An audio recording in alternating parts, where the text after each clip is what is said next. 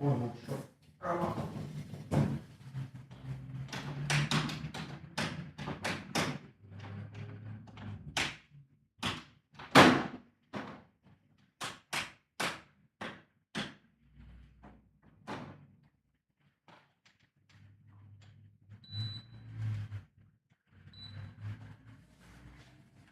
Alright.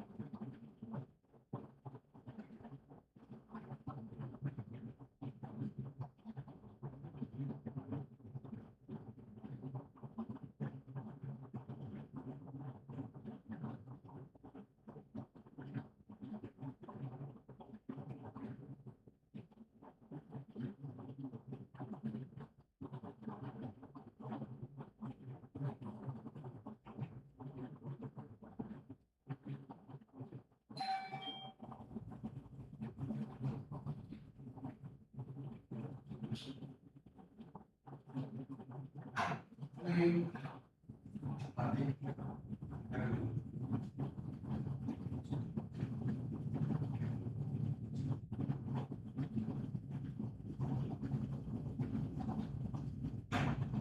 choose one of the laptop because even yesterday messaged me.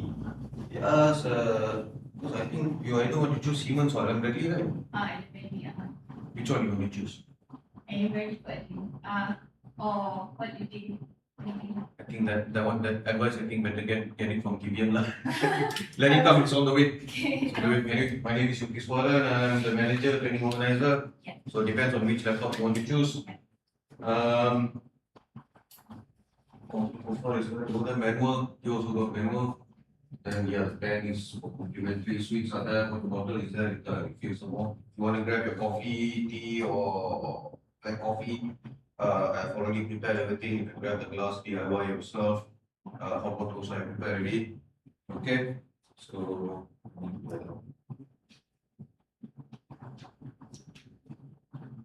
grab your full name, IC and email address. This one to prepare attendance and certificate. You can just type it away.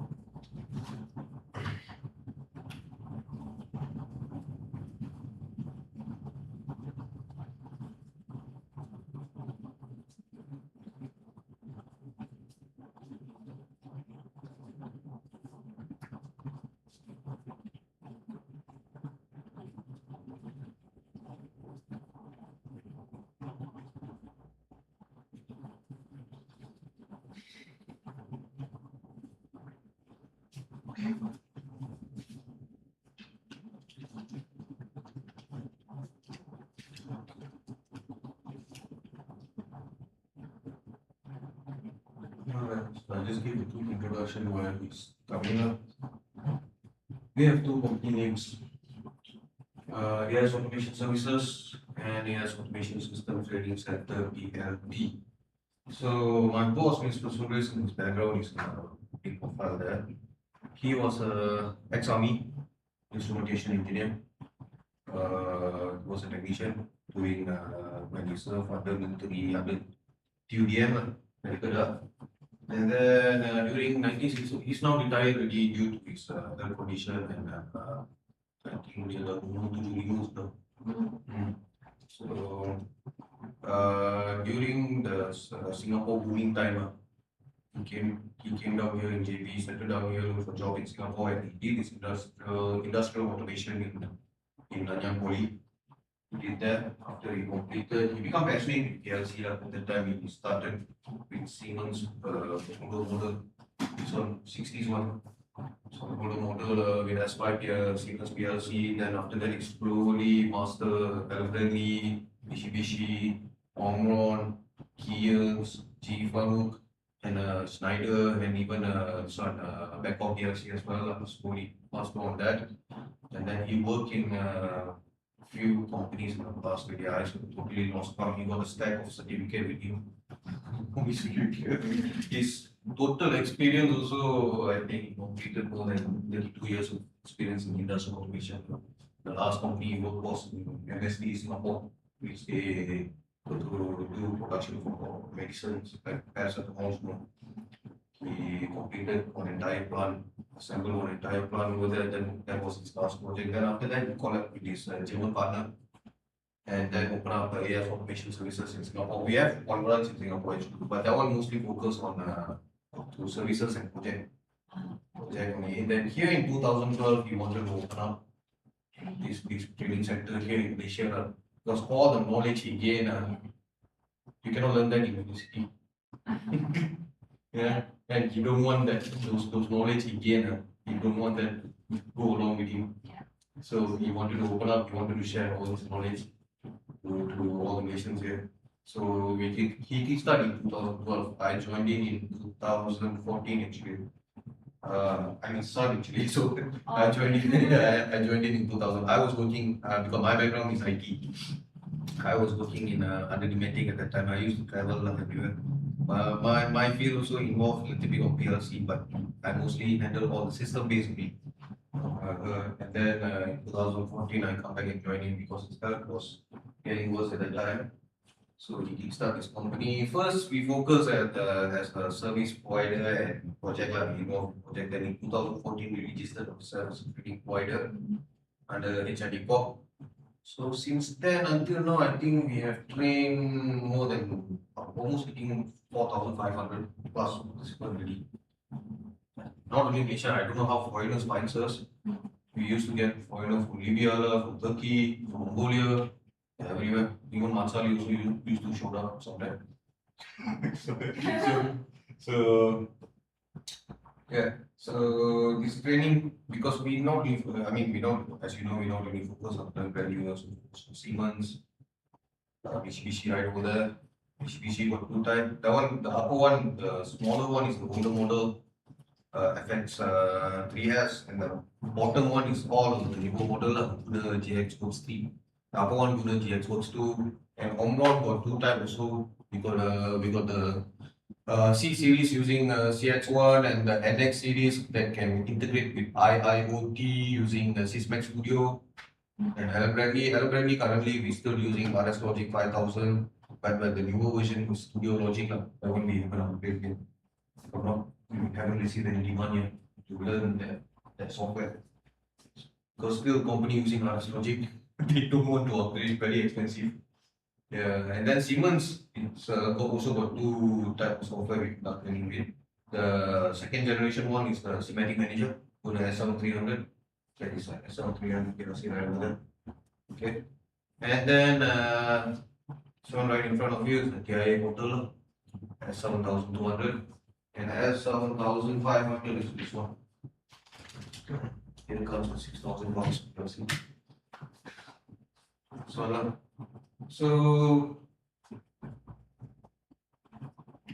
where are you from? You from here? I'm from KL, but I work in Sydney.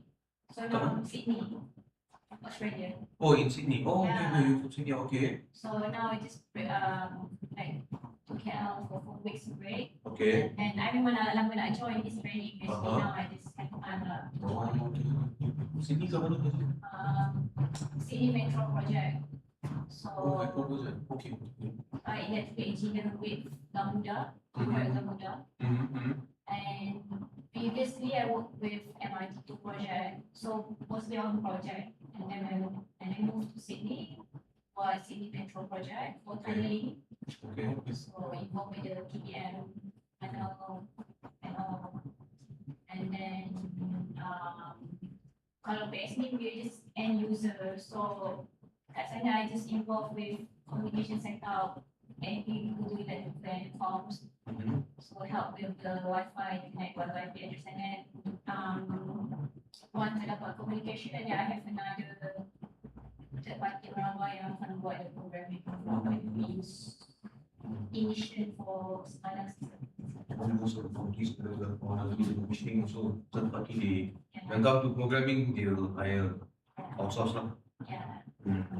Sometimes macam bila buat troubleshoot like bila I tengok orang buat I think I can do this, but I need to learn from the basic and At least as long boleh belajar untuk macam mana nak communicate and how to troubleshoot when there's a problem. Because most of the time when outsource programmer, they will work programming, they will lock the program. They will lock it. So you also can't able to check. You have to call them back. Then they won't give you the password also. So that issue also. There are so many issues many people face here. Someone asks, can you crack it or not? Can. Illegally cannot lah.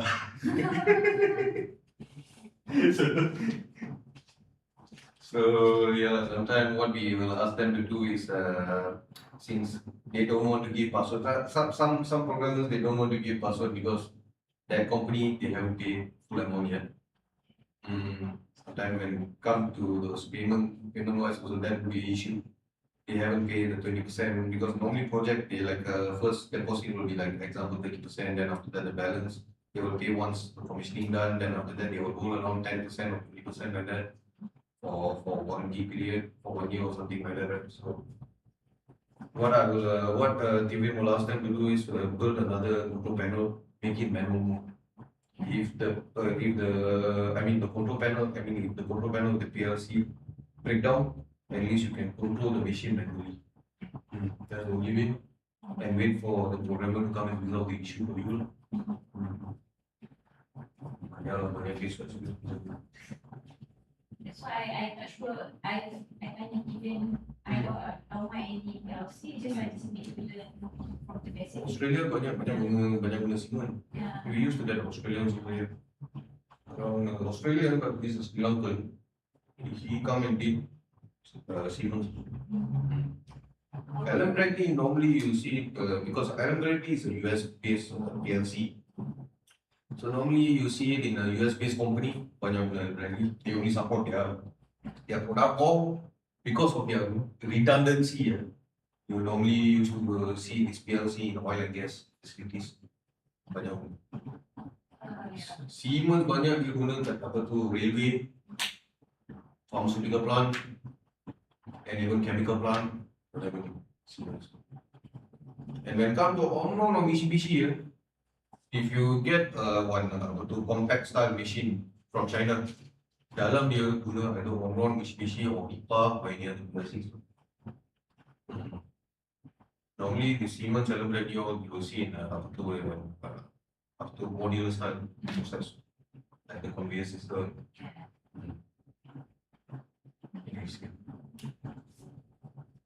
So okay.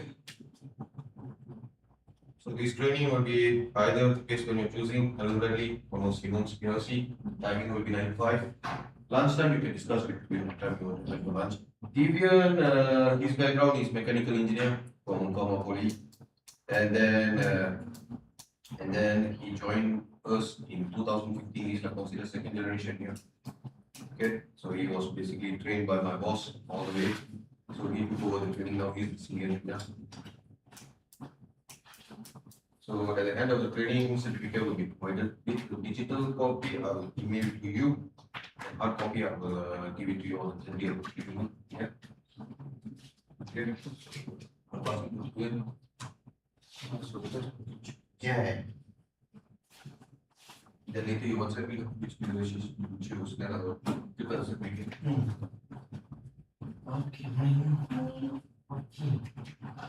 So because I prepare both the Siemens and Alan Bradley, so I just want you to choose which one you want to enroll. Because we have earlier you choose Siemens, right? Yeah, earlier Siemens, because I thought Siemens macam common. Yeah. And then one of the is our pump system. I work in Sydney, so Okay. for Sydney Trombone. So our pump system using Alan and I have the SW program, and then I thought that maybe because I have the project and then I ended up in Berkeley. Yeah. But now I'm not sure because I think it doesn't matter, is it? It just Yeah, it doesn't matter because both are same only. Similar. So I mean all the players have been seeing all the brands. All the brands are same. That's why I can give training for all the brands. But different brand and I mean for different industry for example like Omron or Mitsubishi and Japanese PLC like more to high speed systems like manufacturing. Okay, because this Omron and Mitsubishi is good for controlling servo or stepper motors, high speed, right? For that. But Alan Bradley and Siemens mostly used for like oil and gas, like you said, pump systems. So means the project you're working on is what they call? it's a tunneling project. Okay. So we have a ventilation system previously conveyor tunneling. So Okay. our tunneling machine using Siemens TIA. Okay. Yeah, but that's already done. Okay. And then for handover, I have all the pump system in the final which using and Bradley. Okay. So the rest I'm not sure. Touch one of them. Yes. Okay. I mean the system is what controlling what person? The The whole system. for So for power system, it's just to running the delivery power, it's just a manual power system. What project is it? Oh, it's metro project, Sydney Metro, like MRT. Oh, okay. Alright. So previously I worked with MI, I worked in Big Gauda. Okay, So previously in the MRT2 okay. academic project, and then I was transferred to Sydney. Oh, you work in Jamura. Oh, okay. Because here, you know ERM? Yeah. ERM, right? They also using Siemens. So mostly like because Siemens and Elberly is good for controlling like motors, Yeah. pumps, because their main to control the system, right? Easier to control these pumps, VFD, everything compared to other models. So it's depending what you Elberly also can, Siemens. But CCW is similar a bit with Siemens the programming because both are same, only different is the addressing format. Okay. For this model, because we don't have the CCW. CCW very rare I get the training. So last time I have the PLC, and after that I use for one project. And after that, because whenever we have less requests for training, we are no more concentrate on that model. Mostly we have this one, the compact logic, control logic. This one using tag based. Siemens use both tag based and address. And I think you can choose Siemens because Siemens they have so many parts also. So you can explore more Siemens. Okay. And CCW, do you have the software? I have the software. Software and also the program, right? What version is CCW? I'm sure.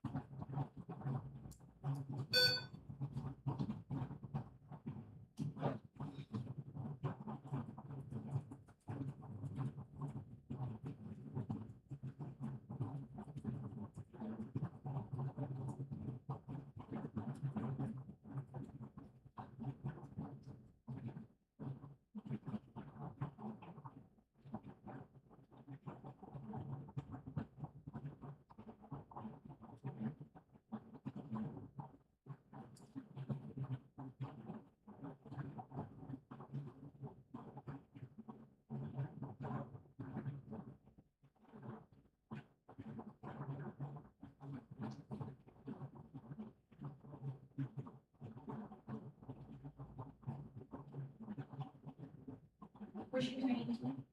Oh, version 22. What model they are using? Model of the independent. The PLC model.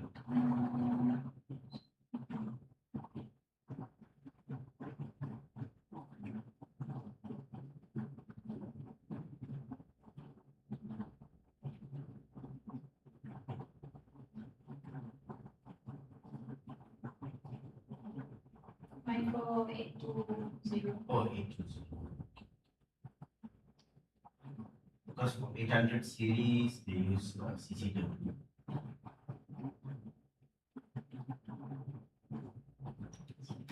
But then later, maybe on the last day, we can go through on your program. Then I show you how to read. Once you understand this, you can read that.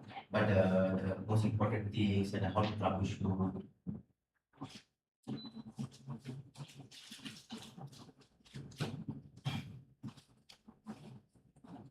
So for your previous project, you use Siemens DI model. Same project, but during constructions of Okay. the company, Okay. the machine, the tiny boring machine is using Siemens TIA. Oh, But I don't really involve with the machines, but diorang ada the supplier, diorang ada diorang punya PLC guy. yeah, Diorang yeah. ada. Okay. So the pump side. That's the because now that's for hire services Okay. system. So mostly I memang jaga pun if anything problem and then I say oh something wrong, I think something wrong with the PLC and then I just ask someone to check. Oh, okay, okay. So the pumps is what VFD they using? What brand?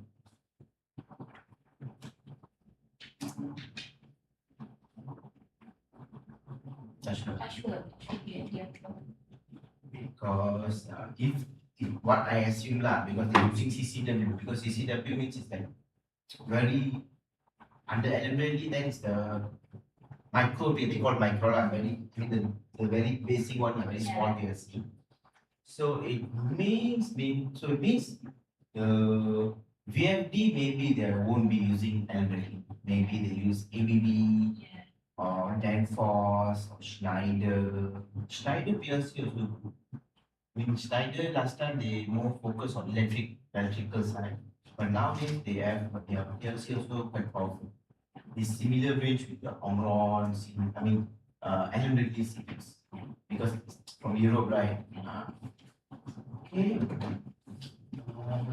See the laptop is on.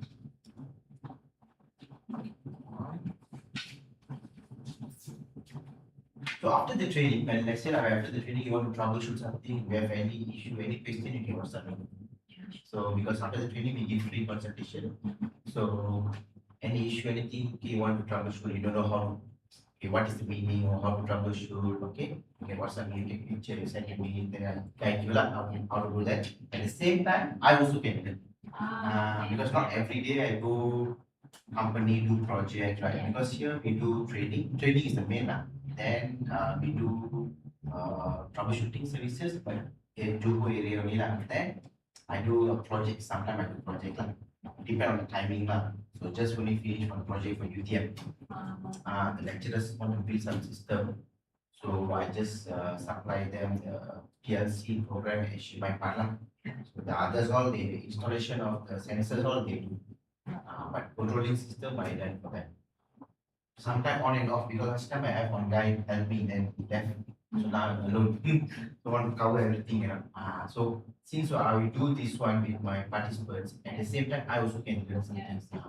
So I do every week I will have one of my participant message me. Today morning also one guy message me. He say want to know what is the advanced course because you take basic to intermediate, right? So one week out for advanced. Then because the system using some functions, then he asked me like how to troubleshoot this one. I say this one is under advanced. So they say maybe you want to come for the advanced training. So every week I will have my participant message you. Okay, the password is 1 2. Yeah. What you do? You create a folder for you. Yes. You can put your name. Then whatever project you do, you can save inside. Okay. Yeah, I got the software. Do you have the software? So later I install the software for you. Because after you learn right, then want to refer back right, so you can have. So later you give me a laptop today or tomorrow, then I can install the software. Okay. So first you go to Siemens PLC. Go to introduction.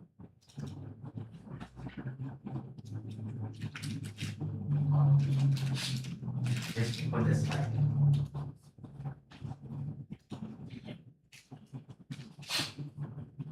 Okay, so Siemens now they have version 21 ready. Yeah. Version 18 I think they released in 2019. Then now the latest one last year they released 21. Last year is 0. Okay. Go to next.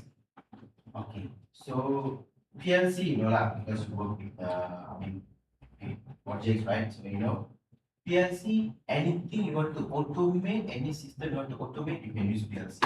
When you want to automate your house also, you can use PLC. But not necessarily lah, because PLC is made for industry, right?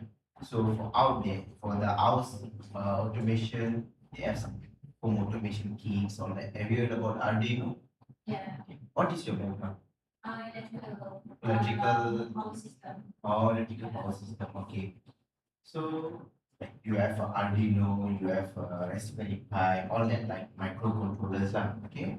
The one can even can use for control bigger systems, but it's not recommended because they are made for like smaller scale, like want to create a prototype, full projects, all that. Okay. So PLC actually it's both the same, but PLC more for industry. Okay. Then what is but this PLC actually quite powerful. The small one. It's not small but very powerful. Even can communicate cloud system. Direct can communicate. No need third party software to take data. Okay. So all PLCs, all brands, they have smaller PLCs, bigger PLCs, and smaller, medium, bigger PLCs. Okay. Go to the next. Okay. Siemens and Allenby is like pioneer in automation systems. Okay, like Siemens from Germany, right? Allenby from US. So they are the pioneers in PLCs, PLC automation. Okay. Siemens started in late 50s, because before PLC they were using relays, then some timers like this,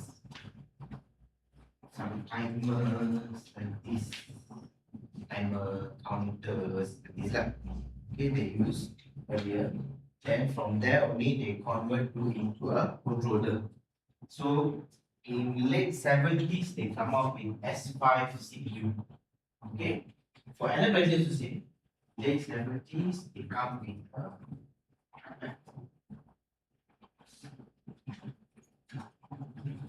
this one is the S5. Very good one. So the Siemens S5. Okay. This one, and they have another model which is a bit higher than this type. Okay. Then this one is for Allenby. They call PLC 5. So this older one. Okay. So for these they use step 5 software. Okay, we use DOS based as well. DOS based. Then for this one, the software called RS Logic 5. The software. Okay. Nowadays I think cannot run on Windows 10. Must use Windows XP, Windows 7 video. Okay. Then but S5 because they call a 5th generation. But before that it's not a controller. It's not a programmable controller. Before that it's like relay controllers. Okay. Starting with this one, then only it become a programmable controllers. Then after this they come up with these models. Okay. The 300, 400, 200. Okay. So 300 is this model. 300 is this model. 300 and this is 400. Big one is 400. Okay. Then 200 is this one. 200 is this one. Okay. So these three models using semantic management. At the same time, they release S7-1200, which is this one. So this one for Siemens is like a small one for smaller systems.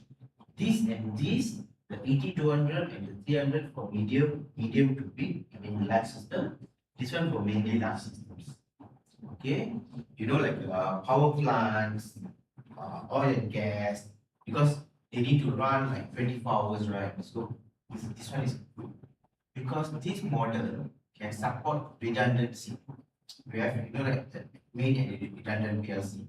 So the main fail, the redundant will take over.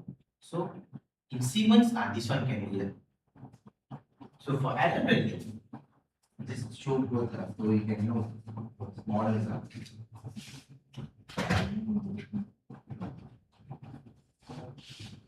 For Allenby,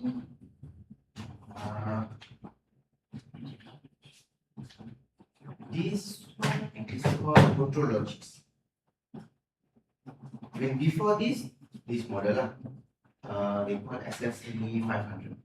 SSC-500 and another one also they call micro, same like micro 800, but that one is a micro 1000 series. Micro 1000, 1100, 1200, 1200. Okay, so this is the same like this one is similar to this one. The 1000 micro 1000 is same like this.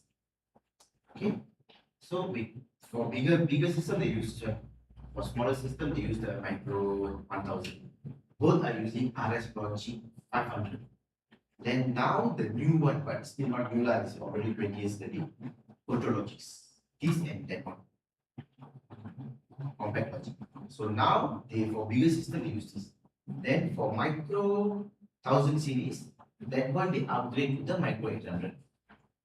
So now micro 800 is like totally they give a different software. So this one they using RS Logic 5000, and now it become they cost View 5000. So it's the same thing. The PLC RS Logic 5 they upgrade to RS Logic 500, then from 500 they upgrade to 5000. Okay. Then micro 800 they created new one because they want to control the small systems. Okay. Same like Siemens. Then in 2010 they come up with TI Portal. They released two PLC models. Okay, that is one the 1200, the small one.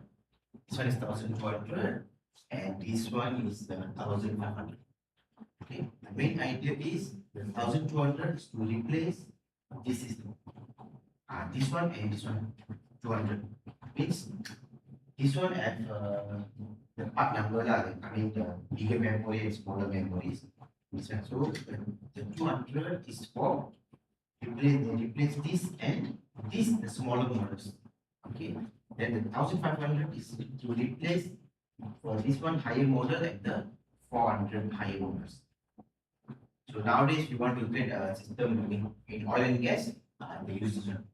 Because now in the Siemens this is the most powerful one. But at the same time TI Portal can program the 300 400 instruments.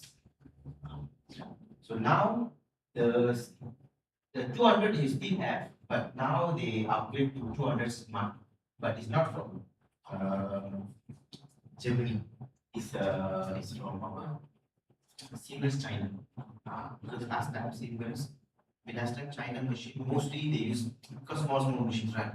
Mostly they use the S7-1200. So since they used to they created a new version which is called S7-1200 Smart. Only different, everything is same, only different. This one don't have Ethernet port. Smart will have an Ethernet port. So software wise everything same, just they add the Ethernet system. That's all. Okay.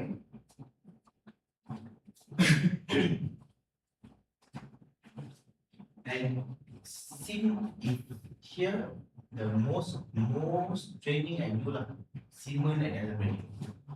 After that only I will get some training for Omron and Mitsubishi. Other than that, like Schneider, Kiels, all like yearly 2 trainings, 3 trainings maximum. I will do that. Mostly Siemens and Elevate. Because here in Malaysia, because during your study time, did you learn Kiels? Yeah. Omron. No. Yeah, Omron. Omron, yeah, mostly Omron. Because in Malaysia, last time, this one my boss told me, because last time, Malaysia, when Omron come to Malaysia, they give free training kit to all the universities. So that's why mostly still they're using Omron, all that. But some they already upgrade, some upgrade to Siemens, some upgrade, because I know in UTM they're using Siemens. Okay, for the students for student PLC class. Then UTHM, because I train the UTHM lecturers, so they use Omron. Then they want to upgrade to Siemens, but unfortunately they need to use Kiels because there's one, a plant, they closed down the plant. So what happened, the PLC, everything, they go and donate to the university. So they use skills. So the lecturer, because the lecturer, one of the lecturers supposed to be like on and off in the same. Then that day he asked me, he said, you want to buy Siemens skills? Then he asked me, can I get a discount price? And I said, okay, if you buy in bulk, then I can help you on that. Then after 2 months, then he said, we need to use skills. Then he come for, he last time they come in group, but for Omron training. But after that, he come alone for skills training. Because we need to, change from Omron to skills. The skills, they get like a set, like the machine set, so they want to use skills. But skills is so good, but skills in here in Malaysia, mostly they use for like sensors. Like they are very powerful in vision things. Games like PLC not that popular. PLC are sensors, yes. Okay. So that's about Siemens and also availability. Here you availability and Siemens are mostly all models I have. Siemens I have all the models. Availability only the micro I don't have. Okay. Alright, next. Okay, so this one just to refresh it. Okay, PLC, it means you have a CPU, okay, input, output. So all together we call as a programmable controller. Okay, actually there's another type also called PAC, programmable automation controller. It's like bigger than PLC, but they don't use ladder logic. They use block diagrams. Mostly PAC, Schneider they have PAC system. Schneider models they have. Schneider also they have so many models. So one of the model they don't call PLC, it's PAC. Then another one also they have IPC, industrial PC. It's like PC come with the programming. Is back off they have. Because the PLC is running on Windows machine. Because this, if you see like LBM, Siemens, other brand, they have their own operating system, right? Okay, like but back of PLC, back of brand, they run on Windows. So the smaller one they running on Windows CE. The higher one is running on Windows. I think that's the most expensive PLC. Only the CPU only I think costs around 80,000. So it's like one side PC, one side is like you control your system, both combined. So to program that right, because the PLC like speak about, so they have a hard drive, they have a USB, they have a HDMI. You just connect the mouse, you connect the display, and you can program because the software is already inside it. So I think they mostly use IPC. They use IPC to get the data from every PLC machines, and then to do that data acquisition. Okay, so for data acquisition, it will be like what software to use? Ignition. Other than Ignition. Sorry? Other than Ignition, any other more brands to use? No, initially it is for the kind of services, but I don't remember for TBM itself. They create their own SCADA. SCADA. Because Ignition is like a SCADA plus web-based. Both like combined. Siemens they have their own SCADA, they call WinCC. And really they have their own SCADA, they call factory top view. Okay. Alright. So later we touch on that. Okay. Then for the inputs we have a digital and also analogs. Okay. But I don't think we can cover the analog because analog is advanced. So normally I will teach on the day 4. So we'll see if we have time then I can go. Okay. So very simple. Digital is any signal that is on and off. Okay. Analog is any signal I get in range. Okay. Then same for digital output and also analog output. Okay. So you give the input, my program, then the output will follow according to your program. Okay. And the most important is the software and the cables. Nowadays the software I mean, the cables is okay because using internet, right?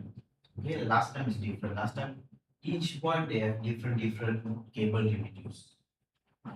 I can show you like these are look like same, right? This one 9 pin, right? This one and this one 9 pin, right? Okay. But not us. This one, I mean the protocol they use RS-232, but for Siemens they call PPI, point-to-point interface. So if you want to use, you need to use the PPI cable. This one same, right? But the protocol inside they use is point. So but Siemens they call MPI. So you must use the special adapter. For this one also special adapter. This one is RS-232. But some model look like this, but it's not RS-232. Sometimes it's they call DH485. DH485. So it's a 485 system. For this one is RS-232. Well, last time mostly RS-232. Okay. That's right. We have different type. This one is this one, but this one is same like this lah. But they call this port. The protocol they're using 485, but the communication, I mean the term they use is not Profibus. But basically, I mean what you learned before lah. Main is 232 and 485 lah. Okay, that is standard. But they just modify, they give their own name, Siemens and the audio. Okay. So last time, you can see there's I have the blue color. I mean the market here, box here, blue color box, full of cables. Mostly Ethernet cables lah. And other than that, like Omron, you can see Mitsubishi, they have a round pin. So this is a different cable. If you see Mitsubishi, I'm sorry, this one is Panasonic. This one is Mitsubishi, it's a Panasonic, but not both the cable are the same. So for Mitsubishi, you need to buy different cable. For Omron, you need to buy different cables. Omron, okay. Omron, this part is a RS-232. So actually, you can build yourself first. Cable. And this one is a normal, the printed part. But actually in Google, so many things. Only thing is, maybe before that, I'm not sure. Maybe after this, you know, okay, how to search everything. Because mostly the basic, my boss teach me like basic because my background is mechanical. Before I come, I know what is PLC. I never heard about PLC also. Okay. Then after my diploma, I come here because my cousin sister was looking for this company. She was doing accounts for this company. So that time, before me, there's one guy working, like he resigned. So then in your case is haven't joined there, he working for other company. So my boss alone, so he needs someone to help. So after diploma, I just come here. Actually, I apply for degree, so they have 3 months, right? So I'm just okay, plan to come in. Then during the 3 months, I learned PLC. The main thing is I like to use computer. That's the main thing for me. Then the guys come for training, right? Actually, they brainwash me. They say, okay, you learn in polytechnic, I mean mechanical. Here you do PLC. And that time, earlier when I come here, I do a lot of panels, control panels. So I learn wiring there. Then they brainwash me, okay, it's a good future, everything. Then okay, then I thought, okay. Then actually I get a scholarship in Tamuna. But I didn't accept it. Because I get a scholarship in Nila University. Then I just go and sit and I say, okay, you need to study there, then you need to go for 5 years, right? Depends how long you're around sponsor. I also scholarship scholar. Okay. So mine is sponsored for 3 years, 3 years only. Oh, 3 years, okay. So then I get the scholarship. Then I just asked my cousin brothers and they say initially they say because mechanical then they say last time they say 5 years lah. Okay. And I said, oh, I go there then I miss this opportunity then plan so then call my mother and I told her lah. So this one I get scholarship, but I told you I say I think this this field, I think I will have a future in this field. I told her that when I have UTMs nearby, then I can do part time. Then only I do the part time UTM. Okay. Because I think if I go there, then I think I won't touch PLC. Because mechanical, when you go mechanical, purely mechanical, right? Purely mechanical, I think very rare you do PLC. Unless you know, even maintenance side also, we don't do PLC much because maintenance, we just do the maintenance. We check all the everything system not working. At the end, we go into at the end the problem. You say okay, PLC problem, right? Then you need someone to come. Then I say, and I also don't like to work for a big company because I like to work in small company because you can learn a lot of things when you work for small company. I don't know anything in America's future, and I stay here. So most careers must be PLC. Project mainly I do last time I do project before my work because my boss retired in 2021. Because now he's already 74 years. So that time also I think is 69 or 70 years. So what happened is before that, so my boss will do the training. On and off I help him lah. If I don't have any other job, the first day my boss will do the introduction, then I will continue the training. If I don't, I have some other things, then my boss will do that. So I mostly concentrate on building panels, control panels, then big projects, troubleshooting, and all that. After that, then slowly I do projects. Panel I don't do at all. Because panel we need to do this because we need to have time, you know. So the UTM one I do myself because the panel very small panel. Yes. Small, very small. Because they want a touch panel inside the PLC and at the door they want a touch panel. Then there are some buttons or something. Then inside the PLC also not much I/O, but there's less I/O. So that's what I do myself. What I do, I just drill everything. I bring back home. So at home I do the cabling. Okay. From there, because PLC you need to hands on. That's why Yeah. I would have to learn more down and Yeah. something. Yeah, PLC need hands on. You can actually you can learn on YouTube, but the basic you need to do first. Once you know the basic, then slowly, like me lah, my boss teach me the basic. So whenever you do training at the side, I just watch him how he do training, what he teach, how he explain everything. Then slowly whenever you do projects, troubleshoot, then I ask my boss. Then slowly from my boss, then slowly I go. So once you know in internet got so many things, right? Then slowly from my boss I go to YouTube. Then whatever I want to learn from YouTube. Then from YouTube, sometimes they show you how to do, but they don't explain something.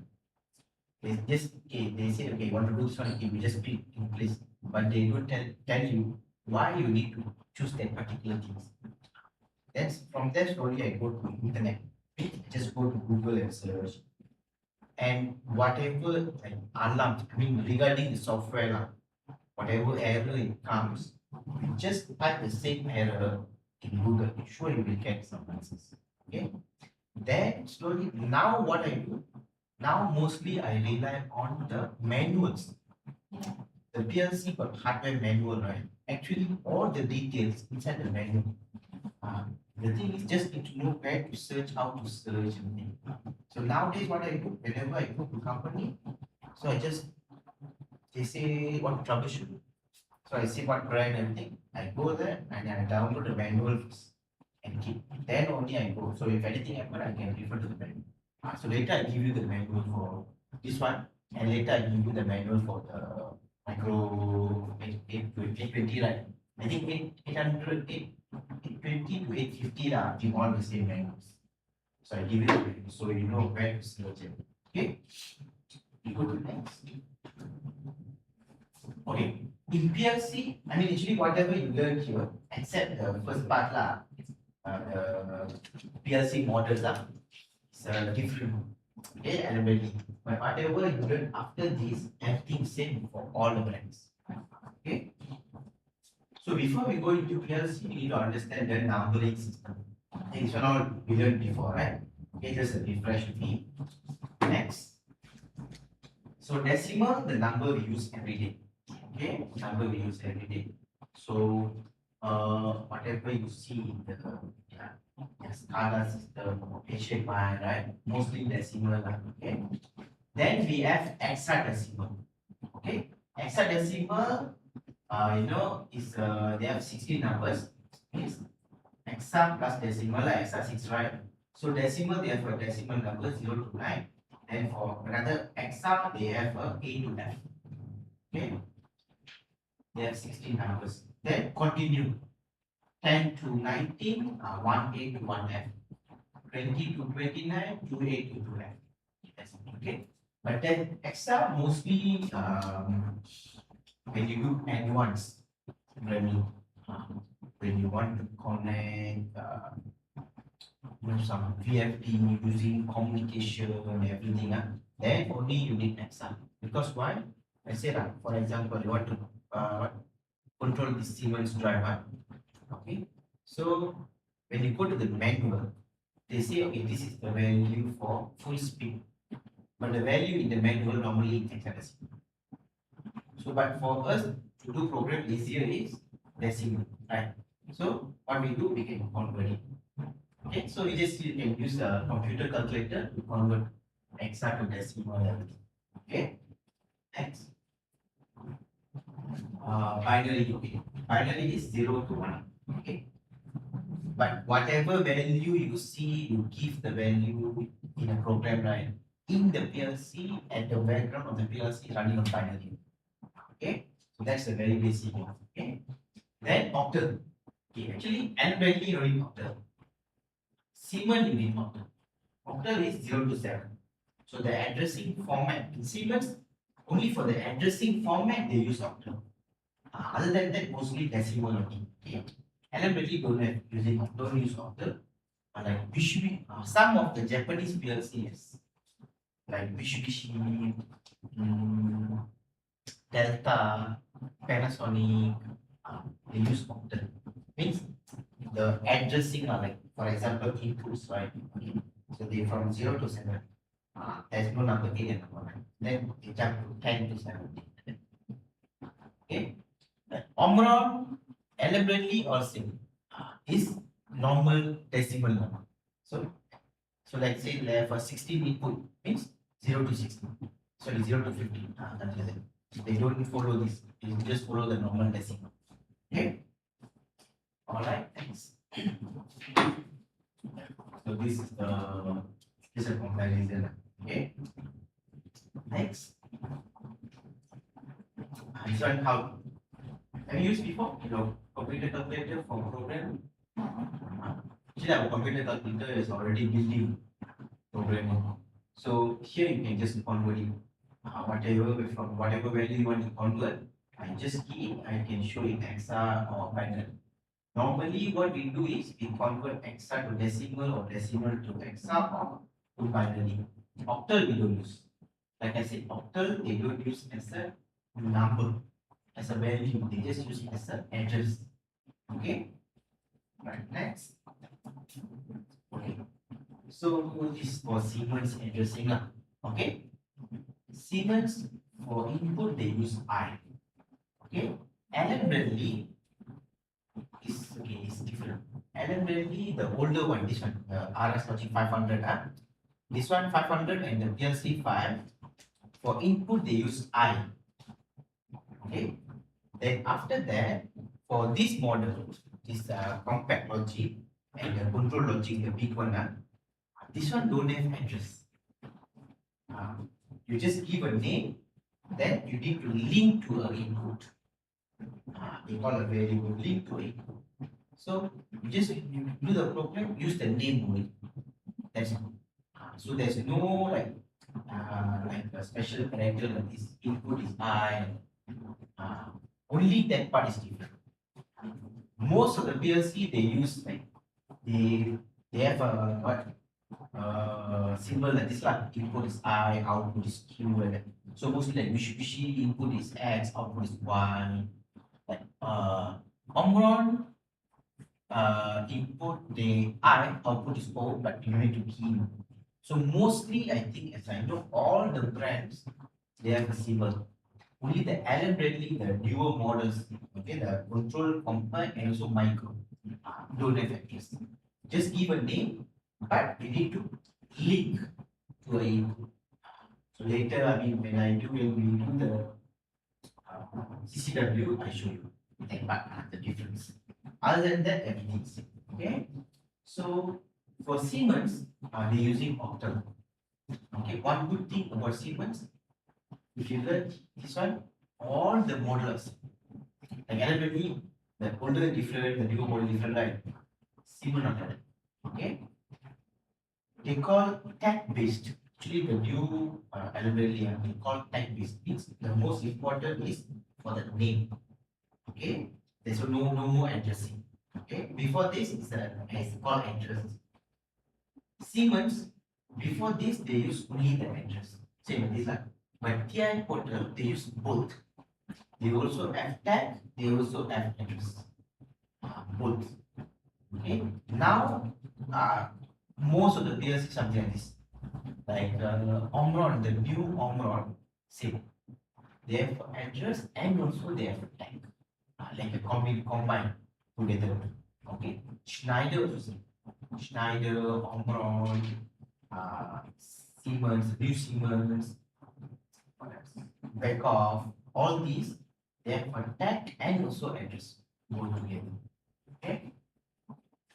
So here you see that input they use I, right?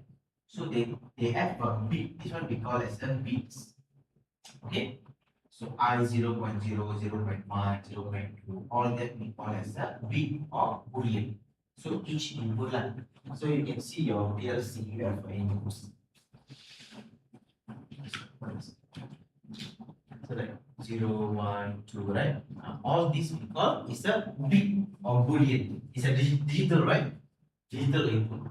So because boolean means the value is 0 or 1. So you just connect a signal, connect a push button or something, then when you press in your PLC, you will get 0 or 1. Okay?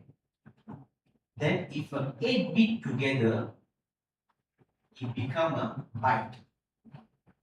Okay? Become a byte. Then if 16 bit together or 2 byte together, it become a word. Okay? Then if 32 bit, 4 byte, 2 word, all this become double word. Okay? But this one, the byte, word, double word later we say that. Okay? It depends on what is the value you want to store. Okay? Very simple. This is like I said, boolean, right? Inside boolean, I can store only 0 or 1. Okay? And this one is a byte. Byte means inside that I have 8 bits. Means 1, 1, 1, 1, 1. So if 1, 1, 1, 1, 1 and convert to decimal, I get some numbers. Right? Okay? You go to next slide. Next. Yes. Okay? So bit or boolean means only one bit. Bit number 0, bit number 1, bit number. Okay? So the bit only can store 1 or 0. So if 8 bit together become a byte. Inside byte, I can store 1, 1, 1, 1, 1. So if I convert this into decimal, I get this. So means if I need to store some number, so I cannot use the boolean, I must use the byte. Or I can use the words. Bigger numbers. More bigger, I must use double word. Okay, so if you want to store this number, so I need the address to store. Right? If I want to store just 1 or 0, so we go back.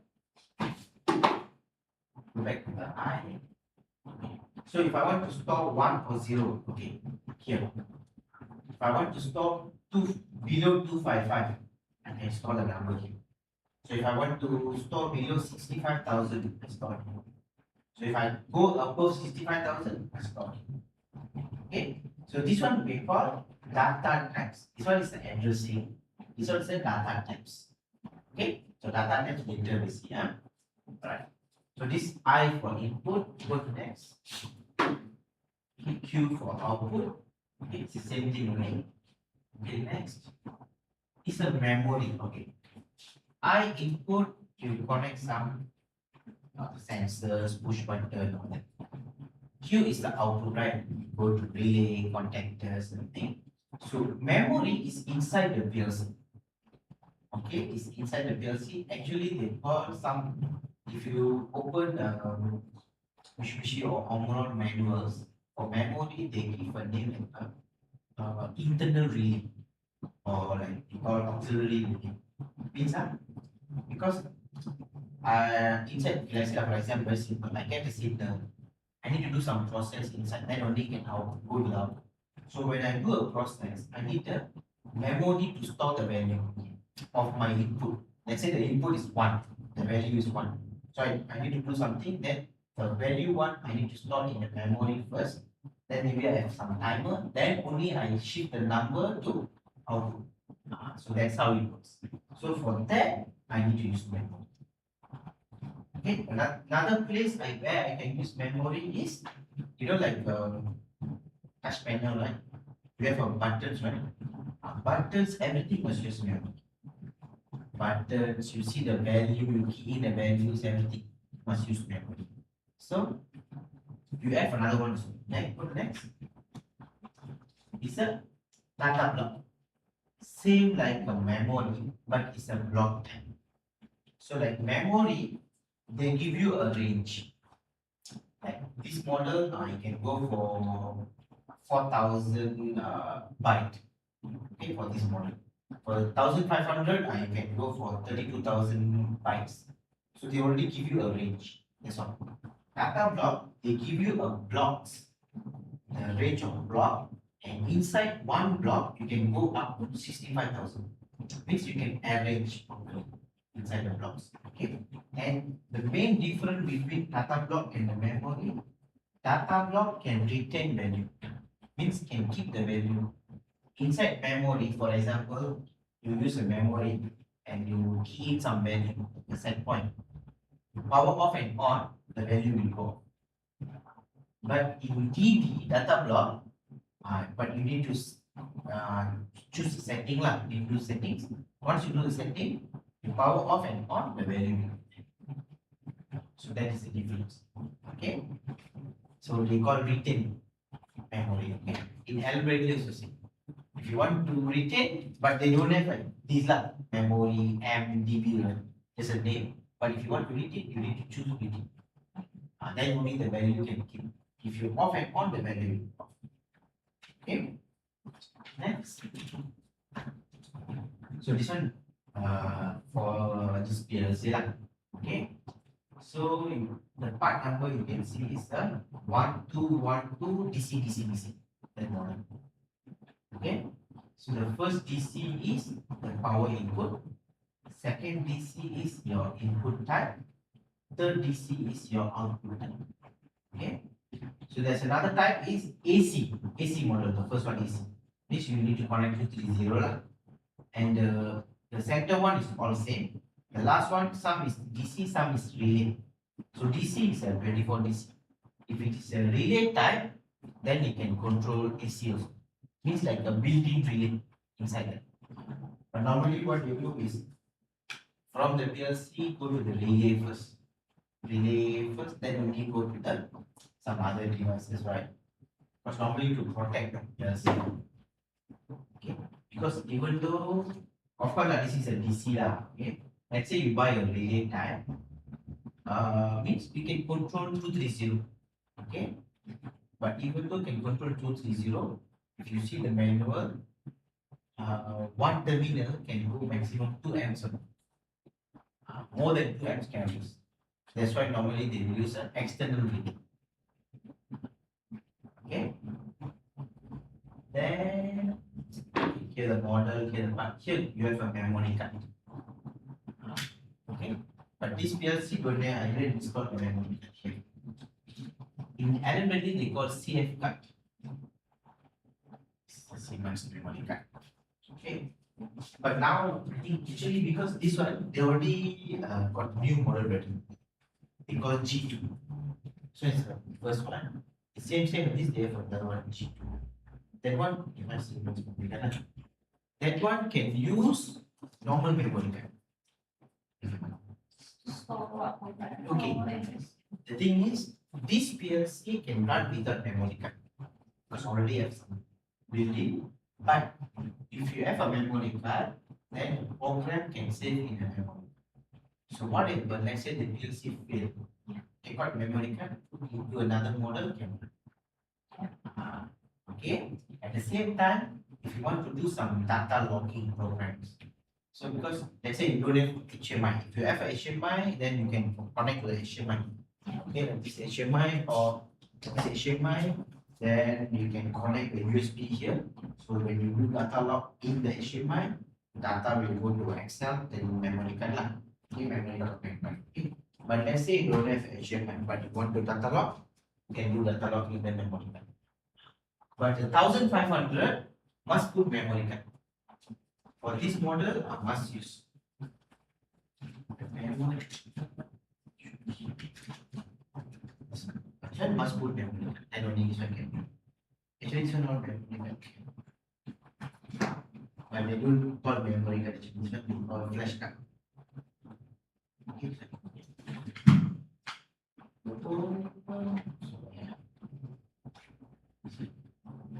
Same thing. So it's the same thing.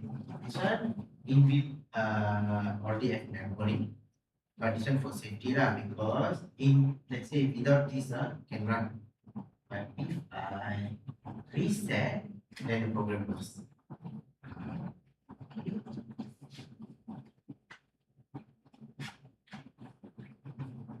That one is okay. But this one also same thing. You have a memory card here, but they call CF card here. But it's not like normal memory, it's a different type. Okay, it's anybody one. So same. So what happened is, without memory card can run also. But if you want to do some bigger program, want to store some data, then you can use the memory. Advantage is, if this one fail, I take out, I can connect to memory. But without memory card, if fail, then finish. If you don't have the backup, then finish. Need to reprogram. Okay, so very important backups. Some company are very not aware. Some company, when the guys work there are not very familiar with PLC, so they don't know the importance of the backups. Sometimes I go troubleshoot. You call me for troubleshoot, okay, I go there, then I ask them, do you have a backup? They say no. But luckily the PLC not down. Maybe some of the system not working. They try mechanical side, they try the electrical side, they cannot solve. Then I take out. So what I do? The first thing is I back up the program. Keep first, then only I go to the program and check what is the issue. Okay. Actually, most of the time, but yours is like a new project, right? New project sometimes will have a bug in program, because you do a program, it's a new system, so we don't know what problem it might have, and later on you have problem. Sure, you need to call the PLC guy to do a modification. But let's say the machine is already running for 10 years, right? If there's a problem, if the PLC got like red lamp like this, okay, red lamp like this, it means there's an issue with the hardware. So red lamp because I think inside the program there must be additional cards. I already removed. I just put a little DIDO. Okay, that's why I got the error. Okay. So if you don't have any error, just like a normal run line, and but the machine is not working properly. Okay, it means there's no problem with the PLC. The problem is with your machine. Some of the sensors not giving signal or something. Okay, but let's say the guys who try mechanical side, electrical side to try to solve cannot solve. Because why? Because they don't know how the program written in the PLC. What are the interlocks? So the PLC knowledge is they go into the program, they see what is the issue, they just do reverse engineering. So then only they can solve. Like yours, because new project, right? So whenever, then not all the time, but sometimes okay, maybe some sensor not working, you troubleshoot, okay, Sometimes you need to do some additional, you need to add some interlocks and all that. That's the new project normally. If already done means you don't need to touch the program. Only problem is, because most of the time I go for troubleshoot, they call me, they say, oh, PLC problem come and solve. But when you go there, PLC is not actually the problem with the machine. PLC, if you didn't go inside, didn't touch, the program will always see. Unless someone go and do something, then only the problem will start. Okay. Then here's the Profinet for Ethernet port. Okay. Then here option port. So if you want to add some IO, can add here also in the middle. You can open that. Then here you have a run, stop. Even your micro HMI also same. You can add some in the middle bit. So you can add something like this.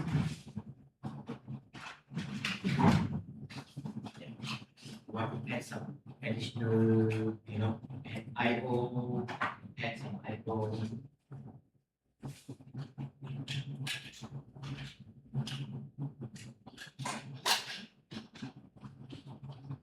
So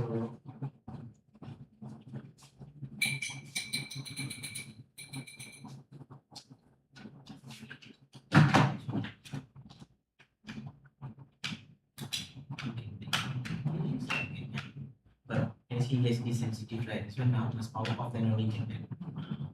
But at the side here also can add some modules. Same like your even the micro also same micro 800, right?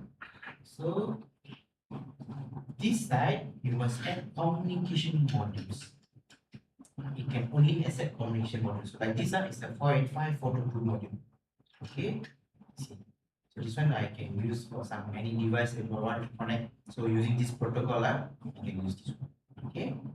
On the right hand side, I can add some analog IO modules. So we want to add some analog, some digital. This one can add. This one no problem. The power off also can just add. But only for this one to power off. Okay, so later I show you how to do that, how to add the modules. Because the concept will be same thing with the micros. Alright. Next. Go to next. Next machine. Okay, so this one from this now. Next. Okay. So these are the data types we have in the PLC. Okay. Let's see. Boolean means 1 bit. Right. So the value will be 0, 1. Then we have a byte. Byte normally will be in hexadecimal. Okay. And if you want in decimal, this one because it's not all decimal, okay. If you want decimal, they call integers. So they have a short integer, means only using 8 bit. So they have a signed and also unsigned. Then they have an integer, which is 16 bit. Same. They have a signed, negative, positive, and unsigned. Then they have a double integer. Okay. So double integer, 32 bit. Okay. Then we have a real. Okay. So 32 bit, but real will have a decimal point number. Because very big. Negative 3.4 exponent 38 until 3.4. So very big numbers. So this one all same with all numbers. Whatever you see here, number is the same. Okay. But Allen Bradley, Allen Bradley don't have short integer. If Allen Bradley do check, but Omron, you should be sure all of they don't have short integer. They have boolean, integer, double integer, float. This is the main data type. Other than this, it's like a set of integer, set of double integer, okay, character, all that. Yeah. Okay. Main thing, but later we'll come back here lah. Because okay, I just show you the terms we're using integer, double integer. Later, of course, we need to come back here. We will learn in more detail. Okay. Next. Okay, like I said just now, when when you give a on-off digital input, right? On-off signal, right? On-off signal, when you put to the PLC, becomes 0, 1. Then you program the PLC 0, 1, then the output is on-off. Okay. Next, the next is the analog. Okay. So this one later is here. Okay, so go back. Go back. Any question until here? Am I too fast? No. No, okay. So any question? Sometimes kalau nak value kan macam mana?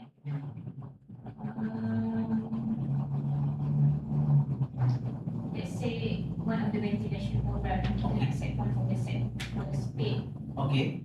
so that we can control from the SCADA. Okay. But we can control because we need to the SCADA cannot read the decimal. Okay. So instead of sending let's say 20%, we need to send 200, something like that. Oh, This is not okay, sending, okay, okay. yeah. So it means, okay, I just explain that. So means you want to run the VFD lah, right? The pump 20%. Yeah, fine, whatever. Whatever lah, okay. So the signal is going to the VFD one, okay. So you set 20%. But in the HMI or SCADA, you keep 200. So you will not keep 20. But that is the in display, no. But inside the PLC, it's not in real. I mean, inside the VFD, it won't be in real. When you want to read, it will be normal digital. I mean, normal words like integers. So what happened? Integers don't have decimal points. So the inverter itself will when you want to read, it will show 200. So when you want to send 200 also. So if you don't want to do that, just need to do a simple calculation. Simple calculation so that you can key in 20. Then it will go there 20. But in the program it will be 200. Because why? The VFD can accept 200. Because let's say you want to run any other questions. So far, you will minimize these. Yes, this one. Minimize this PDF. Okay. We go into the software. Okay. TI portal. Yes.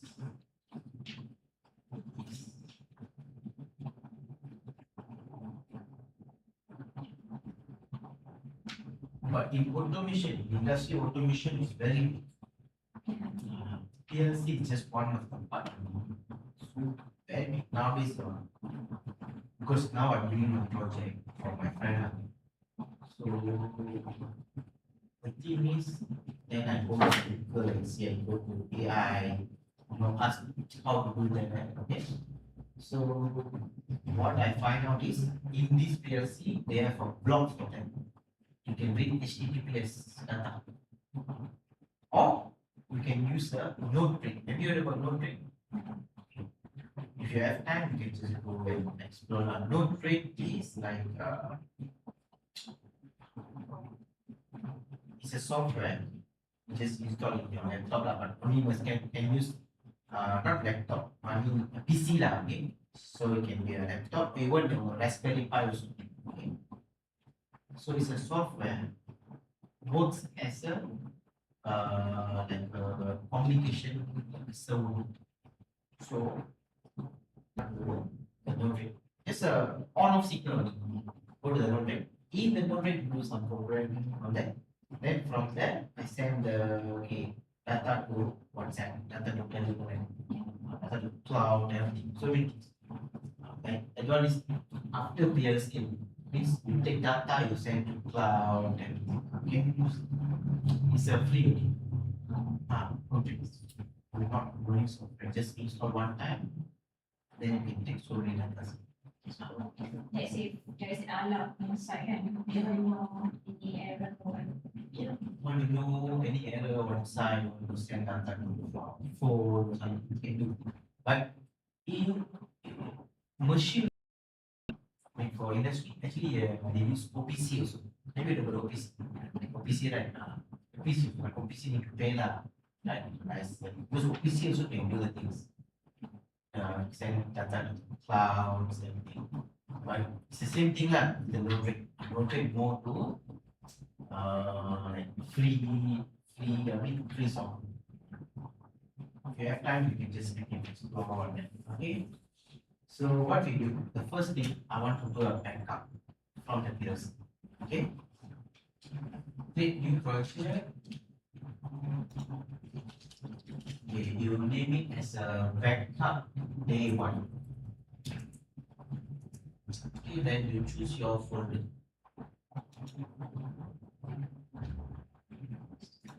This is my phone. Yeah. Okay. Okay, great.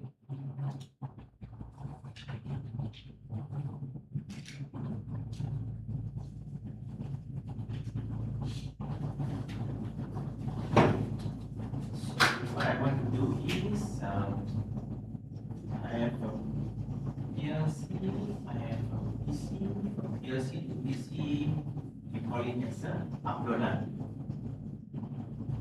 From PC to PLC, we call it as a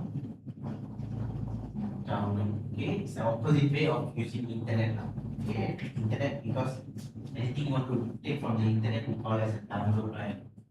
Anything you want to put inside the internet, we call it upload. This is the opposite way. I was confused at the start because kenapa I nak try ni, aku tak boleh and then I Yes. thought like, oh, it's the other way around. Yes, the other way around. Okay, because it's simple. Anything you want to put inside the website, we call it an upload, right? Yeah. Anything you want to create from the website, we call it as download. Why? Because who keep all the data? The website. Okay, so you are the user. PC is the user. Okay, so whenever you want to use one data, right? So you upload it. Then you use the data. Then if you want to store some, then you store here. So means later on you can upload. So here will be the master line. Okay. In this case, PC is the master because all the data is in your PC. PC will keep all the data, in it. Then your PLC will be the user. This is the thing because like elementary machine they use this term upload download. Okay. Like Omron they call transfer to PLC, transfer from PLC. So you don't have to understand. But elementary or Siemens, Schneider, or they use upload download. Yeah, I know because sometimes my participant will say, bro, they message me, bro, I want to. Actually, they want to upload, okay? But they say, bro, I want to download the program from PLC to laptop. They say, then I say, okay. I understand. They misunderstood. Then I say, okay, you want to take the data from the PLC to your laptop, right? They say yes. Then I say it's not download, it's upload. Because if the term is wrong, what happens?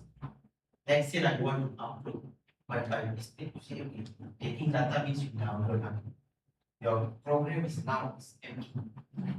If you download by mistake, then whatever program inside the PLC will come. But one good thing about all the PLC is whenever you click download, it will ask you the question. Do you want to download? Okay, yes, then it asks you to stop the PLC. Because when you upload, means you're just copying the file, right? So it won't ask any question. Just say, okay, do you want to upload? Okay, click yes, then you can upload. So this is the terms. Okay. Alright, so now we want to upload, right?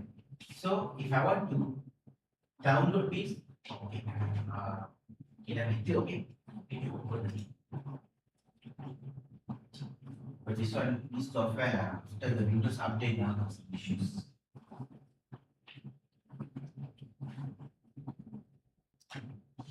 Then later you go to your folder, then choose the file. Because when you you shut down, sometimes you open again, here it won't show. Go to browse. down here. Okay. Then go to your folder. Okay. So means you work on project, after that you go to the next project, is it? Yes.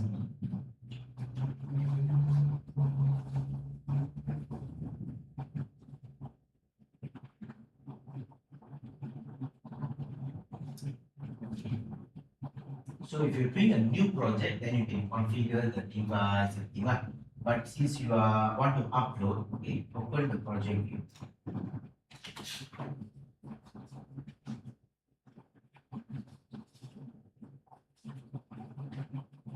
So when going back, you still need to for this one. Okay. So now before you upload, what you need to do, you need to know two things. Okay, this is common for all PLC. You need to know the IP address because you know if you're using IP address, both the device and your laptop will be similar IP address, right? So we need to know what is the IP address first. Second is for TI portal, you need to know what TI portal they are using, what TI portal version. Okay. Because for this TI portal, earlier the semantic manager software is good, but TI portal is a bit different. It is like this.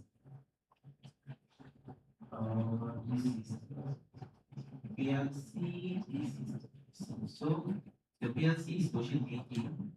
If your laptop also version 18, you can upload.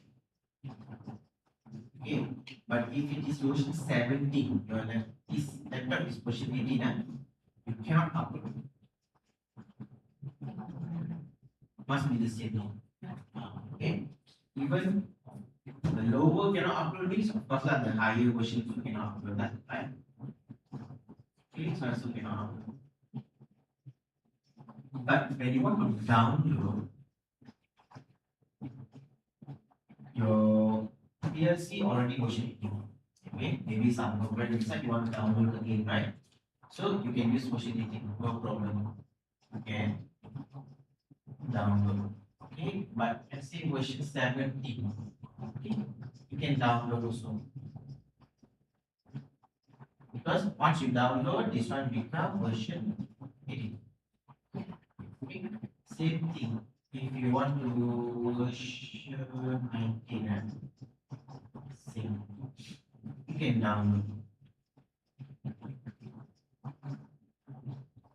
It become version 18 also.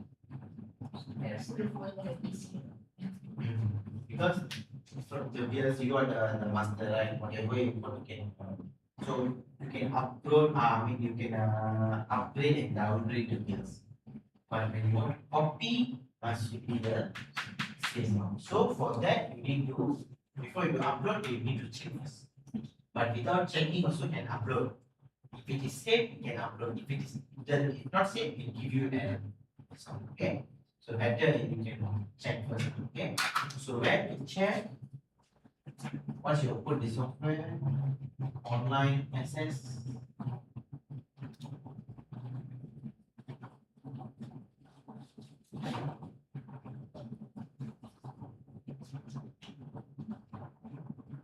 Okay. So you right click your internet here. Open network internet setting. Change adapter option down here. So your laptop Ethernet port, the name is Intel Ethernet, right? Okay. You go back to the TI. Yeah. What? Then you update accessible device.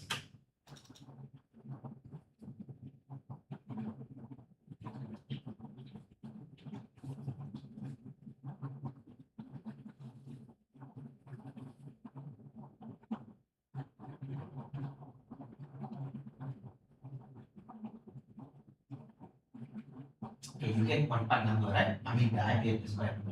Okay. So 192.168.0.1. Okay, then so your laptop must be in the same range. So you go back here, yes. Double click Ethernet, properties.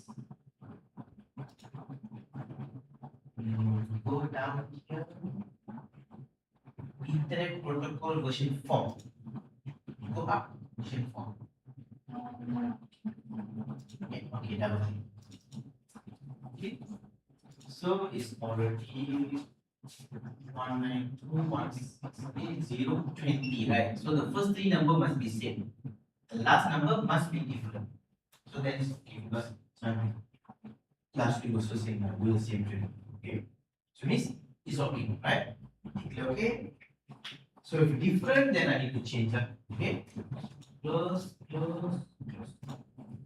Then I click the PLC.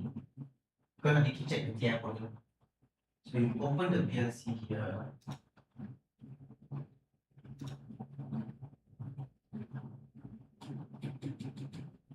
Yes. Online and diagnostic. Okay, you click down here. Okay. Connect. But this software is ready. This software is ready. Because CCW is like only for one model, right? Very small. But if you go for the bigger one, Studio Logic, it's heavy also. Because it's for so big, because it's like for bigger. TI portal actually is for bigger. But the thing is, in TI portal you can do smaller, you can use smaller PLC and also bigger PLC. So it's very cumbersome sometimes. Okay. So is TI portal version 89. Okay, so your PLC is version 18, your laptop also version 18. So you can upload easier. So once you know what is the version, very simple. Just click the device and networks here. Just click only one time in okay. Then you go to online, up here online, upload device. Okay. When you choose this one, then only the upload device will be, you can click. If you choose other place, you cannot click the upload device. Okay. Okay. So type of PGPC interface. Okay. So PC is your laptop. In German they call PG. Okay. In German, actually Siemens they have their own laptop also. They call Siemens Field PG. It's for industrial laptop. Okay. Then so the type is PNIE. Okay. So Siemens Ethernet, right? They call as a Profinet. So that's why PN. IT is industrial Ethernet. Okay. Then your laptop Ethernet port. Okay. Then you start searching. Then you can show up all the devices connected. So now I direct connect. So I only show one. Okay. If I connect to the PLC, the HMI, everything, right? Then when I scan, I can see all. Okay. Okay, upload.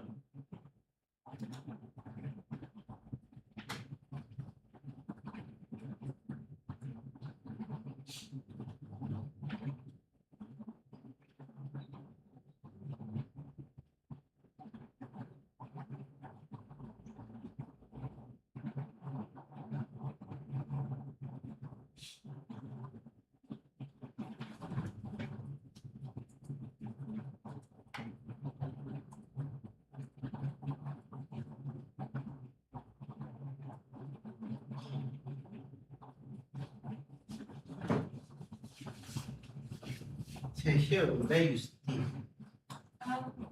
Average. Oh. Yeah, just kidding. So just morning, just walk up. So you from KL? You drive from KL or Like, like? I have friend lah. I think I went go around this. Oh, that's okay. Oh, makan.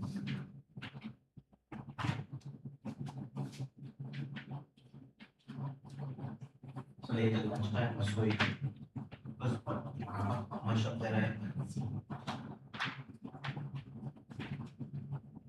Okay. So we already uploaded. You can see the PLC. Yeah. You open. Okay. So we can remove the program blocks. Okay. So there's some blocks here. Go to analog.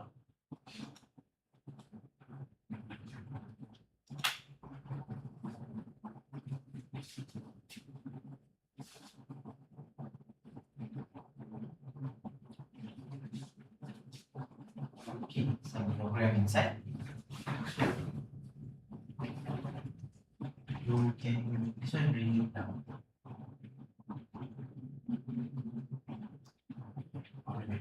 Okay.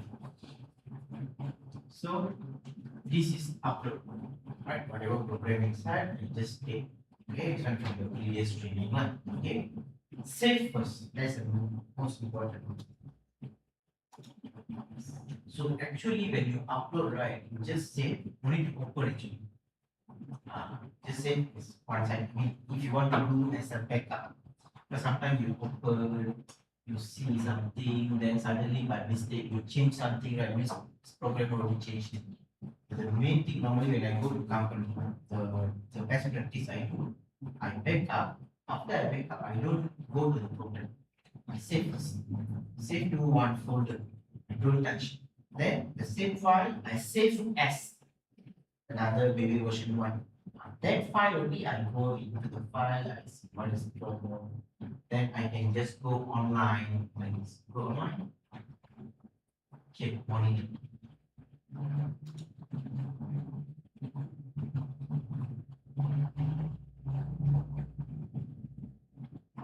So I go monitor, then I will troubleshoot why now no temperature value.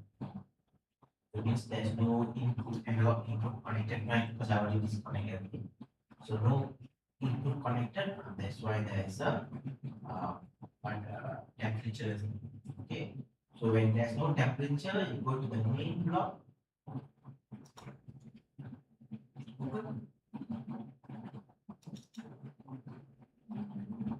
Inside here also for some program. Go here. So say get some program here, go down. So no temperature value, no not working properly. The program won't work. Okay. So I just last week training they give them some project. This project. Okay. So this is how you upload. Okay. So any question until here? So far. Okay, yeah. Okay. Alright. So whenever I do something, if you have question, you straight away can stop me. That's no problem. Okay. Because one person, right? So that's an advantage. If multiple person, right? Multiple participant, then you need to sometimes you want try to ask, or sometimes you will wait for me to finish. Right. So one person is here. Anything not clear, just straight away can stop me. Okay. Monitoring macam simulation. No, it's not simulation. Monitoring means the program is running now. I just monitor the program. Which one is on, which one is off. So sometimes they call monitor, sometimes they call watch. The terms lah. Because sometimes they call monitor, sometimes they call watch, sometimes they call online. Elementary, not mistaken, we use online. So this is the term. Okay. This simulation means I'm not using actual PLC. I just want to run the program, but without running the program with virtual PLC. That is called simulation. Usually your CCW already has simulation, right? You can use simulation. Okay, good. Okay. We take a break. Okay, so if you want a coffee or tea, we have in fact you can have a tea. And after the 10 to 15 minutes, then we continue.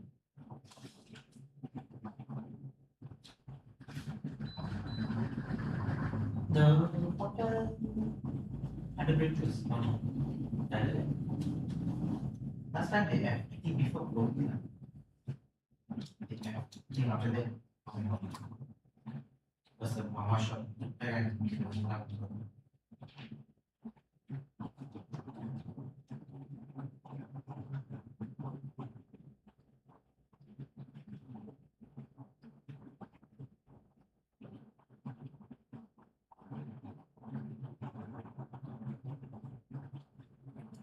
PLC must be continuously,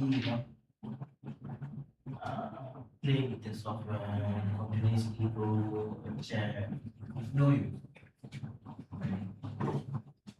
For me, so say, even though I do program training or programming, if I didn't touch any particular brand for a long time, the concept I know, but where to click upload, where to click download, just go say. So you need like 1 day for me to refresh. Siemens or okay, Siemens Elementary or okay. Even like Siemens Elementary, I didn't touch the software for like 2-3 months or so. Still because I have got partner training. So I know the software, how the software. But yang jarang saya guna macam Kiers, Panasonic, GE Fun, all that very rare. So for if let's say I have training, 1 day before I need to do some practices. Then only I do. Others all of it. Like this fall, Omron, Mitsubishi, Elementary, Siemens. I do a lot. And Siemens, you can ask me anything because projects I do a lot of Siemens. Because why you know that PLC how much? That PLC around 1,300, 1,400. Very cheap compared to others. You know, that day once you asked me like that, I checked with my guy, but he said it will take 3 weeks to get the parts. If he say 1 or 2 weeks, I'm sure I can get the part. You know how much the 800 series? 800, 1,600. Even that one I buy the 820, 850 is the highest one, 820 is the smaller one, 1,600. So even Omron, the latest one, the older one, okay, the latest one model, but it's a 24IO, 3,000 plus. So Siemens, this one is very cheap. So what I do, any project I do, I use Siemens. Easy for me also to get the parts. See, for your PLC, small PLC, you can do program but without software. Also, you can use software to program the PLC. Must use software. But like this PLC, if you see, you can see this one. There's some screen here, right? This one called Siemens logo. This one, but you need to still have to use the software to download. But after that, later you want to change something, you can use the keypad to change. Also okay. But programming, because this one is also same, this one Schneider. This is also same. You need the software to program. So whatever PLC actually making, you need the software. Even a smaller or Just I remember my electrician, they create his own small control panel and then they just do program on the PLC, but they like to do any software. They have mostly program. okay. Dia guna PLC. Small PLC. Okay. Tapi tak guna software. Sebab dia tak ada guna laptop. They create a small control panel. Okay. Control or something lah. And then they just write dia punya program, all the sensors, contact program semua tu ada. Yes. I don't know how. Maybe that type lah. Yeah. Yang sebab that one can go, up down and change the IO. I'm not sure because even that one is not using ladder. They use a block type. Okay, even a block type, you need to still have choose the PLC, the software to drag the block, everything. Once you're done, maybe download. After that, you want to change, then you need PLC. When you want to change some programming inside, then maybe you need that one you can use the buttons. So you need to know what model they're using. Because there's some PLC that is like together with your HMI. It's like HMI, in front is HMI, at the back is a IP. Then what we can do some setting, programming set HMIs. So we should know which model it is. Okay.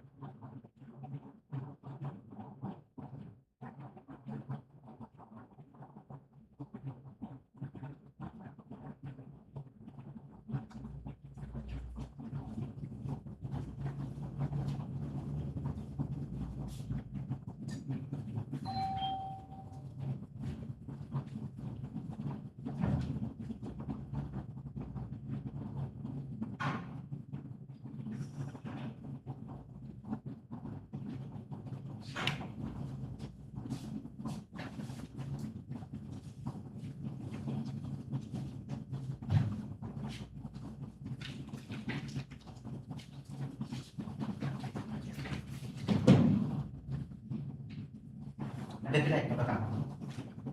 Dalam itu macam ada kedai buncit tapi dah tutup kot. Oh. So I pergi dekat kitchen masuk. Yalah, boleh dekat memang. Kat sini banyak apa? Office banyak. This area. Okay.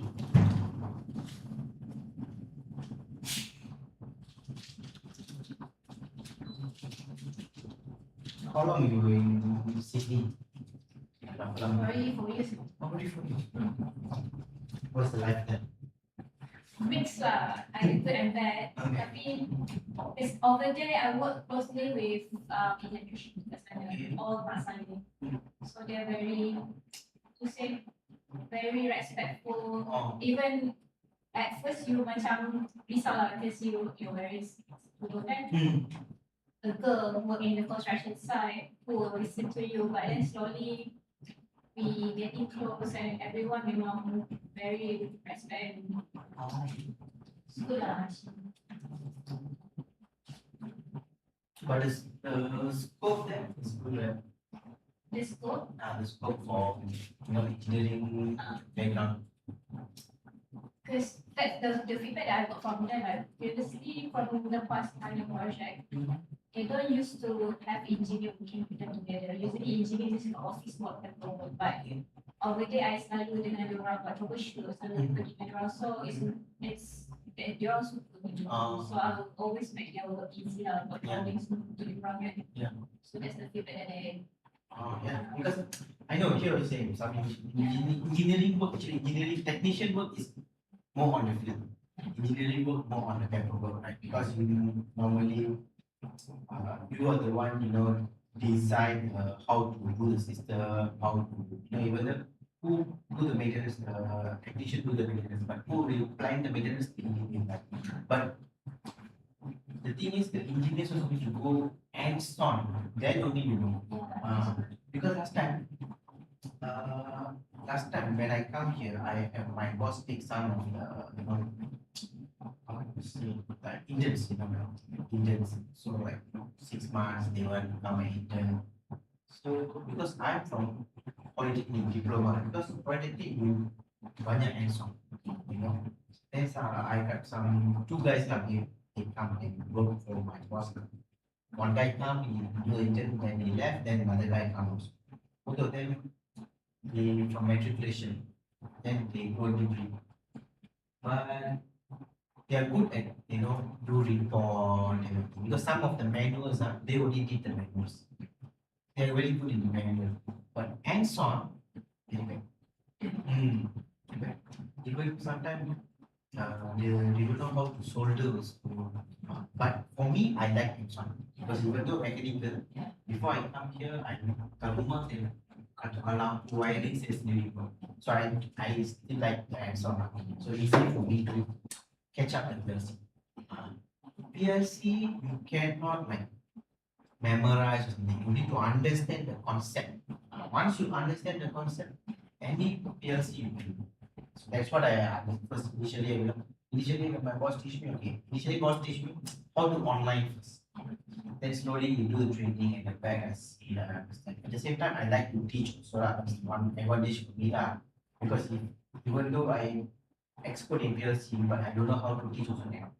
But there's a lot of people, they are more expert than me, but they don't know how to teach, do the training, teach someone, So initially, what I thought is okay, PLC, okay, download the program, but initially difficult for me to do some troubleshooting. So whenever I go troubleshooting, initially, the first few my boss follow me. After that, I go alone. Then any problem, I always need to call my boss because I don't fully understand how to PLC. Then once I do the actually advantage for me, I do panel. My boss do the training, okay, I will listen to the training. At the same time, I do the panel. When you do panel, you will understand better because then only you will know why you use relay, why you use contactor, why you must use inverter, why motor, because the motor you can connect star delta, correct? But why I need the inverter? because even the motor can use as another called starter. You can use starter also, but why I need inverter? Because I want to control this. Start delta is full speed. Starter also is full speed. You cannot control this. So if I want to control the speed, then only so once you understand the concept, then it's easier. In PLC, if you want to master PLC, you need to know three things. Firstly, okay, the programming, how to read. The main thing is how to read other people's program. You say you have your program, right? Don't try to read from up to down. Very difficult to understand. Okay, because another person write the program. Even you write your own program. After 6 months, you see and you also forget why I put this interlock here. So the best thing is you have a problem. Let's say motor one not working. You troubleshoot only the motor one only. So you just do the reverse engineering. So when you do reverse engineering, so you will understand how the motor one works. Others you don't understand, but you will understand how the motor one works. But you involve in projects, then of course like you know the flow chart, then I mean the full flow lah. So you can easily troubleshoot. So number one, need to be programmed. Number two, you need to know the wiring, the basic PLC wiring. Okay, the input output, mainly very simple. The input output and analog. Okay. Then number three is instrumentation. So let's say you are using inverters. How the inverter and PLC communicate? Is it they using hardwire to communicate just on off, or they using communication to communicate? Okay, or then let's say not electronic. Let's say is sensors, pressure sensor, temperature sensor. So you need to know how the signal go to the PLC. So these three things you need to know. If you know these three things, very easy for you to troubleshoot. So I slowly learn. So whenever I go, so I need to know what are the, because when I go troubleshoot other people's machine, right, I don't know how the machine works. So how I troubleshoot? So what I do, for me, the most important thing is the wiring diagram. Sometimes, but we cannot blame anyone lah, because if the machine is like more than like 15 years, sometimes they don't have wiring diagram. Even some of the system, even you know, like the S5 PLC, right? S5 PLC, I think is more than 40 years in the industry. Still some company using.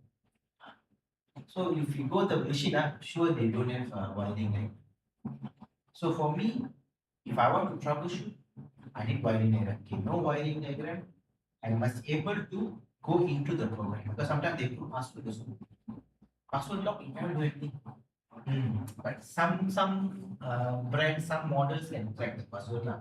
But some others, I mean higher end like 1500, control panel are very difficult to crack the password.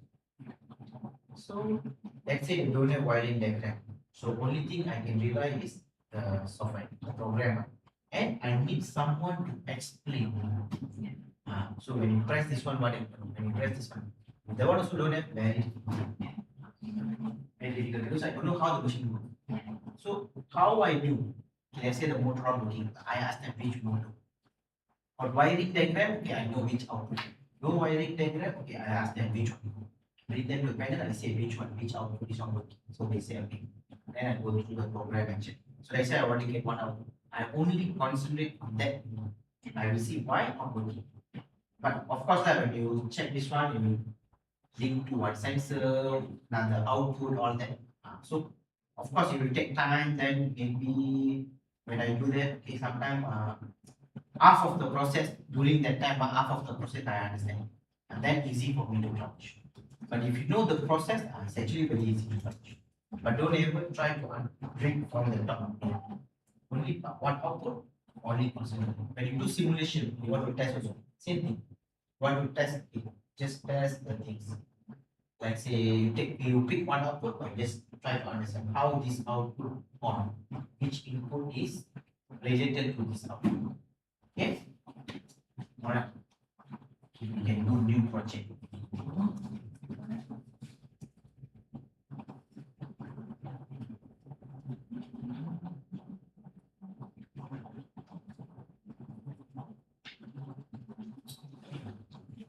So now we do new project. Project is new. You put day 1, lesson 1.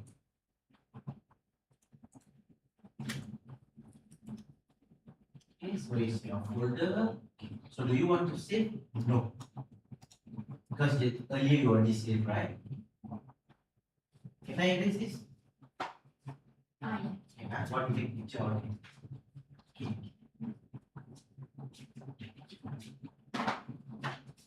Because I like to use whiteboard to explain. Easy one.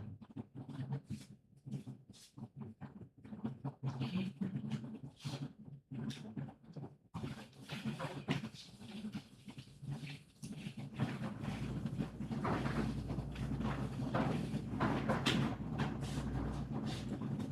So add new device. Yes. Double click. Okay.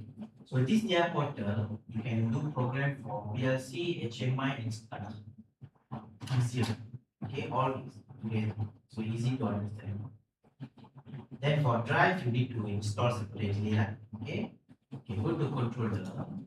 So controller, you see, actually TI portal mainly made for 1002 and 1005. 300, 400, 8200 also can use. Because why? TI portal is upgrade from Semantic Manager. Semantic Manager is for these three. So that's why it's the same thing. Okay. And actually, TI portal is like they call totally integrated automation because you can do for all right. Okay. Before this, they call Semantic Manager. Semantic Manager is only for PLC program. For HMI, another software. For SCADA, another software. So here all together, okay. And Semantic Manager they call Step 7 Professional software name. So inside TI portal also it's the same thing. Step 7 Professional. That's why I can program this. Okay. Alright. Now we are using 1002, right? Okay. Open 1002. Open the CPU. Okay. So many models. So yours is 1212 DC. Okay. Then the last part number, you just click on it. Yeah. Okay. So this part number at the side you can see. Down here also you can see. At the side also you can see.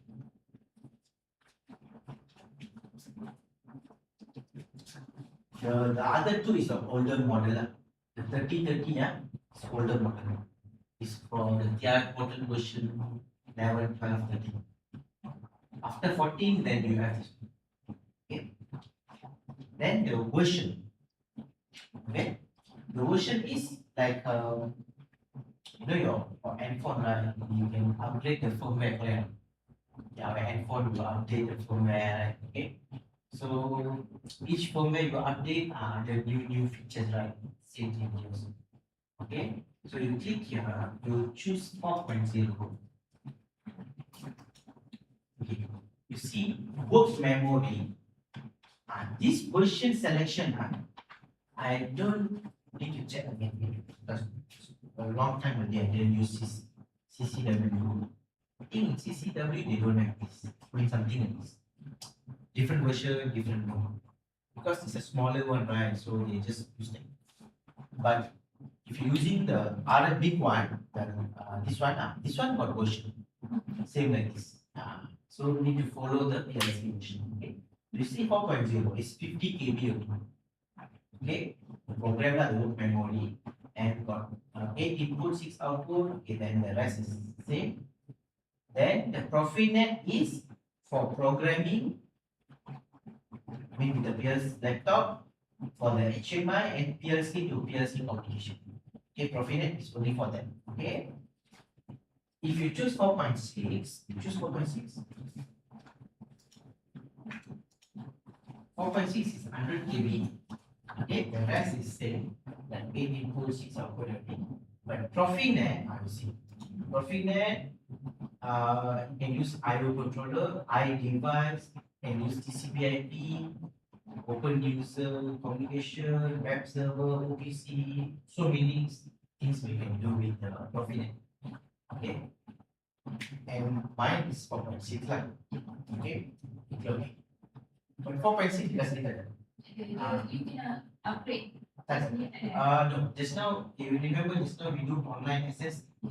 So we check the IP and we check the TI portal, right? Dekat sana ada the version. But when you buy a new module, in the box they will put the version in the box. So for this one, this side I just put a sticker there. 4.6. So PLC you can upgrade. Can upgrade. Even the eligibility level also can upgrade. This model can upgrade. This model is maximum version 20. After version 20, get another. Because now, eligibility, I think version 38. Okay. Earlier they call RS Logic 5000. After version 21 or 22, they changed the name. They name it as a Studio 5000. So Studio 5000 now I think version 28. So dekat Studio, this model don't have. Only that model can 31. Okay. And you can upgrade. But mine I still using version 20 lah.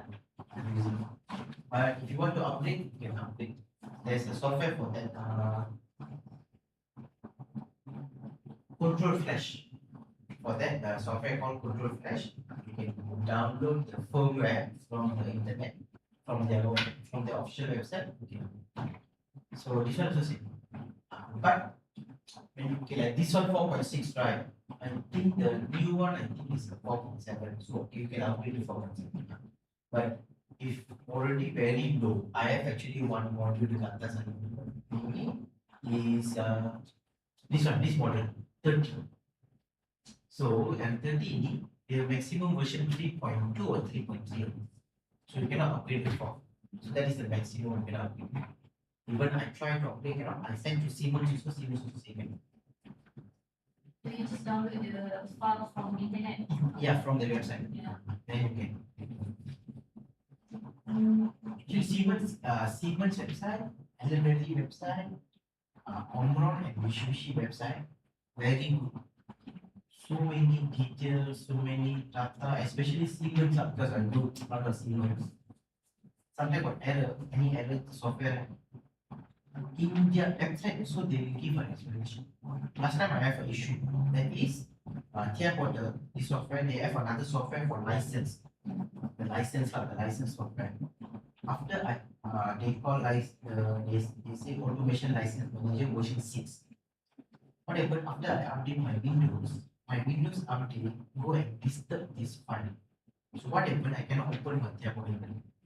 I was blurred because one day before I have training actually. Next day training. One day before I check my laptop because from the previous after finish training I update the laptop. One day before I set up every laptop, I think about 8 packs. Set up 4 laptops, then I want to check, try, I don't know what's the problem. Then I call him. Then I say, this one after we update. So what he do, he's a IT guy, so he uninstalled the updates. After uninstall, okay. Then I do the training. And after 1 week, I go and check the website. In Siemens website, they say after Windows update, the Windows update go and disturb the version 6. So what I need to do, I need to install version 6.2. All the details actually in Siemens website. Sometimes this type of details, right? Some other PLC you won't get from their website. You can get from some public forum. Because Siemens eligibility, their forum. And if you want to know so many details, right, in your Facebook, you try to go and join these PLC groups, like this PLC. Very nice because every day someone posts some issue, someone will give a solution. At the same time, you also can do. Actually, I think I have like more than 5 or 6 pages. And even sometimes I see, because always use Facebook, right? Then I think suddenly this problem I faced before. So the way I solve will be different, right? Then I go and check the comments. What are the comments? Then on it, so I can learn also at the same time. Sometimes you reply lah. I can't put it right. I just see what they say. Sometimes, most of the time, they already give the solution. Sometimes, if I don't know if the problems, say, apa nama kepada saya kan, then I see, oh, okay, this problem in the future. So this one happen. Sometimes, you know what I do? I just screenshot. Screenshot, I will keep in my laptop. In the future, happen, I can. And software I download, I all keep in hard disk. Because after some time, the software you find cannot get from the internet. Nowadays, last time I login, you know what happened? There's a software to track password.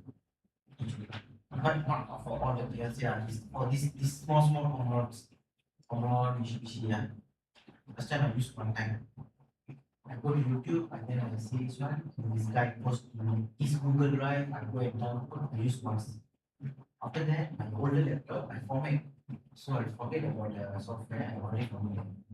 Then recently, like 2 years back, I want to use something like that. Right? I go to YouTube. I find the videos there, but the link all take on. There are some people selling this $100, $200, $50. Last time I got it for free, then I lost it. Okay.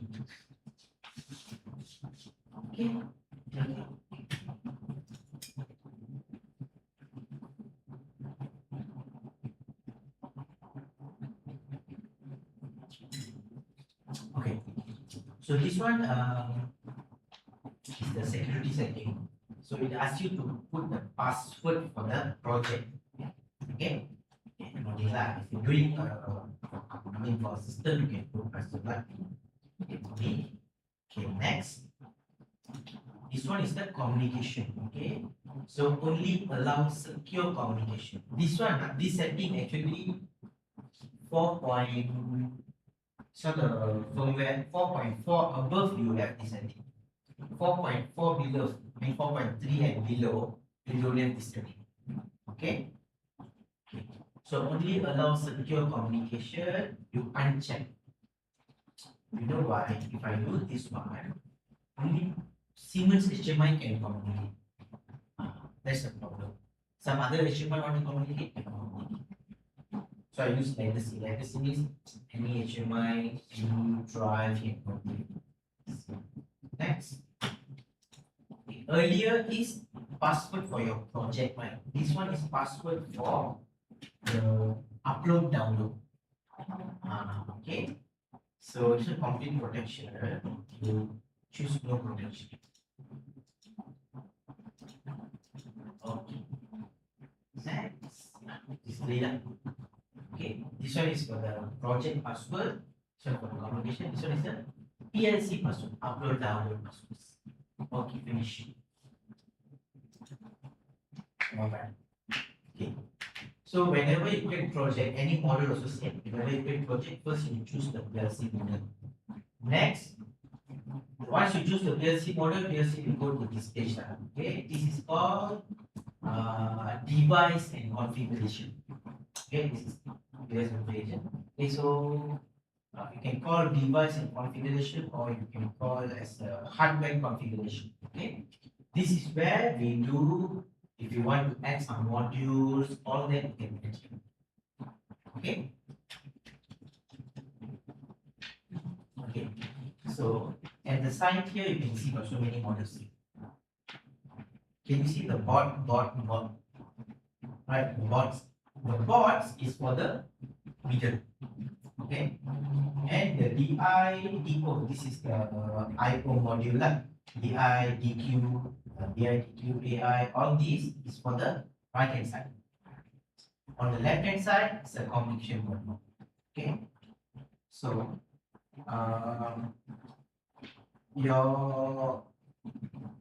the project is the one, the earlier one is using Siemens, right?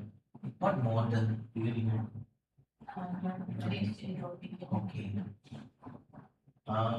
The one you have for drive, everything. Big machine. Big Yeah. machine. Treatment plant also, I think they're using Oh, Siemens. Yeah. Common water treatment, so many companies come here. Many people are I always heard symbol or element. You know why? Because symbol and element, they are more to control analog devices and drives. For example, very simple. This PLC, if I want to connect to the drive, like this drive, I can connect to Ethernet. Okay, I can connect to the Ethernet port to the Ethernet port. Okay, and I can control like this drive. For this model, I can control around 16 drives. Okay, if I'm using this one, I can control more than depend on the model lah. So some can control up to 64, some 32, 64, some can go more lah. Okay, but if you see like Omron, right? If I want to control like this one, you cannot control more.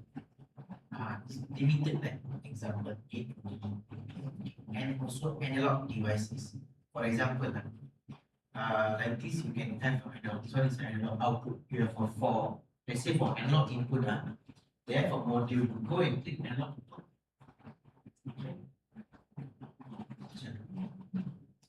You see, you have the 8 input, right? Okay. So you see, they say you can add 2 modules. So you can add 8, 8, 16, right? The same thing, if I want to do with the Omron, let's say for this Omron at the side here can add some modules also. Okay, like this lah. You can add modules.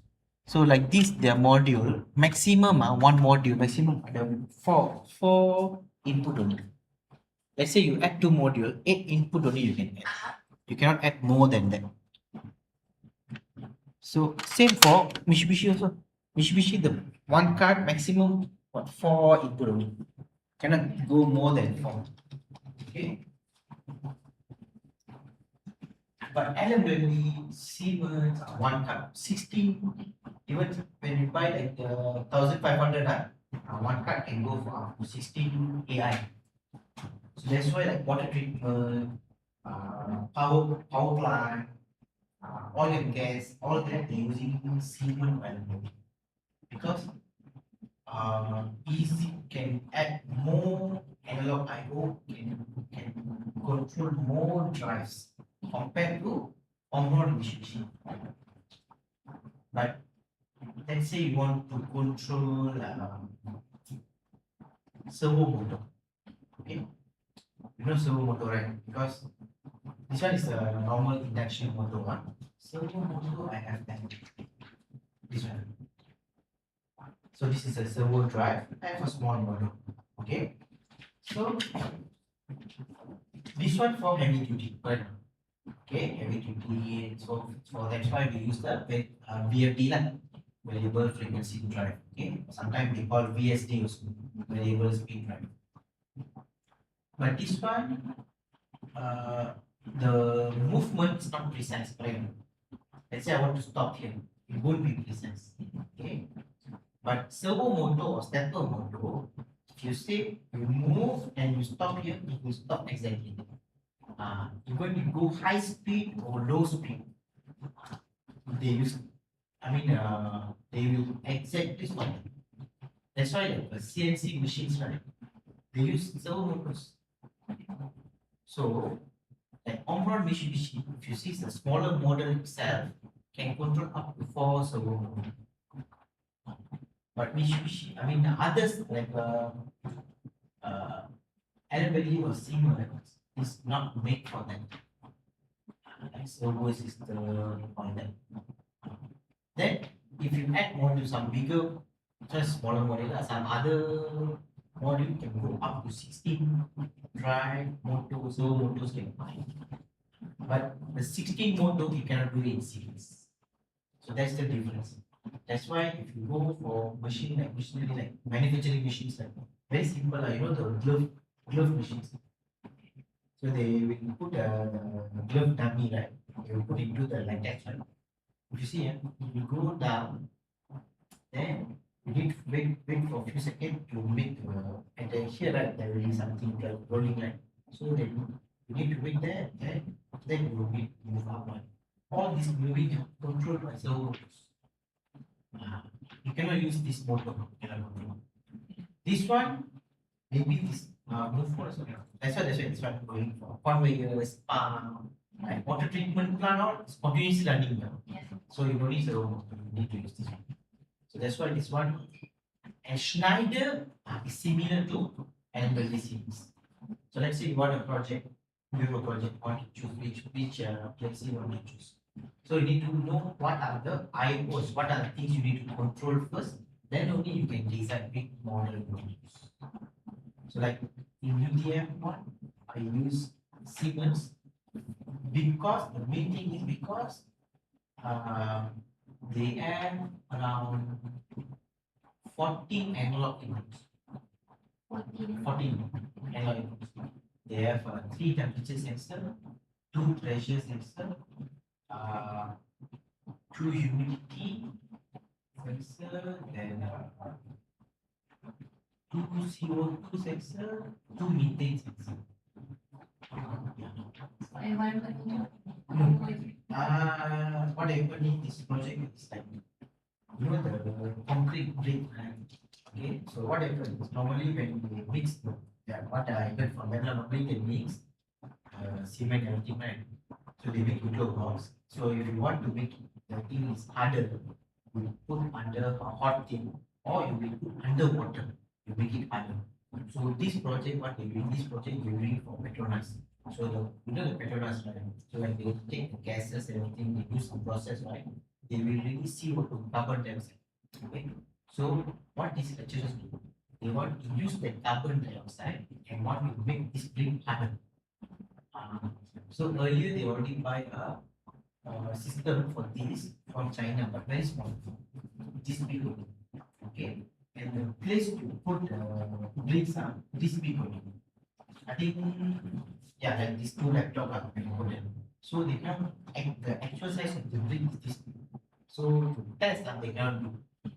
So the thing is very simple. You put inside, you just press on, then we have a temperature, then you need to inject the CO2.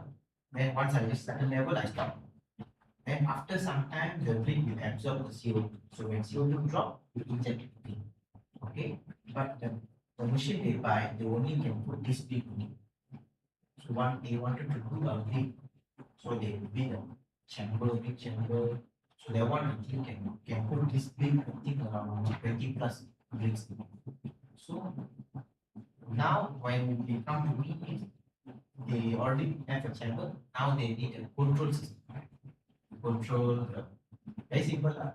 They release the gas, so they do some calculation, check the gas, then they off the gas, maintain the temperature, maintain the pressure. So for that, long project, because I will use my part already done, then I give them that, so maybe some issue with their design, then temperature cannot go up because they use a stainless steel and the chamber is inside the aircon room. So want to, heat up the chamber, but outside temperature go and disturb, so cannot heat up the chamber. So they do some insulation, everything lasts long time. I started last year October. This year February we finish. Yeah, very simple, but my part done. But they so sometimes I go and check. Temperature cannot go up. They change the coil, increase the number of coil and everything. And February I finish. And they already tested 2 times. So they need to run 72 hours. So for 72 hours, after that 72 hours, they need to know how many CO2 they use. So they do some calculation. So for me, it's very simple because mostly using analog, no like control on this one on that one is actually very difficult compared with analog. Water treatment plant is very easy to program compared to a manufacturing system because they want more to values. Because for engineers, right, we are good at maths, right? Calculation, so very easy. But when you do like process, example, you want to all these chips, everything in voice. That one is so many steps. So more to like logic. For this one, logic is important. So for water treatment, value is important. So that one is easier. So for me, it's easier. So I just do a simple logic will start. Okay, CO2 inject. Then after reach the value, cut off. Then wait for the pressure drop, temperature drop. Just maintain temperature. But more, I do a lot of work on calculation. More calculation is very easy. Initially, I said I don't want to do because I have no time.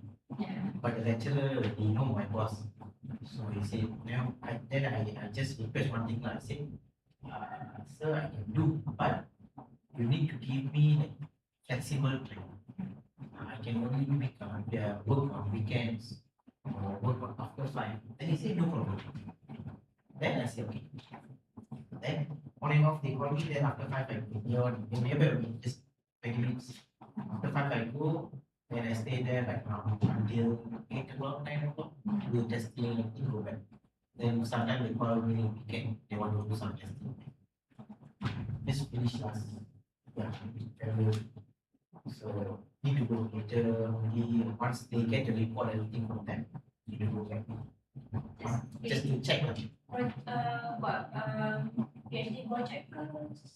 I think so because for PhD lah. Yeah, for research.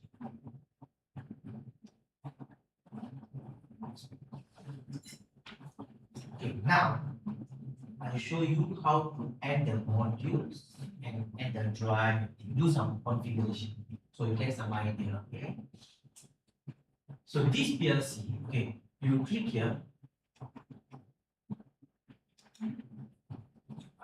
This one from here you just drag this one. No, because this one. Okay. So I want to see the PLC. Okay. So this PLC I have 8 input, 6 output, and 2 employee. Then can you see high speed? This one is a high speed counter, this one is a pulse. High speed counter you use for encoder. You know when you have a motor, right? If you want to know the motor speed, you can add an encoder like this. So when the encoder rotates, it will give you a pulse signal on off, on off, on off. But you cannot use normal counter. For normal counter will have a delay on off, on off. It's a very high speed, so you need to use this. So this PLC can connect up to 6 encoder. Okay. Then this PLC can go up to 4 pulse. Pulse is for servo motor or stepper motor. Like I said, right? So you can control up to 4 of them. Okay. But we are not going to do this one lah. Okay, we are more focused on this one. Okay. So this is DI 8 input.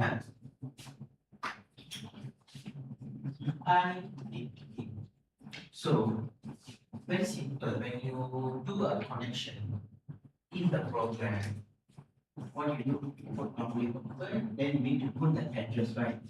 I something. Okay. But what is the address? How to know? Okay. Very simple. They say DI8. The I address is 0. Okay.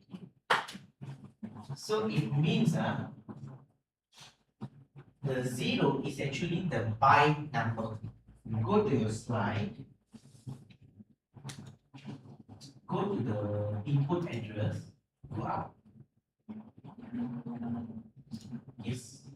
Okay. The 0 is actually your byte number. So whatever the number you see there is always the byte. Okay. And it's a digital input, means it's a bit right? So 8 input. So I 0.0 until I 0.7. 8 input. Okay. So means when you connect to the PLC, it becomes 0.0. This number you can change. Go back to the tab. This number 0, you can change. let's say you put 10, then it become 10.0 to 10.7. So that's why if you see this model, they didn't put 0.0, 0.1, they just put 0.0 and they put DIA. The A is actually your byte number. So they didn't fix it, just put A, B. So that in the software you can change. But if you see this model, it's already fixed 0.0, 0.1, 0.1. Means for that 200, you cannot do like this. That's why the 200 is a different software. It's a microwave. So you cannot do like this because it's already fixed. So in 200, you don't have this spaceship actually. Because it's automatic. So you choose this model, right? So I mean the 200 already have the input output. When you add, it's just a continuation. So you don't need to do this one. So actually don't have this configuration. But for 1002, 1005, 300, all you have this page. So in the program address, okay. For output is a DQ6, right? Then the Q address also 0. Right, okay. So in the program is Q 0.0 until Q 0.5. 6 output. Okay. But we know what this is the byte number.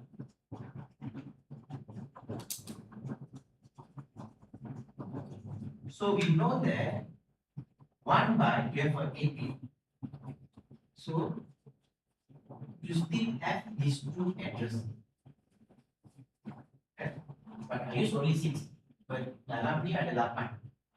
Just use 6 only. So what happened to these two not in use. Kita boleh guna. You can write here, but no output. So you can write, it won't give you error. You just put 0.7, you can accept. But when you press this one, no output. So we need to put like 0.0. Then only you can get some outputs. Okay, good. Okay. Next, for the AI analog. Can you see AI2? Then, because this PLC ada analog input. Sebelah digital input ada analog. Yes. Ada 2 input, right? So, okay. You see, it's a AI2. Okay. What is the address? They say 64 until 67. Okay. Why? We see ya. Why ada 4 byte? 64, 65, 67, right? Ada 4 byte. Why? Because digit is the digital using bit. Okay, this is a bit or boolean, kan? Okay. Analog using word. Okay. So kalau AI, you must put IW. It's using word. Okay, go back to your slide. Okay, so dalam satu word ni, I using 2 byte.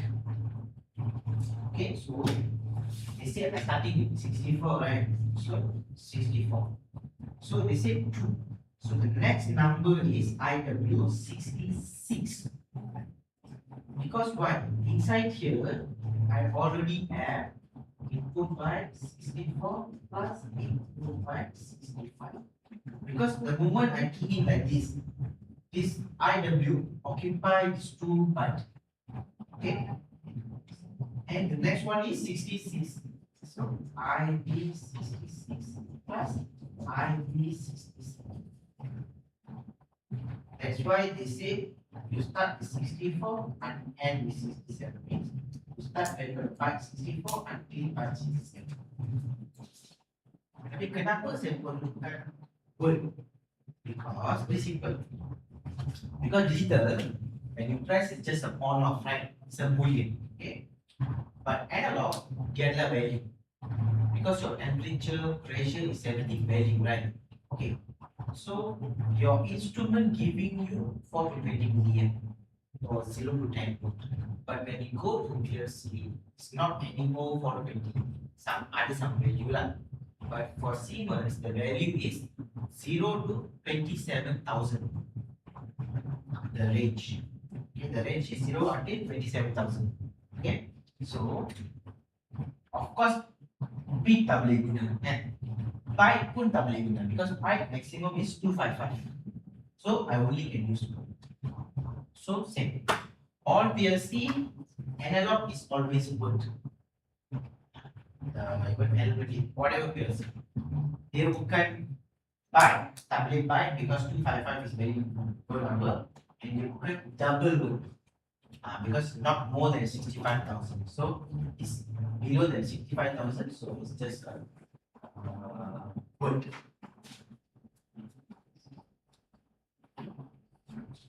65535 the value.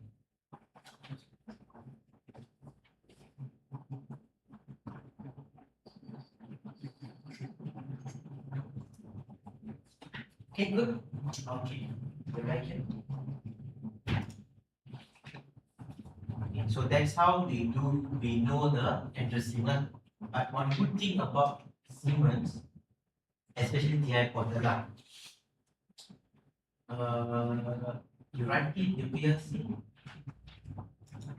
write in properties all the way up. Okay. So because the properties, and this window you bring it up, then half page is on. You go to the iPod tag because this is done. So I don't need to worry, worry about the address. Okay, something similar will be in your LMW, but dia tak ada macam you just beritahu input 1, input 2, input 3, input 4 like that. Okay, so what I can do, I can put the tagging, the tag, I can put here. So let's say you put here start, stop,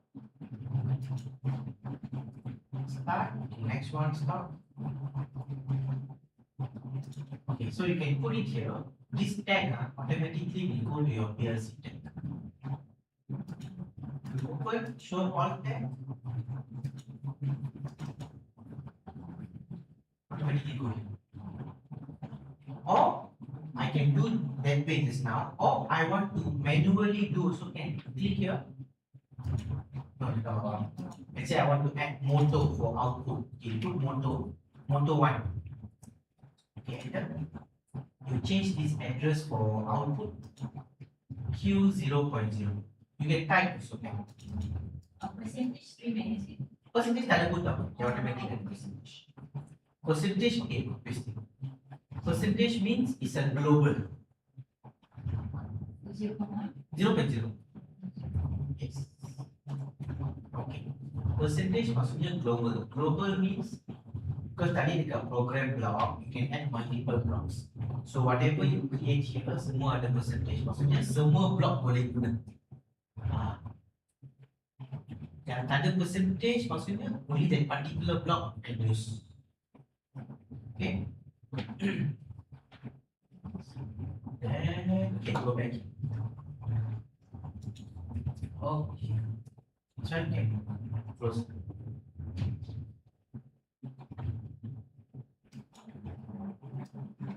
Okay. So let's say I want to add some modules here.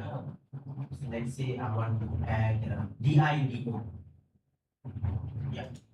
Okay, take 16 DI, 16 D1, DI 16, DQ 16, the second one, yes. Just choose any number, any part. Okay. So nampak tak dia sebagai tahu dekat sini dia boleh add. Okay, yeah. So okay now. In the middle okay now. Okay, here. Just drag and drop or just double click. Yes. Okay. So this one is a 1 2 1 2. 1212 ada dua, can add two modules. If you go for 1214, you can add 8 modules. 1214, 1215, 1217. These three can add 8 modules. Okay. 1212 boleh add 2 modul. 1211 tak boleh tambah apa. Okay. Then okay, let's say I add AI. Analog. Go down. Okay, can you see ada AI 8? Yeah. Okay. Let's choose any model. Just drag. Okay. Okay. So when you add, automatically dia bagi some address here. Okay. You want to use this address pun boleh. But if you want to change this address, right, you can make it bigger, right? No, bigger. Okay. Want to use this address pun boleh if you want to change also. But if you ask me a good programming means, I only use 0, right? Next number is available 1. So I change this number to 1. You can change, double click. Just put 1 in automatic. 1 in. So ini pun sama. So means my earlier is 0, byte 0, saya dah guna. Next is byte 1 and byte 2. Sebab ni ada 16 input. 8 input 1 byte kan. 8 input 6 byte. So output pun sama 16 bytes. Then here I have start from 112 lah. Okay. But this one is an analog input, this one is an analog input. This analog input until 67 only, right? So I can start with 68.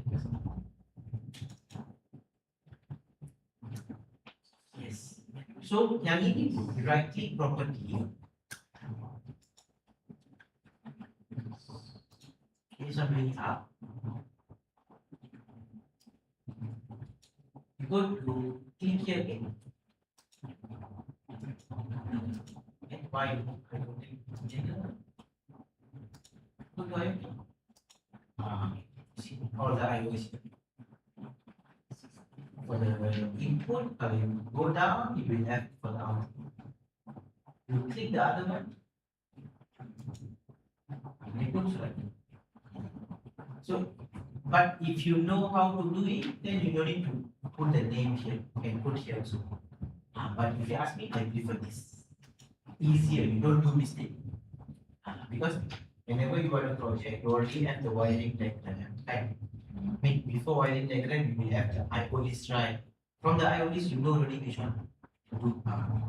Because when you involve in project, there will be so many teams working on project. Right? Because there's one team designing the machine. Okay? There's one team designing the electrical wiring diagram.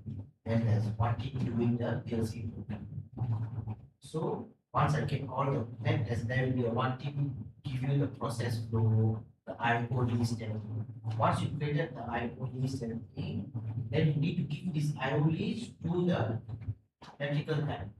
Then only if you go electrical diagram, then only we know. Okay, I0.02 which button, I0.1 to sensor. So always must have one. When big project, small project you can do. You do what software you use for wiring diagram? No, I didn't do it. I mean, what software do you use? They use over there Australian punya, dorang punya SKM, Oh, just their own software. Do you have the wiring diagram in PDF? maybe in the school. Because common I use here E-plan. Software called E-plan. It's very common. When machine, last time I do project, then I go to machinery, so common E-plan or sometimes they draw in the AutoCAD also can draw also. But if you ask me more convenient, it's like E-plan, another one. E-CAD something. Okay. Not really. so many software. Like, I also recently download one software. Q Electrotech, very basic one. I do for UTM. It's a simple drawing because UTM very complicated. I'm not very expert at that. So what I do, just download this one. I do a simple one. Okay, now you click on the PLC. Okay, and click on PLC. Okay, so how you know I click PLC? Here I can go. Go to general. Ada banyak settings. Okay, no one settings all go up.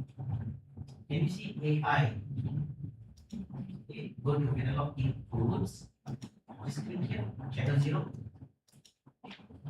Can you see dia bagi like IW64. So when you want to use the program, you must use IW64. It's the voltage 0 to 10 volt. Okay. So means it can only accept 0 to 10 volt only. Kalau milliamp tak boleh.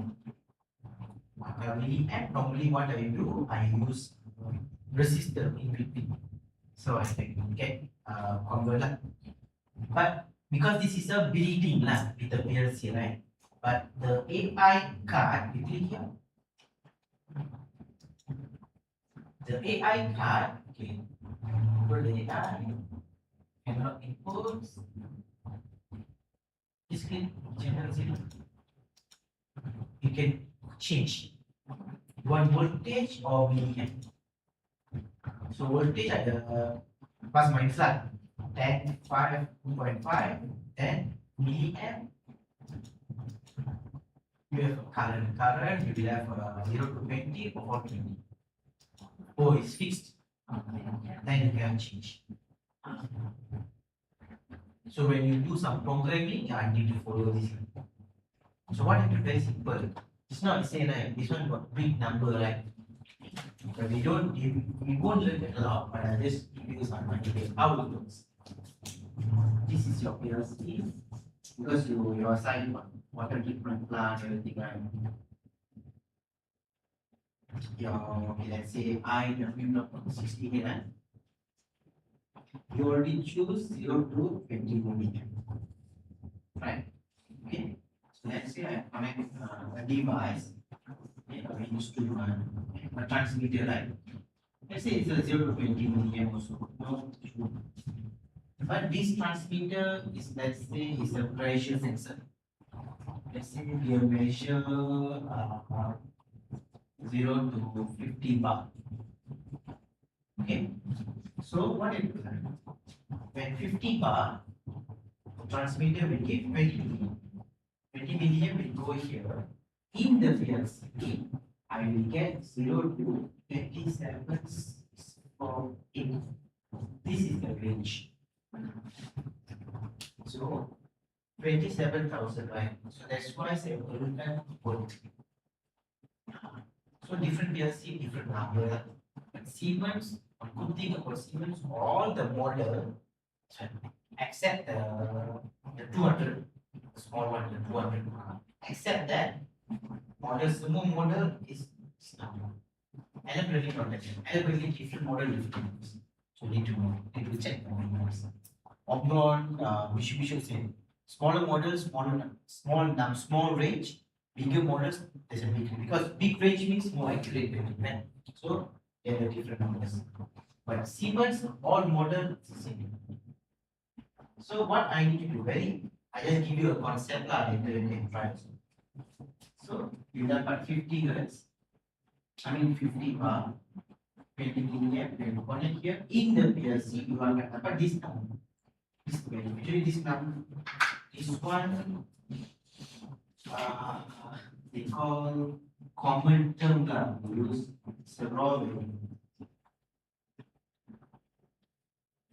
Raw value. This is your engineering unit. Correct. So the programmer job is to convert this number into this number. So this is where you do something like this.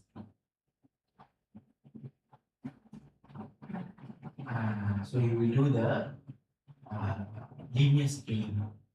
So you can do some calculation. Know why you can do MX, right? MX plus C.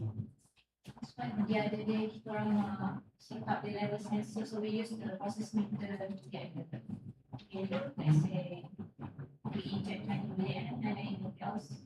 In the HMI, we can see the ratio level, what you measure is correct. Like that. Yeah, but in the program, they do some calculation.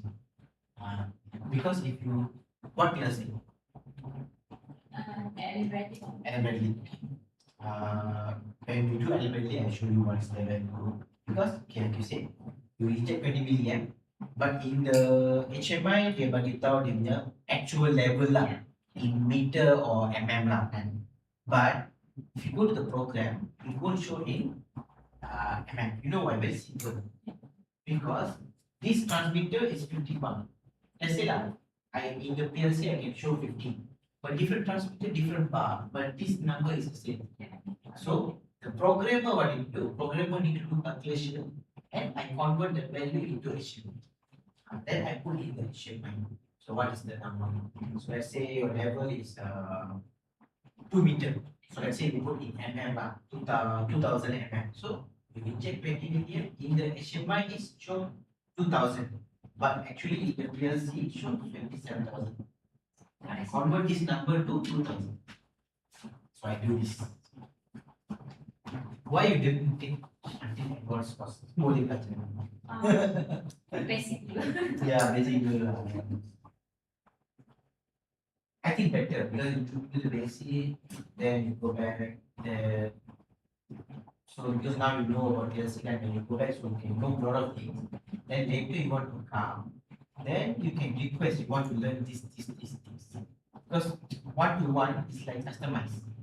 So later, for example, so many things. Let's say you want to learn analog, then you want to learn how to do the parts. You want to learn Modbus. Have you heard about Modbus? Yeah. You ada banyak yang because you involve in inverter apa tahu. So you can choose. Then once you later go back, once you decide, then easier for you to choose. Then later you can understand.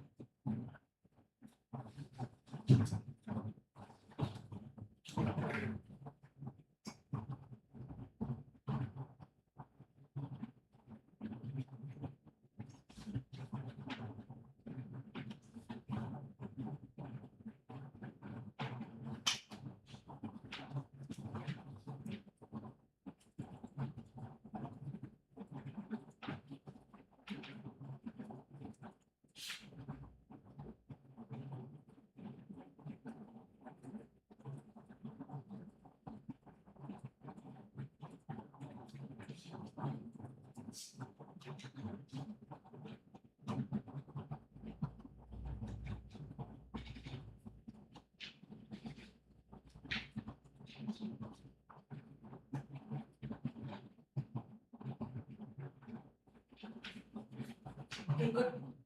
Okay. So this is you add some bipolar. Okay. Can we minimize this? Now we see how to add motor and more IO. Okay, have you heard about remote IO? Remote IO. Is it something to do with smaller? No. It means you will have a main PLC, then you will have a main PLC in the main panel. Then you will have a remote system. It means that it's okay.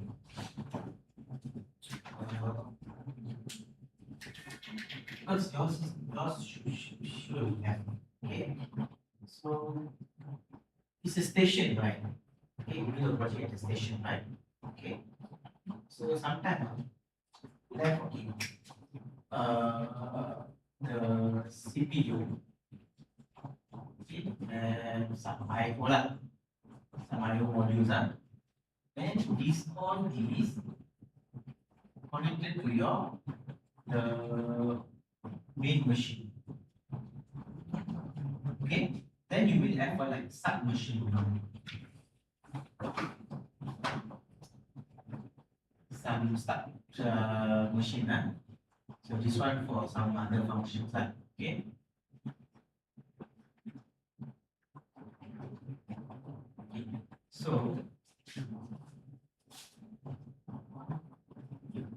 Now, so this one main is maybe in a main control room. Okay. Then let's say you have a building, some main control room, some sensors there controlling some systems.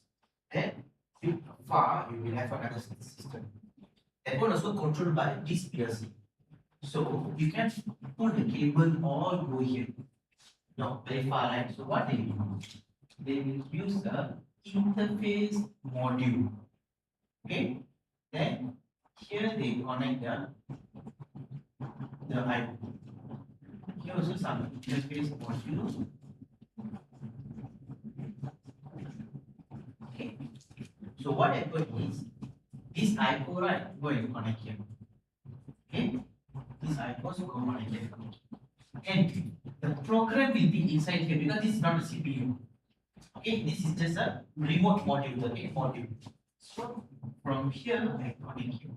Then from here we jump like this also got. Or if you're using internet,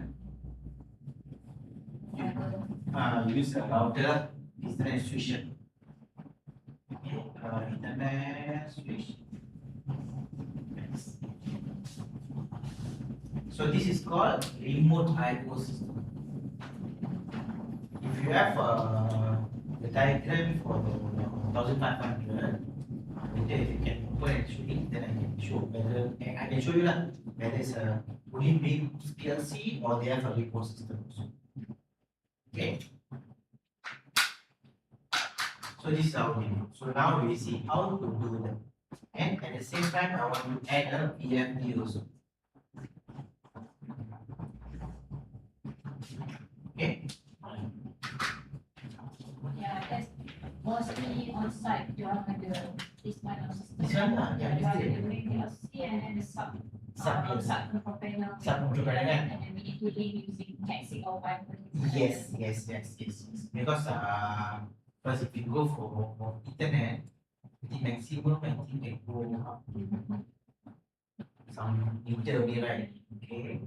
You can go up to 1 kilometer, but the speed will be very the shorter the higher speed, so you can use fiber, right? So from internet convert to fiber, right? Then and that side fiber convert back to them. So last time I go to the ERL, same thing. What they do? They have a base station. Okay, they're using Siemens also, Siemens PLC. Then and far around 1 kilometer plus, they have a washing station, trained to wash. But this PLC is controlling that. So because the guy will bring me there and show everything. So at that side, they didn't use a PLC. They use a remote system. So in the main head module, they use a remote. I have this one.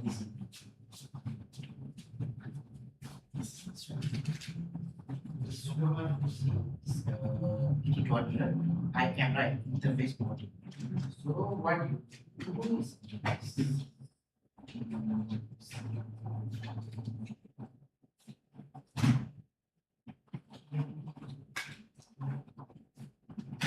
so let's say this is my main PLC.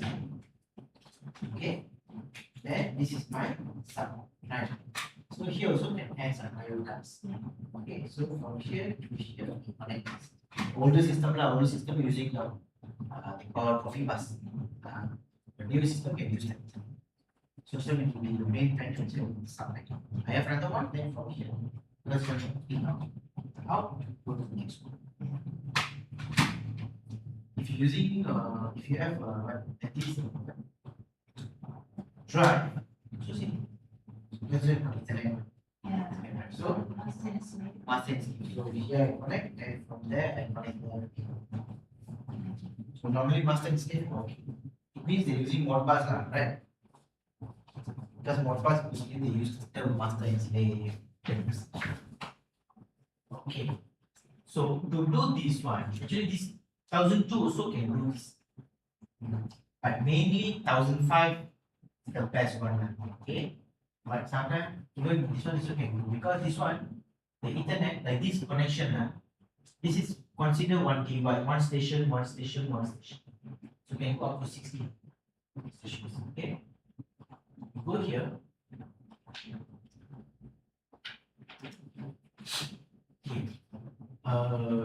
can you see distributed type? Okay. So the ED200, 8200 SP, we take the SP type because SP is this the smaller type. This one. I mean, this one also can, but this one sometimes if you check SP is this type. Similar, this one is okay. Connect this one. Here is the angle. So we SP come with it angle. We can communicate with this one. So I want to use an interface module. Take the interface module because got two types, Profinet and Profibus. So, but this PLC now I'm using a Profinet, right? I put Profinet. You can choose any model. You choose the first one lah. BA. BA is the basic. Drag and put it in. Others can put it inside here. Okay. We drag another one, put it inside here. So this is the station 1, station 2. Okay. You double click here.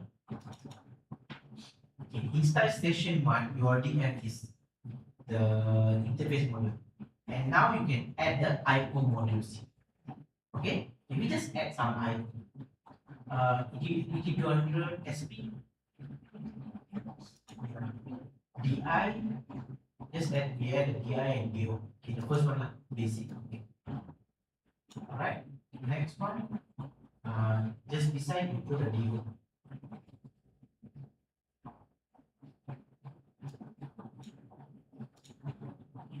The first one you have audio. Okay. You go back. No, okay, open. I want to show you something.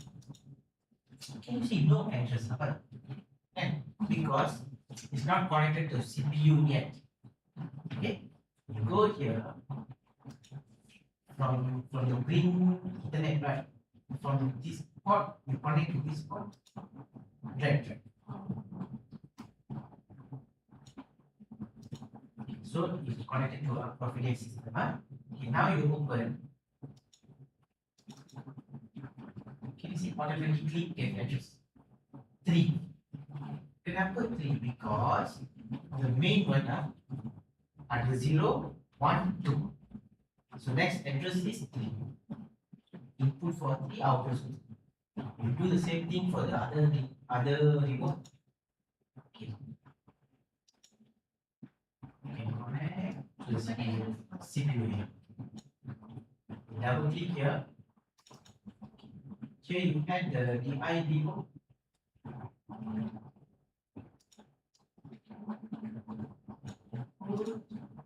Yes. Can you see automatically become 4?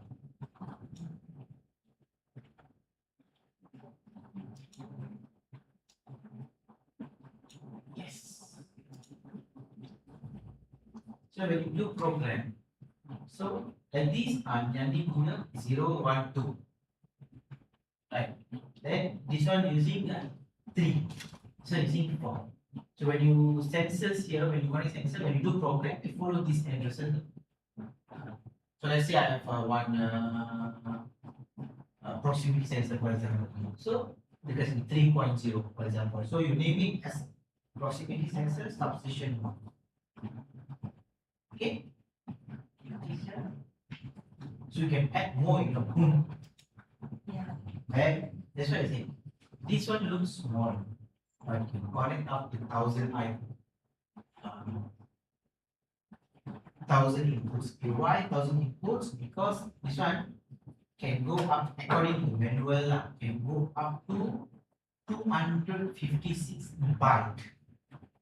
Okay, byte. Maksudnya some byte you boleh guna sebagai word, some byte boleh guna sebagai digital lah.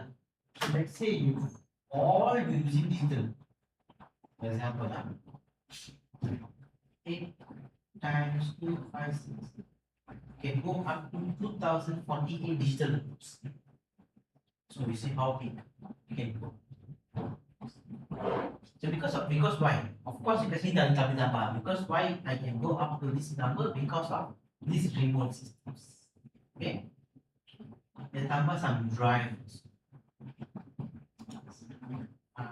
Dynamic drive, but only can because ni ada Siemens drive lah. Any other brand you must install the file first, then only can get it. Okay, go to Tsunami. Just check the second one, G120. Okay, control. Take the second last. Yeah, dia sebagai profit.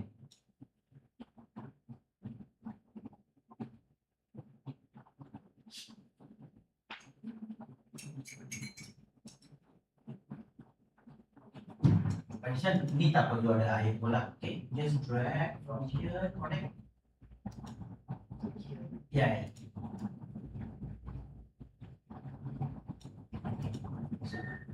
Then later, I will go back here.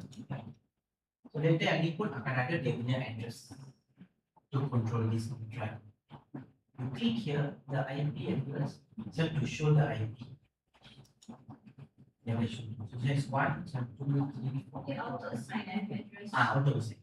They because by default it is 1. So whenever I add 1 by 1, they are auto assign. But later want to change also can change.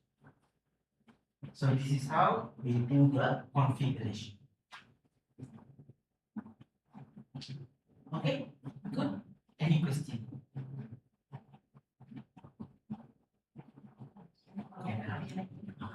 If you want to add some other brands, okay, no, actually, go up. You close the drives, close the display drive. Okay, let's say some other brand you want to add. Before that, what you need to do is you go to option.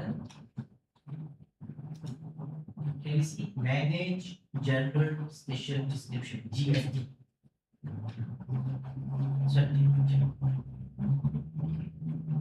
Okay,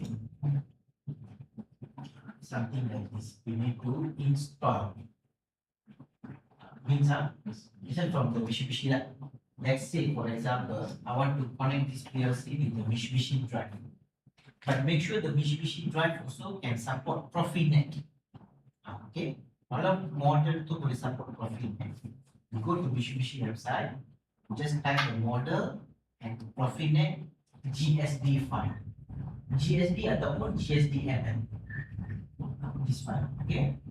Once you install, you click here. So belum kita belum guna. Okay. So once you install, you can start. You go to other field device, Profinet. Because I download Profinet, right? It drives. So you can get like this. So dalam laptop ni, I have installed ABB drive, Mitsubishi, Schneider, SEW. All these drives I have installed.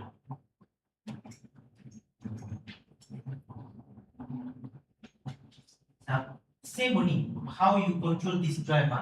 Same thing for this also. Let's say take the Mitsubishi. Just take the first one. Okay, just take it. Put down. Just put down. Okay, just drag from here. You see everything. By default 1, right? Yeah. Okay, when you connect, it becomes 5. Automatically change. Then easier. How you program this drive, the same type of programming only you do for this. Maybe the value will be different. The speed settings will be different. The concept is the same. That's why Siemens and other very good for drives. Because they can control other models. But make sure the other model can support Profinet. So ini adalah, let's say this Mitsubishi is a FRE800-E means under internet. So when you go to the manual, you can go down to see. Mostly drives can support Modbus. Modbus is standard. So when you go down, sometimes it support some drive, some different protocol. So one of the protocol is Profinet. Kalau dia boleh support Profinet, very straightforward. just go to Siemens Mitsubishi website. For example, for Mitsubishi, right? Mitsubishi website, you just type FR-E800-E Profinet GSD. For Allen Bradley, I think it's HDS.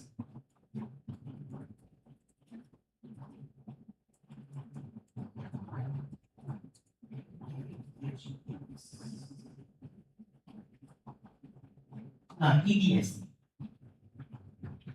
Allen Bradley called EDS. Electronic Data Sheets. But CCW, I don't think so.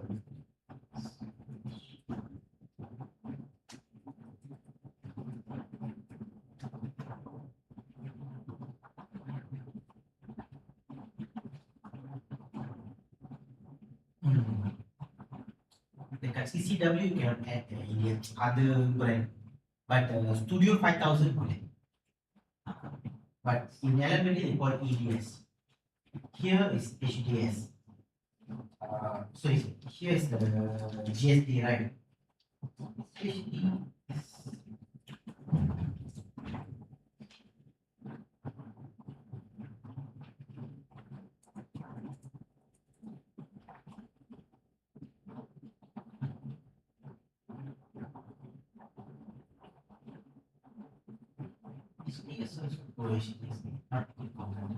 It's just more SCADA.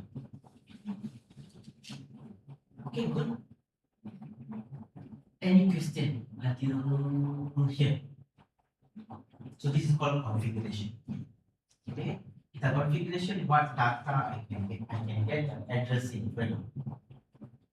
Just now what we do, we get the addressing. This one is called remote lah. We can add so many modules. Then from here also got some address, right? And in the configuration, I not only get address, I will get address, IP address, and also I can choose, if I analog, I able to choose voltage or BDM or the settings, hardware settings we can. Okay, good. But we don't. This program we just save because yang ni kalau saya download nanti akan ada error. Because you know why? After I download, my PLC will search for all these modules. If not connected, then the PLC will come error. Okay, and I don't want to delete. I just want to keep. So later you can refer lah. Okay. Just save this.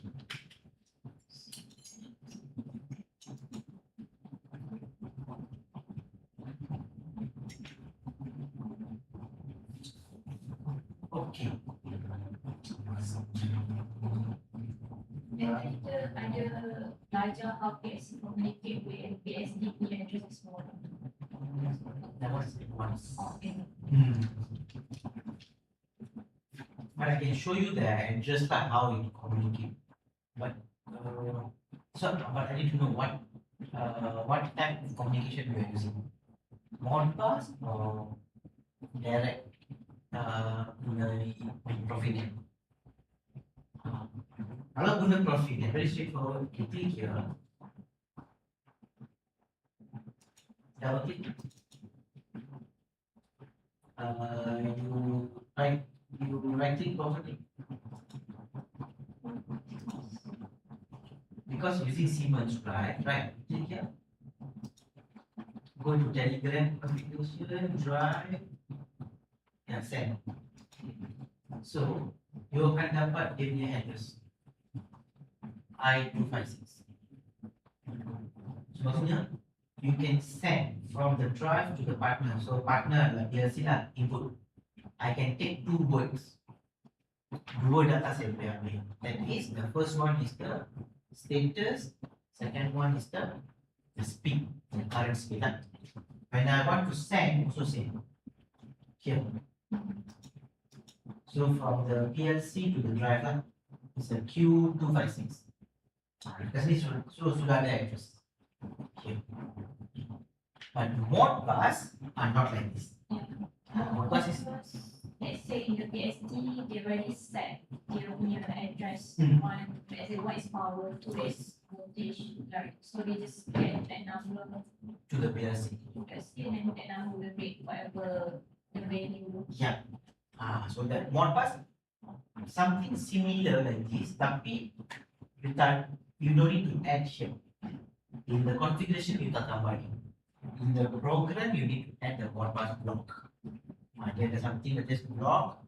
Then the Modbus means you ada Modbus, dia punya powertrain, dia punya parity semua. You go put into the block, then the block can read all the data. So that is called Modbus. If like this, if I'm using a Profinet, then it's very straightforward. You just add in the configuration, it will give you the address. Then you go to this manual to understand the first word is what, second word is what, then you know it. But Modbus is, you don't need to do here. In the program, you need to add a block for Modbus. And from there, you take data, how many data you want to take.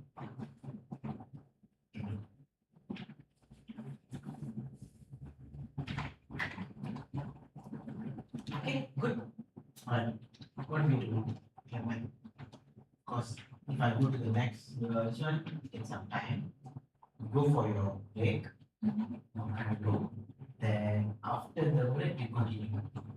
Okay, after the break, what we do? We do a simple wiring. This one, I have some push buttons and thing. Do a simple wiring. Then we start to do some programming. Simple programming. Okay, good. Yes.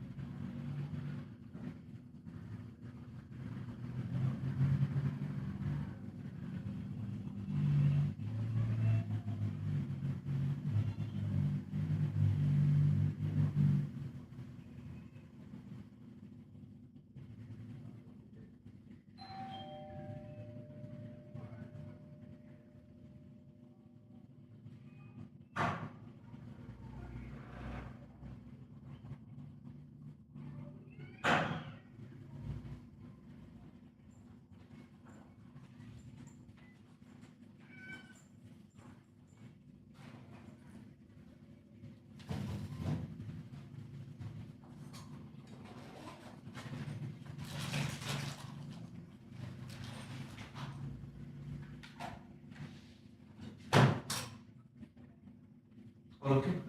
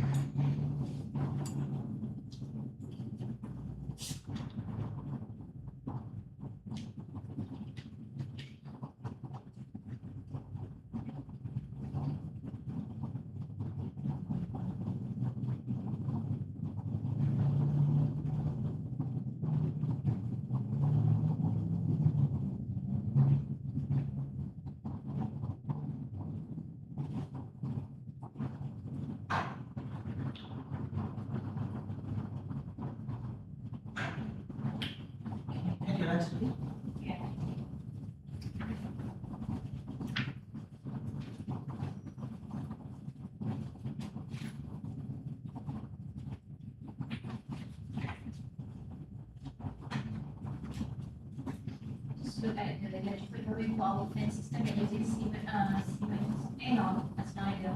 Oh, Schneider. So we require those. Oh, okay. 251. Yes, yes. This is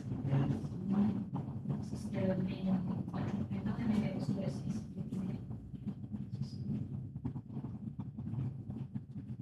So this is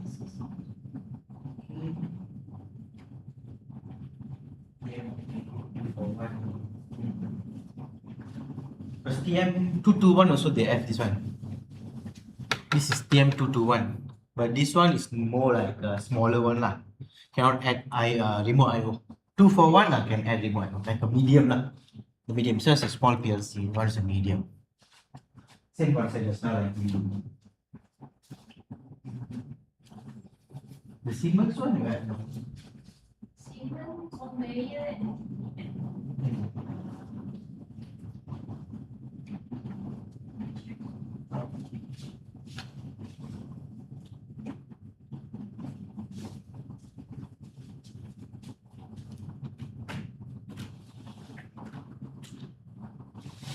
our site, like, we are building the tunnel. So master construction, we have all the rock batching plant, the compressor, all the cooling plants, all the plant. Oh, okay, master buat tunneling lah. Yeah. Oh. After that, they will remove all the machines. After that, once the tunnel construction done, the demo semua benda, and now we just for handover services yang I memang really look into the handover service, the services like the ventilation, pumps, small, yeah, it's not big plant.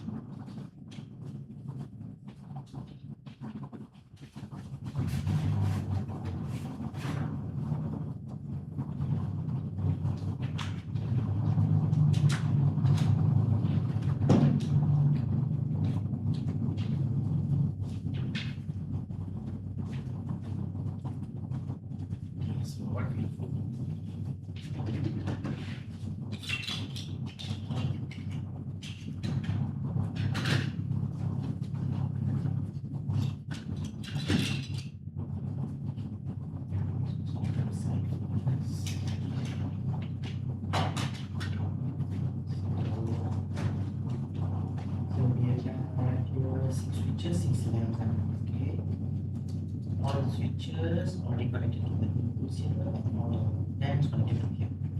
So we can put the PLC.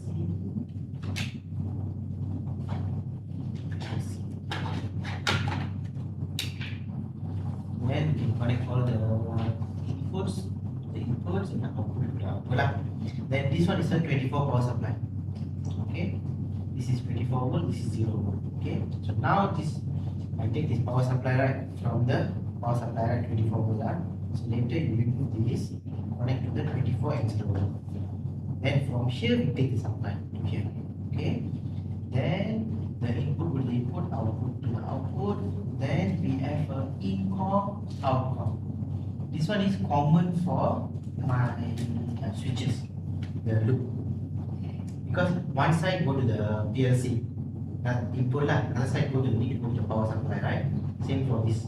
One side go to the PLC output, another side need to go to the power supply. So the loop cable is this one. So later these two must go to the power supply. But we need later to draw the wiring, right? We can see this one need to go to 0 volt or 24. So to say 0 volt or 24. Then yeah, so I'll do the wiring later. For now, I'll do this.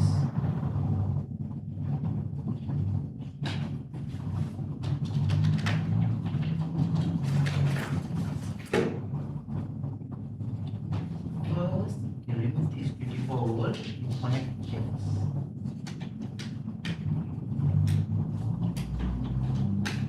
So I can erase that.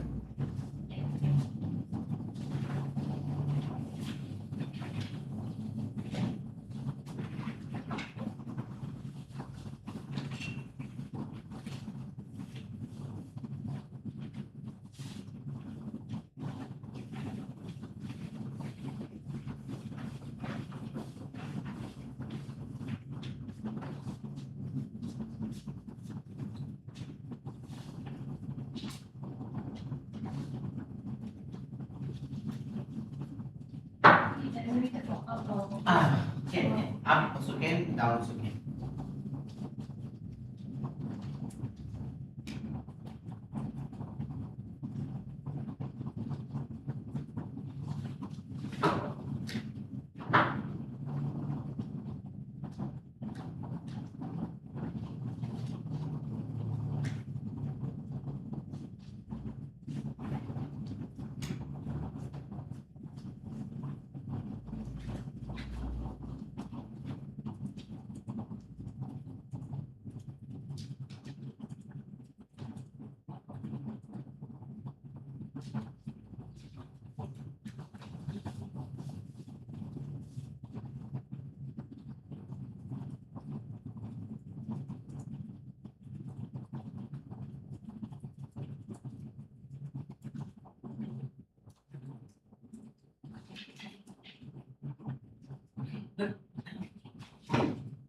Now for the input.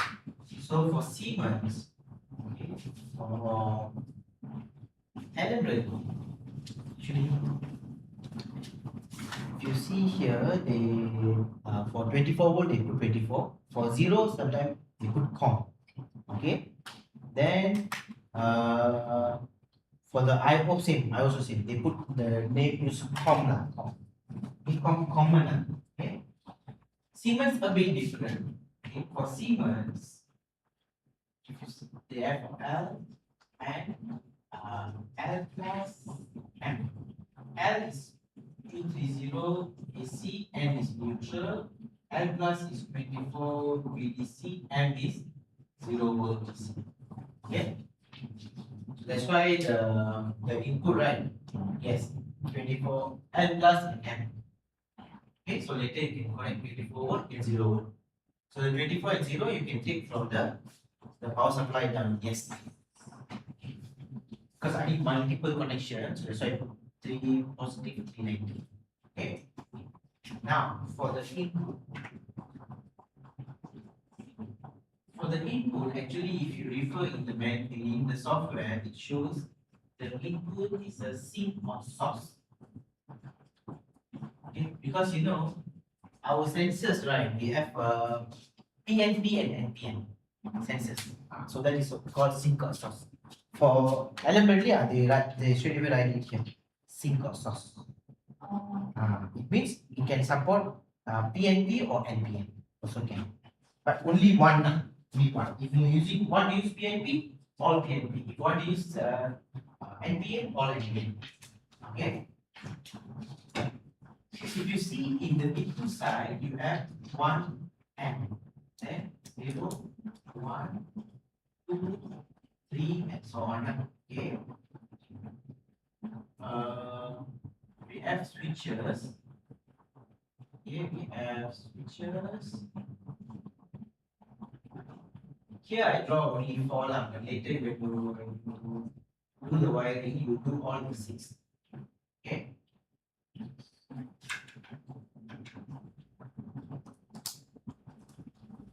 All the switch, I already looked, right? Already looked, and I connected in com, the terminal block. Okay. Then we have a power supply. So what we do? You connect one by one to the input, and you see 1 M. M means 0 volt, right? At your input side, you have seen 1 M, right? So M means 0 volt. It means from the power supply, you take 0 volt from the power supply, terminal blocks, connect here. So if this one is 1 amp, my inputs all must be 24 volt. If the input is 24, this is what we call source. Or if you want to connect sensor, you must buy a PLC sensor. Okay, but in 1 amp we know 0 volt, but Siemens says the input can be sync also. It means the 1 amp can connect 24 volt also. So if 1 amp is 24 volt, the income must be 0 volt. So if the input is 0, this is called sync. But only for input M, it can be both. It can be 0, can be 24. Other than input M, other place must follow this. Actually, by right, they need to put the name COM. If you see other PLCs, like Omron, Mitsubishi, all that, they put COM. Actually, Mitsubishi, they put SS. They don't put COM. They put SS. Like elementary, Omron, as like Schneider, all you can see they put COM. COM is common, right? Okay. But only Siemens, they use 1M. Why? Because Siemens, before 1200, they are using 300, right? For 300, the input is source input. You cannot mix. So the cut is source means the cut is source. If you want to buy a sink, you need to buy the sink cut. So there's a two different cut. Okay. So later you can decide which one. But if you ask me, Siemens, common Siemens, elementary, Schneider, commonly they use source. Source. Okay. And mostly Europe, US, they use source. If you see Japanese PLCs like Omron, Mitsubishi, Delta, Kiels, mostly common, they use sync and BN sensors. Okay, so this is for input. For output,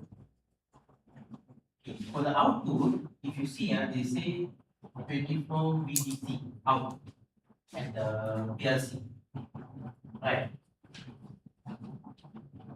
It means it's a source output. So it's fixed like source. Okay. So what you have 3N plus 3M. Okay. The number 3 is nothing. Number 3 is how many times is an M. Okay. Because we have a 1M for the input, 2M for the analog. Then we have a 3M for the output. Okay. Then we have a 0, 1, 2, 3. So we have a lamp. Okay. The lamp already connected to the outcome. Then we have a power supply. The power supply to the block. So what we have to do, very straightforward. From the lamp go to the each output. Then 3L plus means it's a 24 volt DC. 3M is 0 volt. So what they say, your output is 24. It means your output here is 24 volt. So if lamp means, so this side must be 0, right? So the outcome must go and connect to the 0. Next. Then if you want to buy the cut, the output cut, there's some is a source cut, some is a sync cut. So you have, so you can choose which cut, which module you want to use. Okay. So for the cables, we have some cables here.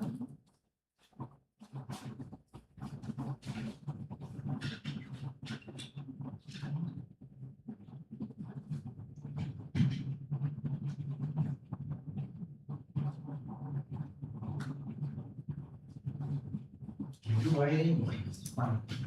Yeah. I like It's, in Aussie, we can't avoid that. With engineer, we can't do wiring or any aspect. Oh. Need to be licensed and trained. oh, Then kind you of. can only Oh. Even for PLC also. I think so, yeah. Because PLC normally is low voltage, Yeah, right? low voltage would be, yeah, maybe. But to able to do a wiring, like I said. Yeah, of course. I like the last time I do panels, very fun to do the wiring. From there, so I learned the first time I do wiring, how I do. Because you know the wiring diagram, right? Because the first page only for the power supply, right? Then I go to the second page. sometimes the first page, the cable will go into continue in fifth page, seventh page. So first time when I do wiring, it's very big panel. I do the first page, I connect all the wires, then I just see, okay, all just an arrow, right? Then I will cut. Then I go to second page, okay, I start. Then when I go to the fifth page, it must continue from the first page. Then I see already cut the cable. Then I remove the cable, need to connect. So first time, because I'm first time I'm doing. Then because my boss just, he showed me, okay, in the wiring diagram, okay, this is terminal block, this is relay, everything. This is do wiring. This is how you see the cable size, cable color. Then the first one is actually smashed lah. If you see, but because you put a cover, right? Trunking cover is nice. When you take out the trunking cover, you see totally nice. Because the cable, round like this, everything.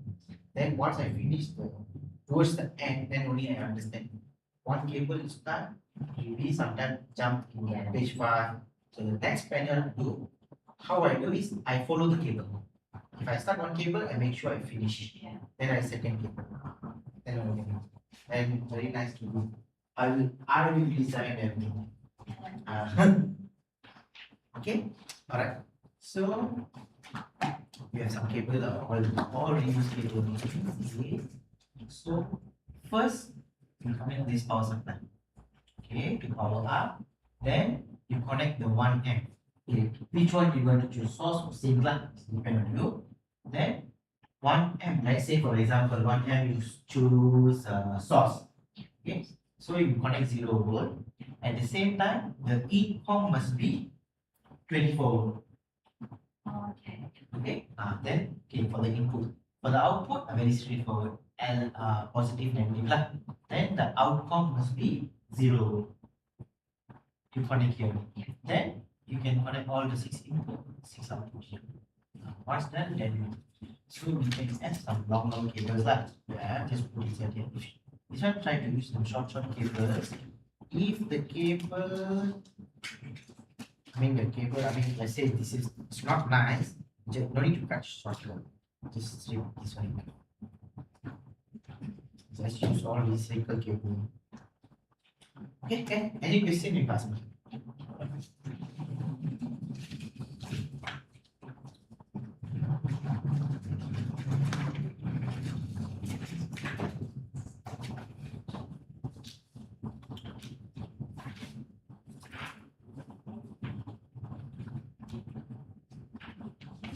This PLC, if you want to explore more, you can buy one.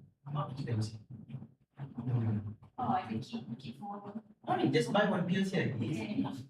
Then the normal Ethernet cable. Then from the internet you buy small switches, simple one. Then later on, okay. Say when you want to explore more for analog, and then you buy the analog card. Because this one is cheaper because you can this 1212 lah. Second hand I need to find the refurbished one, but the new one you can get around 1,000. Maybe dekat side If you add at the same you add, try to get. Diorang sometimes just demog and then just remove je. So maybe I try. Yeah, you try. You see any PLC also just take it. Because sometimes they don't know the value of PLC. I know one shop in Kota, they sell all refurbished PLC. You know how they buy? Sometimes some companies scrap this one, right? They won't remove everything, they just scrap. So these guys go and buy the scrap panel. Then scrap panel with the Persiburo price, but they refurbish everything. That's how they make. Last time this panel I take from one company, the big one. The company is here. They want to the guy manager because I have done troubleshooting for them. A small project for them. So the guy manager. And you want to scrap, call me and ask whether you want to take. Inside he just give free. Inside the S7-1200 PLC one set. Still can go. The whole set I think if you want to buy a new will cost you around easily 20,000. Just want to start. So I think they will have like some small to prepare for pumps. Yeah. For small pump. Yeah. Yeah. Once involved, maybe if this small means you can bring back. Yeah. Bring back maybe inside the, let's say don't have PLC now, man. Contactors, all that you can use. Maybe then later when you get one PLC, put one PLC there, slowly you can learn. A lot of things can do with the PLCs. If you want to do project, one project, like example, you want to troubleshoot, let's say, okay, your system is already running. You want to do some changes, right? Okay, you see, you want to do, let's say, like you want to add one sensor for your system. Okay, how many hours you spend, for example, with the actual, because you know where to add. You need to study the program, you need to off the machine, download, test, right? It takes a lot of time on the downtime. If you have a PLC, you just whatever you want to test, you test with the sample, the training PLC. Then okay, you know where to add the things. Just 5 minutes enough for your actual system. That's how I do. Whenever I troubleshoot, I just bring my web, I bring the program, I troubleshoot here, then I check okay, where to add the program, everything. I create a program, then I go there, I just spend 5 minutes. So you can save a lot of time there. Or will you guys have a training for hardware control and making as well? Yes, ada, but very basic lah. Only PLC, relay, contactor. So I show you because I have panels, right?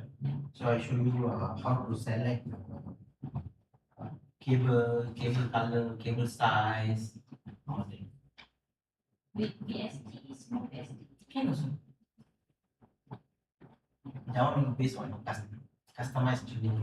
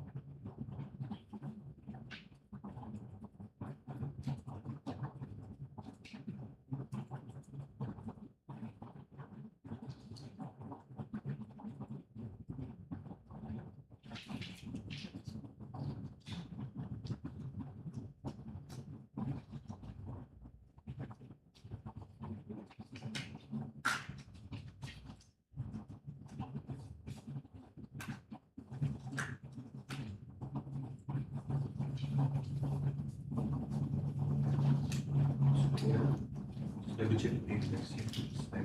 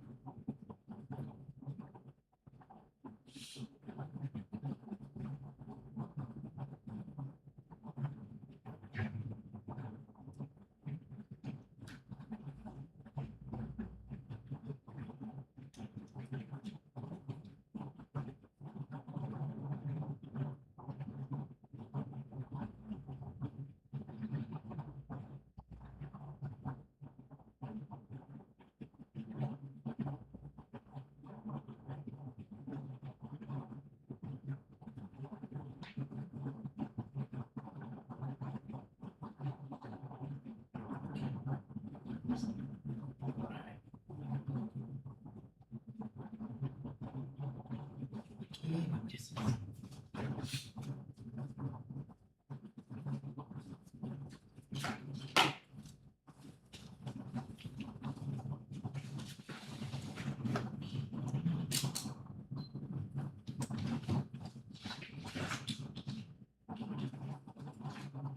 One and 200.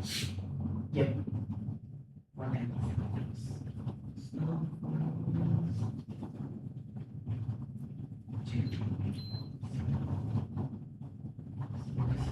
forward.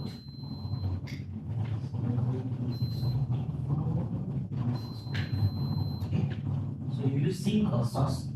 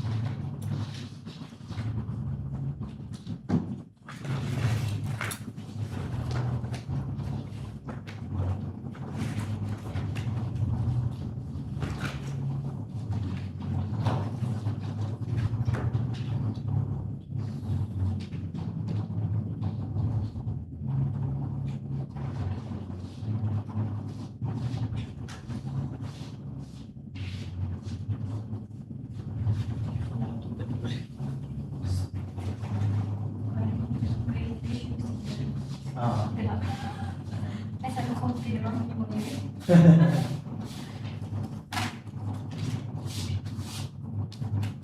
Apa dulu maksudnya?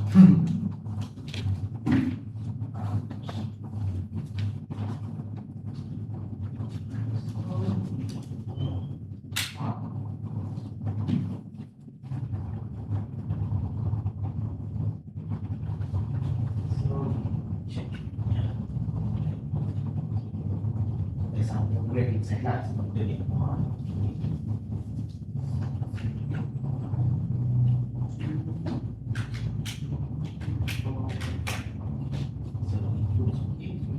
Kalau satu lampu kan selalu ya.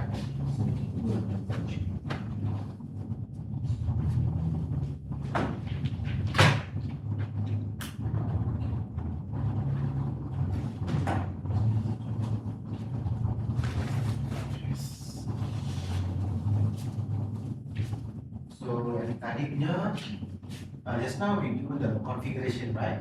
So that project you see, you create a new project.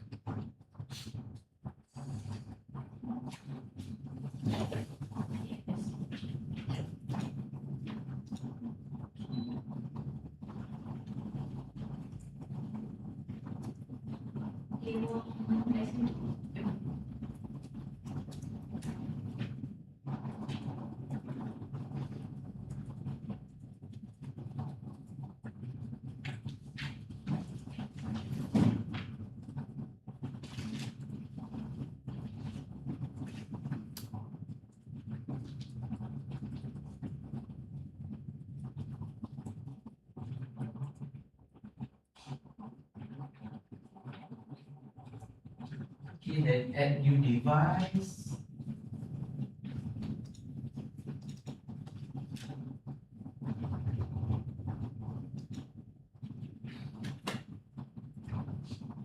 Add your PLC.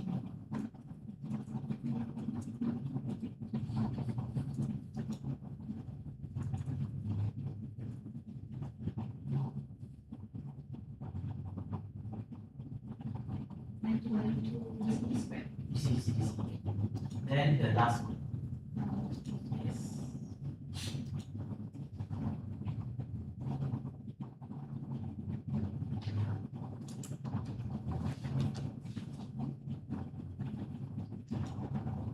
Okay, check. Check. Full access. Okay. Finish.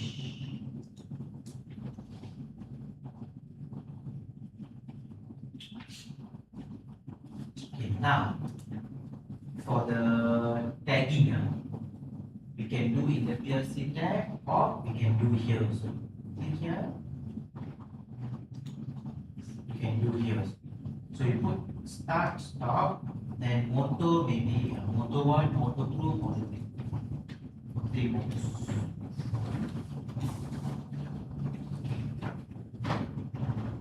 This one I can erase it.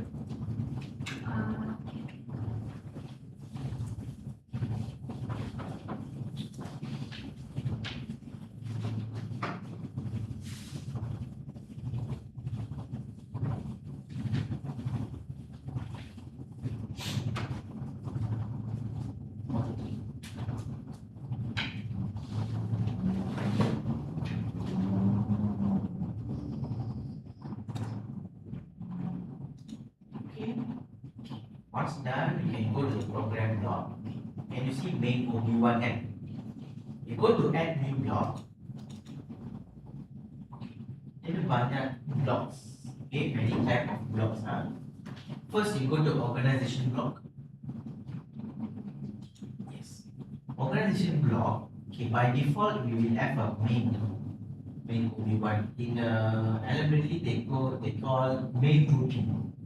The main program now, okay? This main is actually same like this program cycle. Means it's continuously scan the program and update, okay? And each one they have their own function. Like startup, only one time they scan. So when I power on the PLC from stop to run, this startup means whatever program inside only can run one time, okay?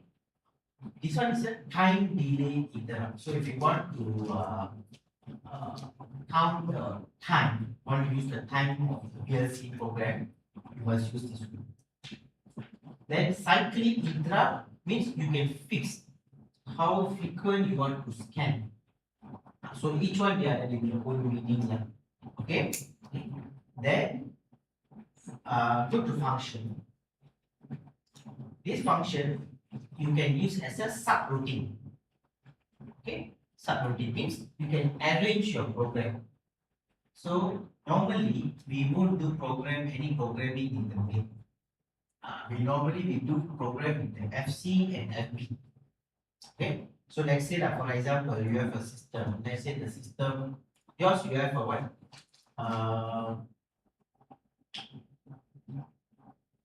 The pump, right? Then you have a ventilation, right? Everything. So you can arrange the program. Okay, for the process, okay, one FC. For the motor speed setting, everything, another FC. For alarm program, another FC. So you can arrange your programs. Okay. At the same time, you can FC can use as a code block. Code block. Code block means you create your own block. Means that if let's say there's a similar process, the same process, so what you can do? You can do one block and you can call multiple times. That's called code block. So function block, you go here. Function block is actually a code block. Okay, FC can use as a code block or subroutine. Okay. Function block is actually a code block. So, but they store their value permanently in data block. Okay, they need a DB lah for that. Okay. So later, tomorrow, day 3 lah, we will see all these blocks. Okay. Because we learn simple functions first. Then later, when we do this one, we can get a simple program. Try to understand how the block works. Okay. So in elementary also they don't call FC or function block, they call subroutine, main routine. Okay. So for now, for the first day, we do program in the main routine. Okay. Cancel. Okay. Go to main. This one can bring it down. Okay. So here you have the normally open, normally close, everything. Actually the arrangement is wrong. Okay, what we do? You right click here. No, this one right. This one you right click all these, remove. I arrange it, yeah, to remove until the normally open. So because normally open must be the first one. Okay, leave it normally open. Then go to bit general on the right hand side. Here under the basic instruction. Okay. Open branch. Go to bit logic operation. Okay, take the normally close to that. Drag. Okay, second. Third one is the coil. Here. Yes. Okay, then you go for the open and close branch. Open branch. Close branch. Empty box. Yes. Okay. This is standard. When you install new one, this is the standard one. I think my previous training, they guys. But actually, normally you can add more one. So so here like timer, set, reset, these functions are whichever function you commonly use, you can add. But when you install, standard like this. Okay. And the instruction you can choose from here. Because this is a common. Here's a common one. So we try to create a simple program. That is, when I press start, I want on the auto one. First lap, okay? But it's a push button and you press the on, you release the off. Okay? So what I do? I hold it or latching. So this method they call holding or latching. Okay? So means when I press the motor on, then I latch it. If I want to off, I need to cut off this line, right? So I put normally close, stop. But if you see both the button, that's the push button. The first two buttons is push button. Both are same, normally open button. Physically means when you press, then only become 1. When you release, it becomes 0. And but if you see here, for the start I use normally open, for the stop I use normally close. Because for the start, when I press, I want to connect this one. For the stop, when I press, I want to disconnect. Okay, so we do this program. So what you can do, the normally open, normally close, right? From the right hand side, so you can drag and drop. From here, so you can drag and drop. Yes. This is okay. Or you click here. Just click the output. Like that, so means drag and drop is okay. Then if you select, it's okay. Here, no. I think your name is Proto. Oh, I just Wait. here. oh yeah, I read it before. Okay. Yeah. Because the name is already there, right? So actually got many options. You can type the name, you can type the address, or you choose from the list. Yes. So to do the latching, you click here in front. Yeah. You click the open branch, normally open, close branch. So you can do close branch like this is okay, or you undo. You click here, drag, yeah, you can connect. It's okay. Okay. Then here put normally close stop. Yeah.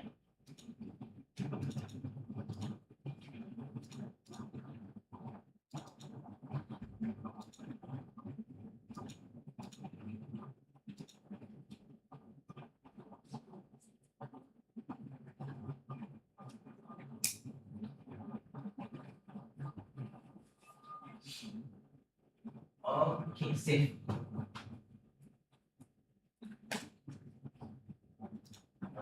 So whatever you do before you download, you save that. Suddenly laptop power off or software crash, then whatever you done, then okay. So the first thing is when you click new project, you need to add the device. Okay. Then when you add the device, so you can do the configuration like just now we do before the for the lunch. Once done the configuration, then we need to do the tagging. Start, stop, okay, the IO tags.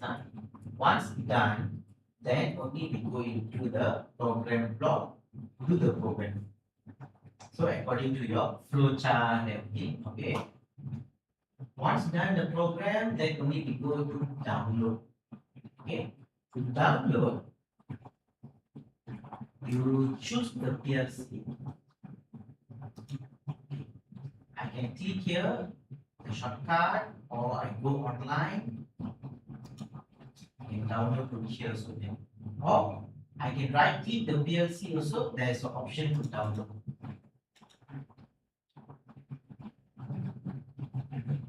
Hardware or so many actually user friendly. TI portal is very user friendly. That's why it's so heavy. The software itself I think 10 GB plus. Want to run this one? Your laptop must be minimum 16 GB RAM. Then hard the space, I mean the disk must be SSD. HDD cannot. HDD can run until version 15.1. Okay. After that, then minimum i5. Then okay lah. No, then you also will fed up and do programming. Okay.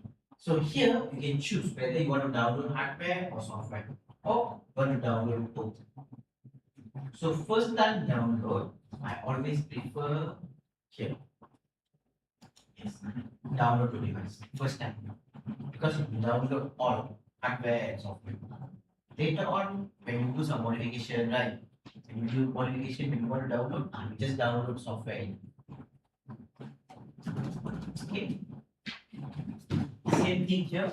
When first time you download, it asks you to search the PLC. Start search.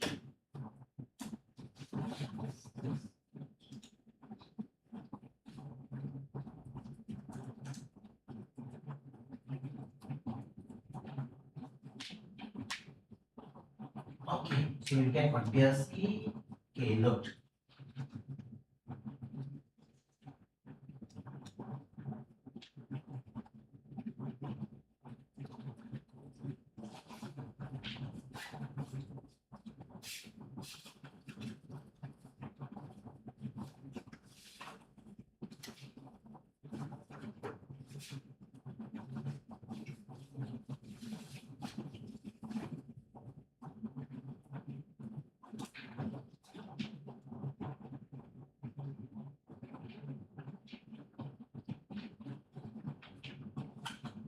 Okay, so it asks you to synchronize.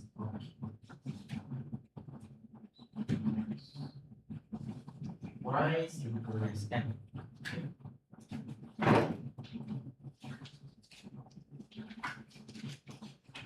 Okay, see here. The name of the PLC is PLC1. The name of the project, right? I mean, so this is the project. The PLC name is PLC1. So, how many projects you do? So, whenever you create a new project, you mark PLC1.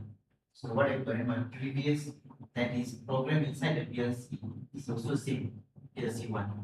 Yours also same.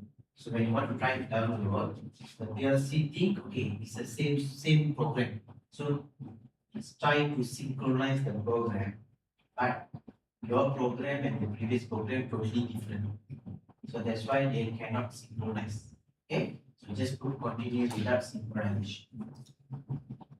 Okay, now, so like this means warning. Warning you still can download. If you have an error, means there's a red cross mark, okay, the red X mark. That is error. So error cannot download. Warning can download. Okay. So it says the warning that is device is connected to a normal laptop. Okay. So it can be no problem. Stop the module. Okay. Click it. Download. Because why? When I want to download, I will stop the module. So this is the one. Whenever you see that kind of download, right? it will come to here, this point. So, I said that you wanted to do upload, but by mistake you click download, right? It comes here. Because you remember morning we uploaded, click upload, then automatically it's already uploaded. You don't have at this stop the PLC or that. So you need to know. Upload, no problem. You just copy it. But when you download, I will always ask you this to stop. But first time, this project first time download is stop. Second time, third time, I'm going to stop. Okay. Why I need to stop? Because I delete and replace system data. System data means your device configuration. Okay. Alright. Then download the software. Okay.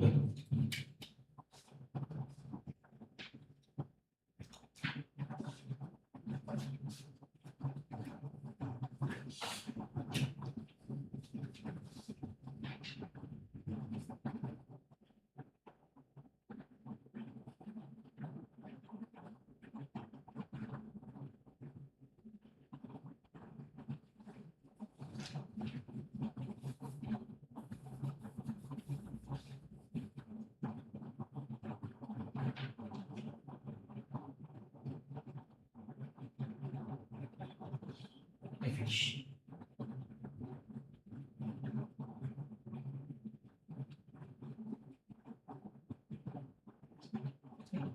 Already done. Monitor. Monitor means you can go online and monitor. So like this means it's online. You see orange color, this is online. Online you monitor.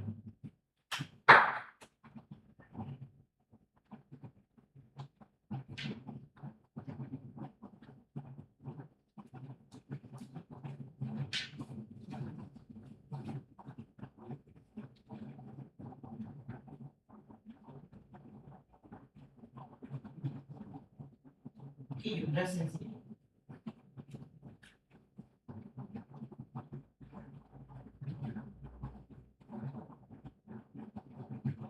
Okay, you press stop. Right. Can I?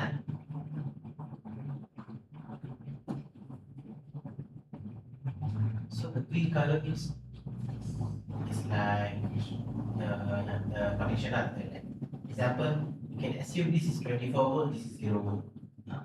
That's how normally, because you see ladder logic is actually it's like a single line diagram.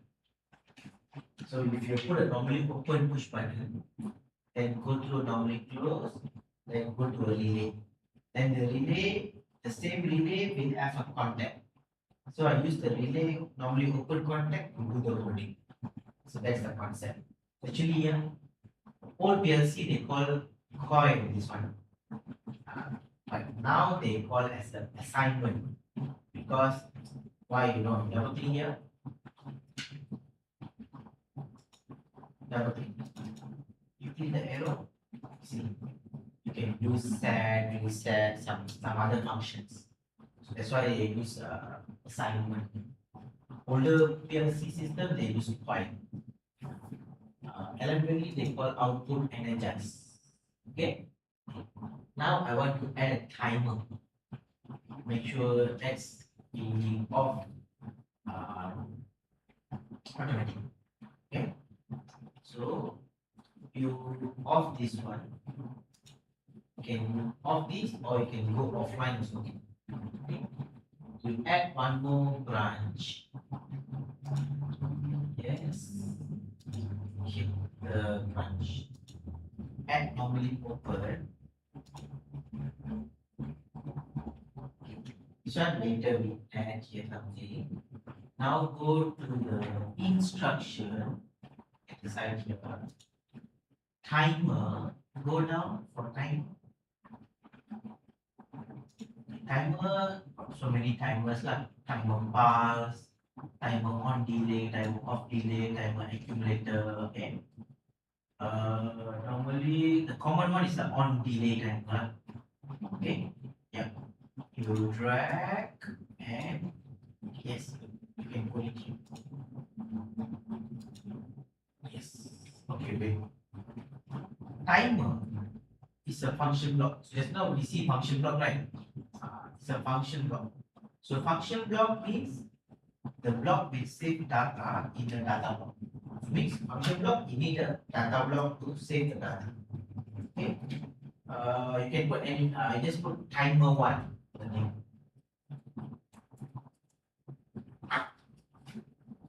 Okay.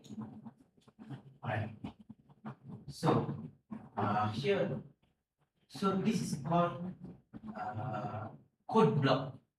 Means inside here already have some coding. The input, output. But this coding we cannot open up because it's a Siemens one. If we do manually, that is called our coding. So our coding we can do in FB or FC. Okay. This is the input. So timer on delay very simple. When there is an input, the timer will start to count according to what is the value here. Once I reach my set point, I will energize the output. That's all, very simple. Okay. If the input is off, the current value becomes 0, your output will off. Okay. So to run the timer, I can use the start button because when I press, it will on, when I release it will off. So timer also same as that. When I put the start here, when I press, timer will start to count. When I release, timer will become listen. So what I do, I use the motor to run the timer. Okay. So this is the motor.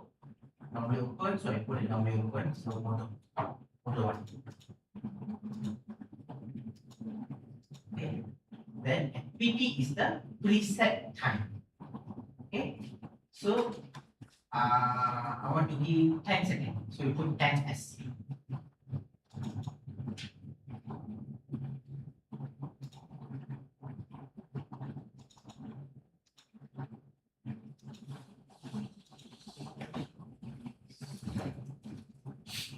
Okay. Then output. What I want to do is very simple. I start to go on. Then once I reach 10 seconds, then there will be an output. And I want to use the output to off the mode. Okay. So output here will become 1. After 10 seconds, this line become 1 or 0, right? Okay. But where I need to stop the value 1, I need something to stop. And so I cannot use an input. Input is physically must have something. Of course, input we cannot use as a file N. But I cannot use the output also. If I use the output, I'm wasting an output. So what I do, this is where I use the memory M. Okay. So you click here, no, and the Q. Then you add a coil. Yes, coil. Then you, so memory, we haven't created in the PLC tag, right? Because in the PLC tag, we can only the import. So memory is up to you which memory you want to use. Because I and Q based on your wiring. Memory can use any memory. So I start with M0.0. Yeah. Yes, the first memory. Okay, why M0.0? Because memory I have 0.0, memory byte MB0, MW0 semua ada. But basically I guna M0.0 because it's a boolean bit. Okay. But tag 1 is a default name. Okay. So I don't know what, because tag 1 is by default lah. Okay. So you can put any name you want. So for me, because I want to use this one to off the motor 1, right? So I rename. Right click it. Rename. Yes. Rename to motor 1 off.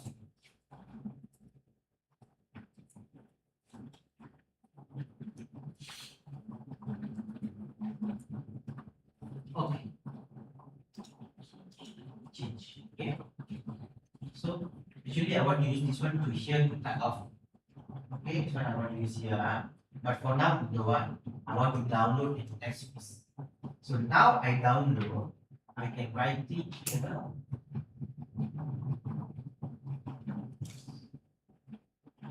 I can write in the PLC or I can write in the program block actually.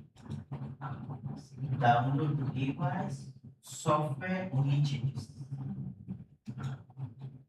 Or I can use this download screen. You memang download the changes only.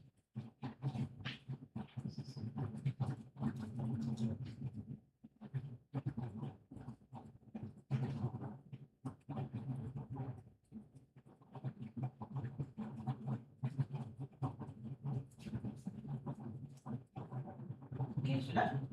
Monitor.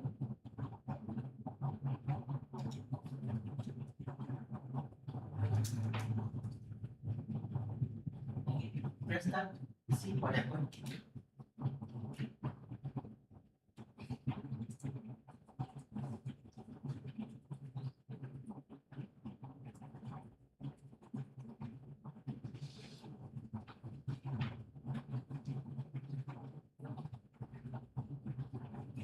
Okay, but we belum off lagi dah kan? Belum, because we haven't put it here. I just want to show you this one. So after 10 seconds, output on. Okay, you stop. You see how when I stop, motor off, timer is. You start again. Okay, stop. Reset. So we need to understand how the timer works. Then only we can troubleshoot as well. Okay. So now I want to use this one to off this. Okay. Put it here. Now I online then. Yeah. Now I online. Don't offline. Just click here. Normally close. And automatically dia dah off the monitor. But dia masih lagi online. Okay. But they just off the monitor. Put here the M0.0.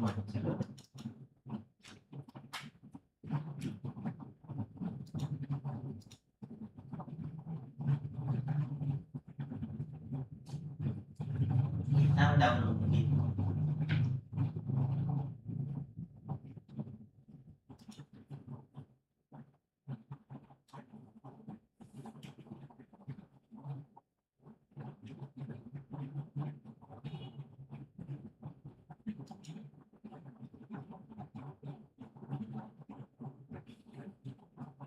Okay, now let's start.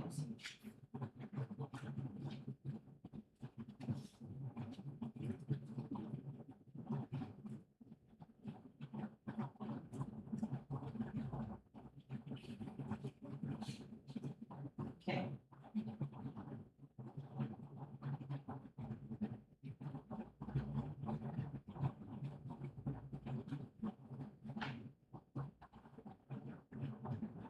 But now you can see this memory they on. Because I'm like because it's like this. That's why I created that first. And that's again. Put memory, right? Then I put the memory here. See how it works. So this is normally closed. Current can go lah, right? So when I press start on motor, then on this one and also this one. Okay. Then I will on it here. Then I remove my hand. So off. Okay. So actually when this one on, here also on, here also on. But my PLC will connect this first, then only on this. Okay, because my PLC will scan left to right and top to. That's how the PLC will work. Then after that, this one is connect. Then continuous scanning until I reach 10 seconds. Actually, this one turn on. So when this one turn on, what happens? This one will off. And so when this one off, I will off here. Off here. I will. So when the PLC scan, so I will off these, then so off. So So for timer, when the input is off, your output is off. Then when output off, this one will off, and this one normally goes back.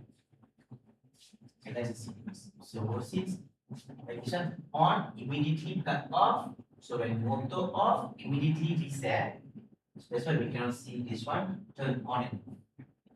But earlier, when I don't have this one, you can see turn on. Now cannot because it's very fast. Okay, good. Then what we can do, because this is like a relay, in actual system, it's like a relay. Okay, so now I use this one to off the motor one, right? And use the same thing on the motor two. Okay, but you see, but this memory is like on and off immediately. Sorry, this memory. Same like my start button. Because when you press it on, when you release it's off. So the same. Once I reach 10 seconds on, when I cut off the motor, they're off. So it also become on. So if I want to make it run, so same like this. I let you.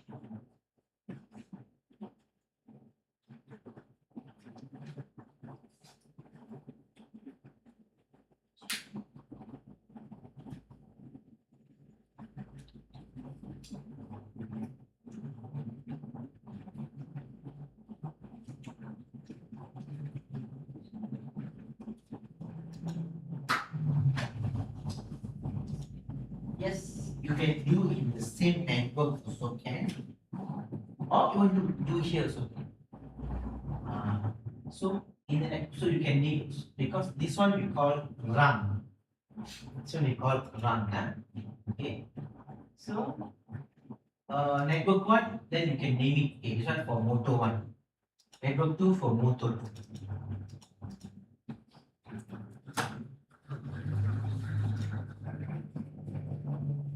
You want to continue here so can or you just delete the one. I delete the line, yes. Yeah. Then you go down, yeah. Now we open. Use the memory to on motor 2. So if I want to stop, I can use the same stop button.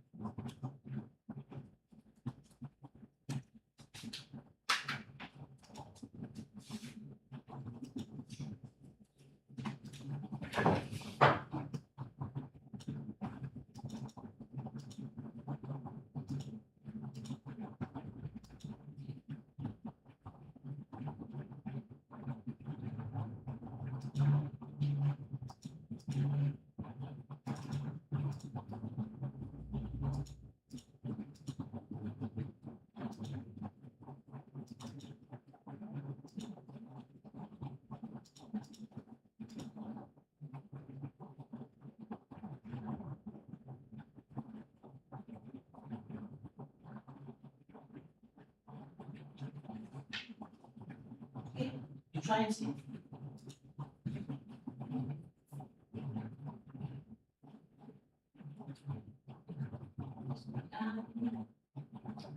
Simply still go online, still need to download first. Yes, because even though it's online, it shows here, you bring the mouse here, it shows that the orange, yeah, online offline.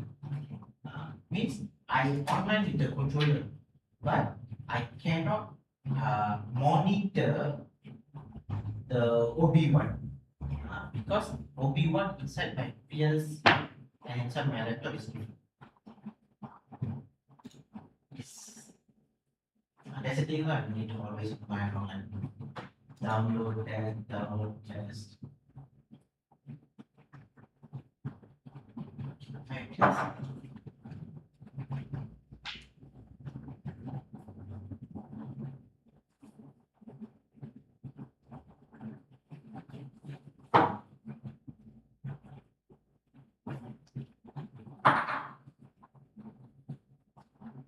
Good. So betul tu continue running lah. Stop, jangan stop. Okay. Any question? So far, yeah. What we do, we take a short break. And after that, on the back, we can have some other 2 or 3. Okay. So if you want a coffee or tea, you can get coffee or tea. Yeah.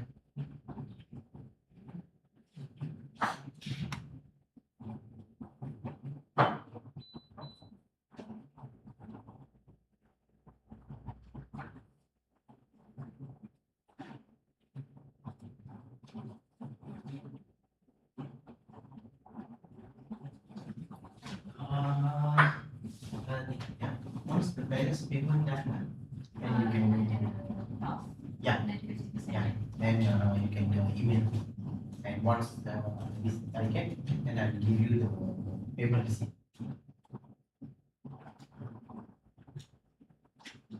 How is it? Now it's like, is it a break for you? Because now like at the end of the project, Okay. and before I think in July we moved to another project, so I just Okay.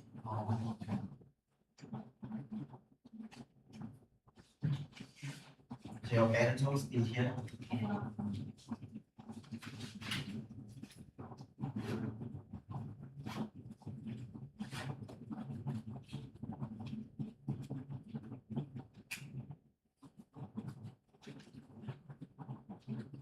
Or do you from your friends? all my friends. I don't know. You already informed your friends you are in GB?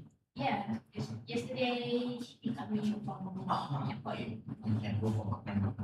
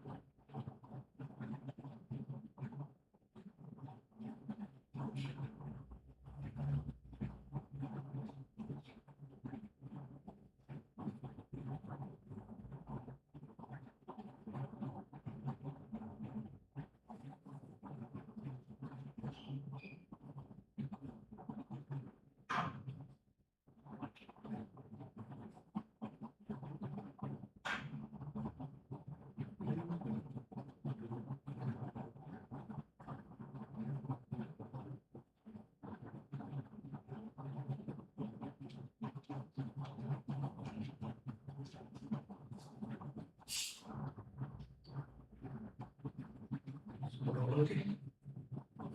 So I just have to go outside a few admin things.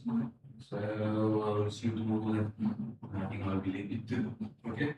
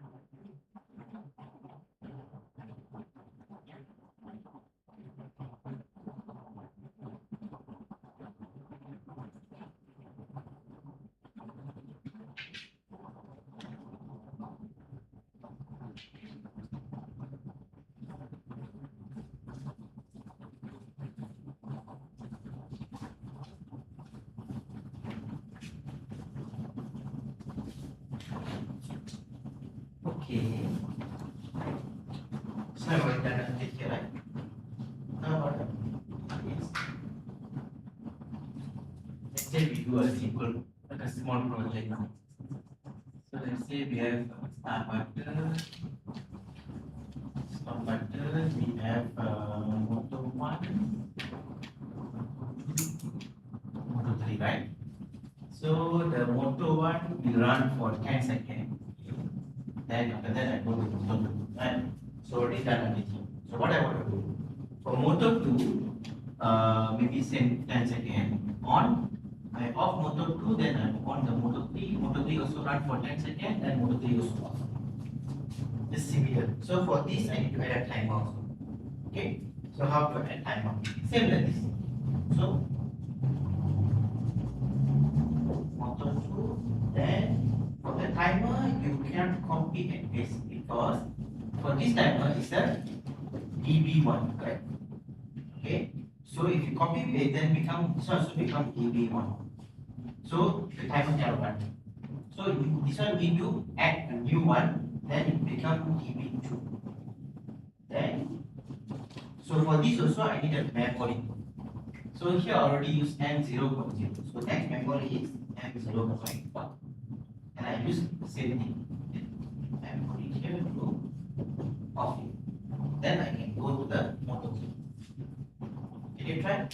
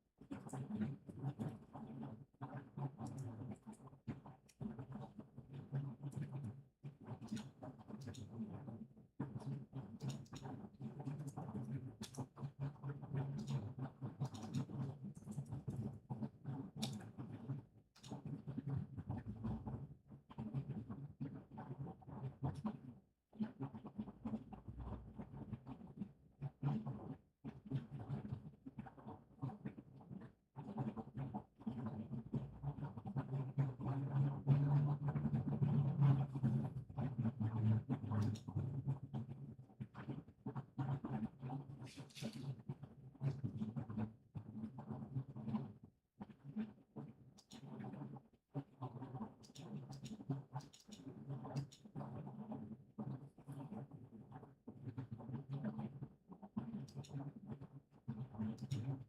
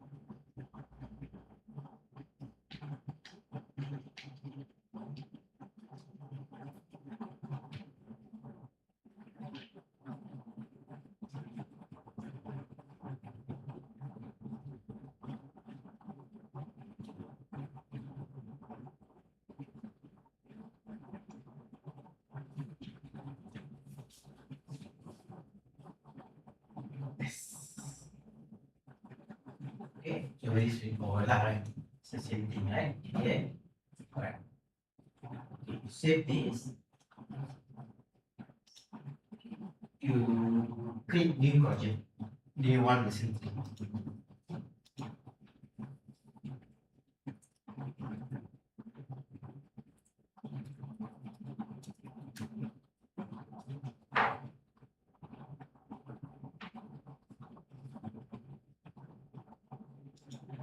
Here you add the device, add the PLC, then same. Start stop, motor 1, motor 2, motor 3.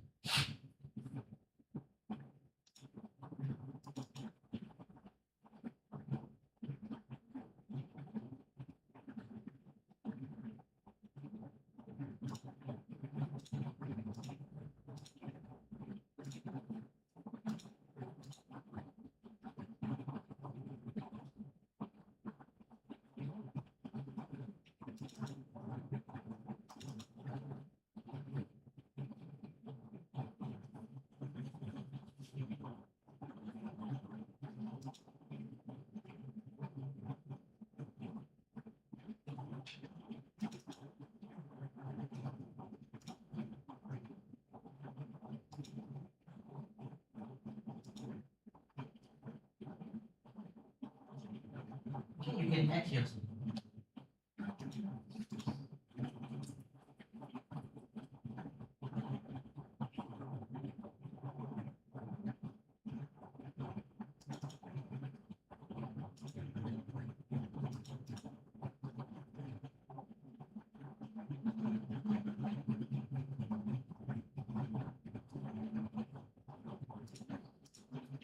You can add here. No, you can add in the PLC that, or here also can, but bring it up.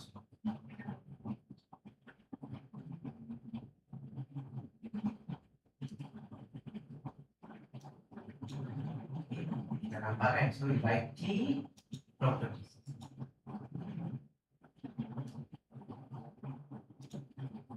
Yes, then I will add. So you can add here also can. Or you want to manually add the PLC tab.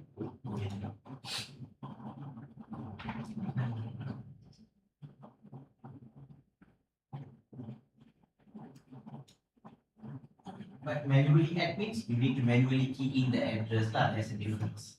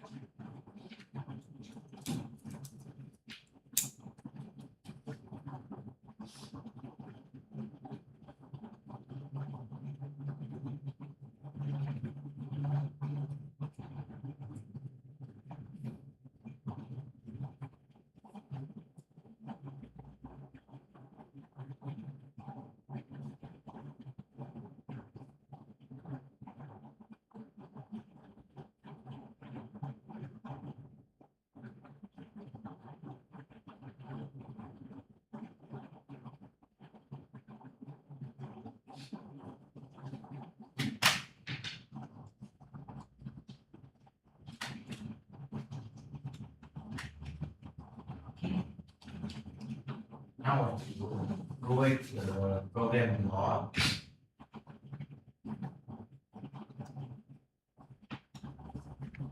Program logs. Yeah, OP1. We want to do a similar program, okay, but this time I want to use set reset functions, okay? So like this, I'm using a normal chord, right? So I want to use set reset start, then I choose the coil, then from the coil I can change to S7 motor 1. So set means I don't need to latch it. It's like a they call as a latch relay. Means once I send signal, it always will on. So if you want to off these, let's say you want to stop, you need to reset it. Okay. So for timer also same. Let's say I start motor 1, I want to do some programming design. Start motor 1 on. Then I use the motor 1 to on a timer.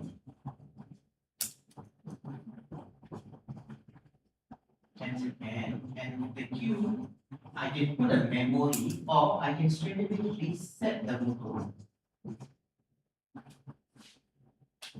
I don't need to use a memory here. Because here I need a memory. Why? Because if I want to off this motor, I need to cut off the holding. So create memory, I use the memory. But in this case, because I'm using a set, if I want to off this, I need to reset it. So I use this way.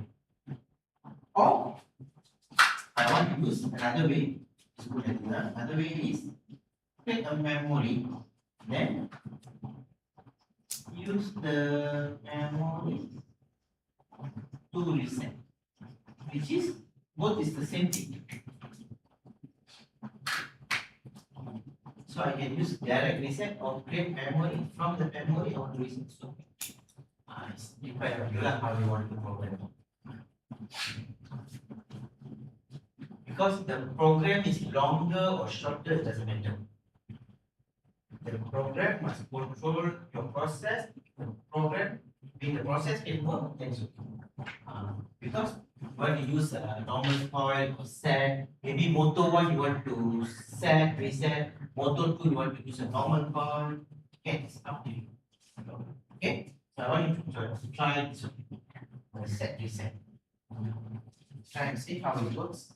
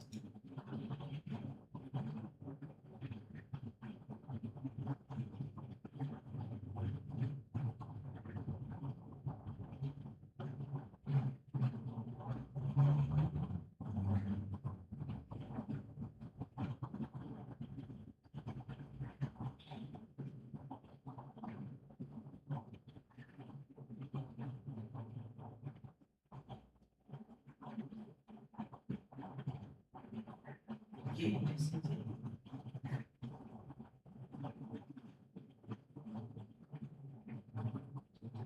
So is it way to program the input exercise? Oh, It's just we use the instructions, different instructions only. Okay.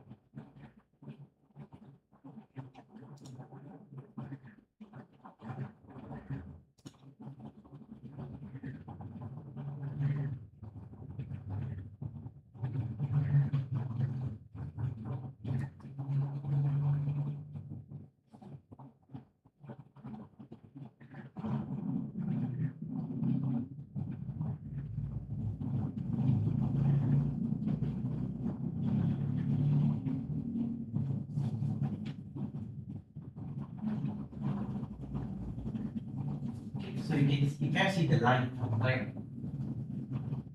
You only can see it's set. This one is on.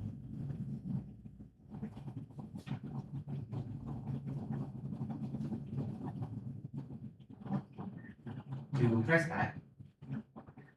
Okay, see the line is not online. So only one time just set. So whenever I get it, I always keep the value. So until I reset, then I become 0.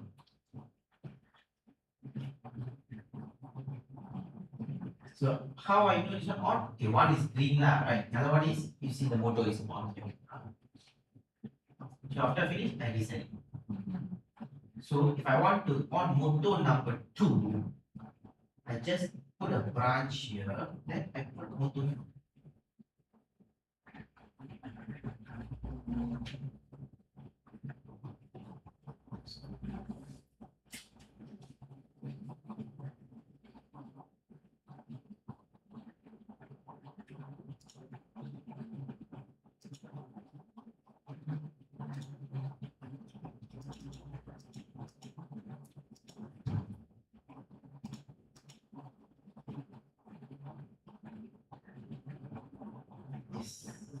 Set.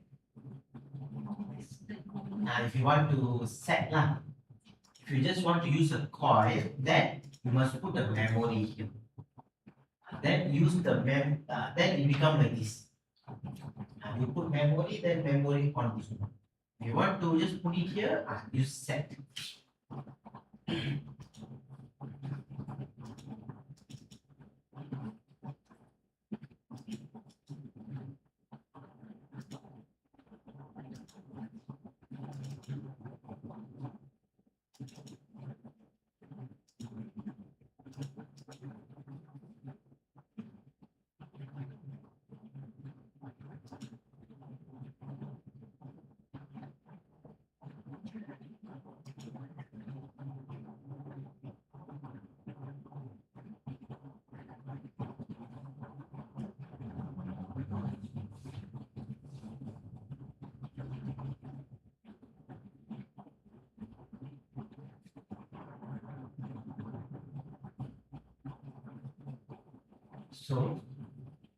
So if you want to stop, right, to do right, so you need to save this. When I stop, I reset.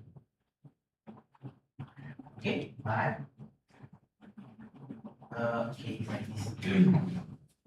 See, I give you an idea. So then I put here set to 2, right?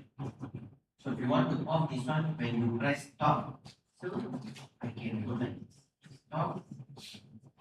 Release set motor. Okay. But you see, this one and this one is the same thing, right? So there's no other conditions here. So I don't need this one. I can put reset. Means I just simplify it. But if I put here also no problem. It's the same. I'm just simplifying the component. So that's the advantage of PLC, okay? Because if I don't use the PLC, I want to use relays. I can use relays. But like this, for example, relay means what you have. You have a coil and contact. That's the thing, okay? So because there's another relay that is called latch relay, means this relay is a normal relay. You give signal on, you remove off. So you need to latch. This one they have a latch relay, means you just give one pulse, it will always on. So there will be two input for the relay. For this only normal relay only one coil, right? One input. Then this type of relay will have a two. But what is the advantage here in programming PLC? I on, then I have a contact, right? Normally one relay, right? Maximum how many contacts you have? There's one contact, two contact, four contacts. Maximum standard four contacts. But in PLC, I on a relay, or just put it as this one, I on, I can have multiple like this. This memory, right? Now we open a calculator, now multiple times I can use. That is the advantage of PLC. Then just now you asked me, when I use the set reset, do I need to do any changes in the PLC? No need. Because the thing is, how the PLC work? The PLC, can I erase this? Yeah.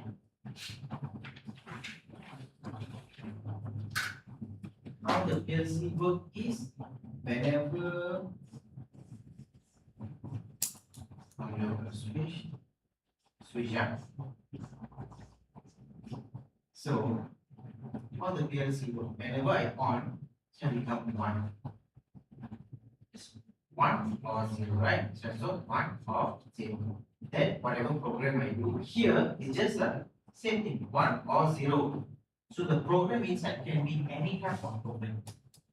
So how you on the output depend on whether you want to use a normal call, set reset, or some other function. Later you will have some other functions. So from that functions you want to on and off is dependent. Okay, so there's no settings on the PLC setting. It depends on how we want to do program. How very simple. When programming is the logic is I get a signal when to on, when to off. So that's where we normally will do a flow chart. A simple flow chart. Because if you see your machine flow chart, normally will complicate, right? Start and will go loop everything. I make it a very simple one. That is, I have two symbols. This one is the condition. This is the function. Okay, so it means the condition is okay. Like for example,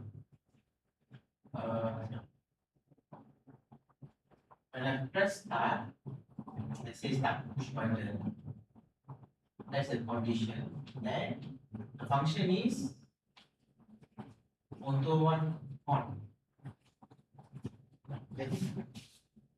Start, I'm on. So it's depends on me whether I want to use set or I want to use coil. Okay. At the same time, I want to on a timer. 10 seconds. Okay. Then once the timer done, timer will give me one output. That is the timer 1 Q is my output. What I want to do. So this is the condition. When the timer give me an output, what I want to do, the function is auto 1 off, auto 2 on. So that is, so when I start, auto on. So when I start, auto on. Then the same start button need to on the timer, right? But okay, click on this one. Stop. So according to this, when I start motor on and timer on, okay, means one condition, two function. Okay, so can the start button on the timer or not? If I put the start here, can it run the timer? Cannot run because it's a push button. So I take out this. So what I can do? So when I start motor on, right? So on at the same time. So I put the motor one here. Okay. Then done. So done. When timer Q, motor off. So at Q, I want to off the motor. So since I'm using a set, I can reset. So reset. At the same time, the same condition, I have two functions. One is motor one off, motor two off. So when we do program, we base on function condition. What I get and what I need to do.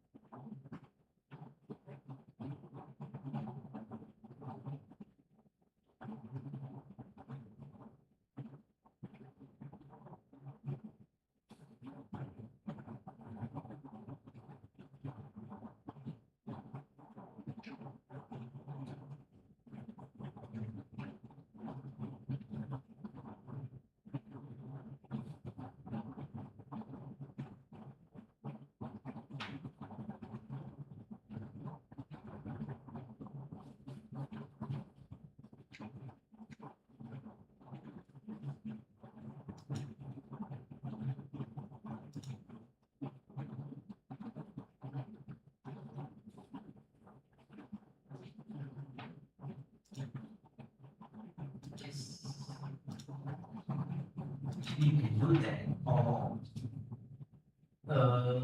you delete this one. I give you another example, another way. So you want to reset the motor 2, right? Actually, you copy the motor, copy the set, yeah. You copy paste here. Then just the S change to R. Reset. Easier way.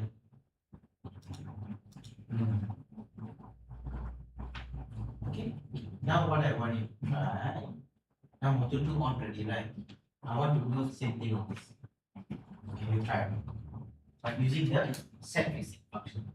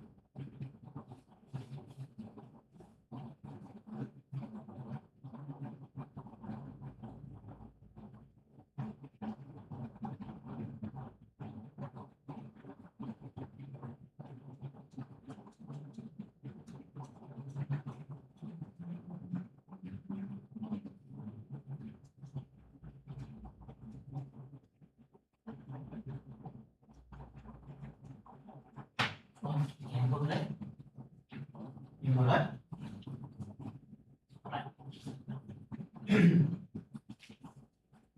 And you see. So from here, you save this one.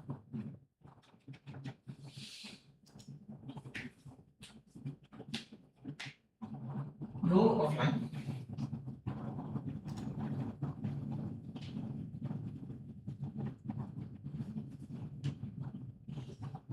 What I want to do is add new block.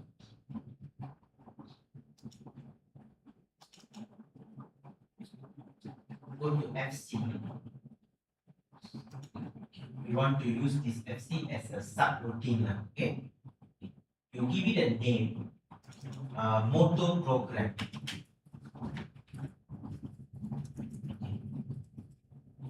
And you can use actually got ladder, ladder, FPD, and structured control language. So ladder, normal ladder, right? FPD is a block diagram. You will have like a block, you know, and not, right? Something like that blocks. Okay. Then structured that is also like a programming. If, then, else, and you can use the and not. Okay. But like the coding one. Okay. Ladder is like a wiring diagram. Okay. But you can use ladder. Okay. What I want to do is go back to the OB1. Yes. You click on the network one. Right click on the network one. No, this cut.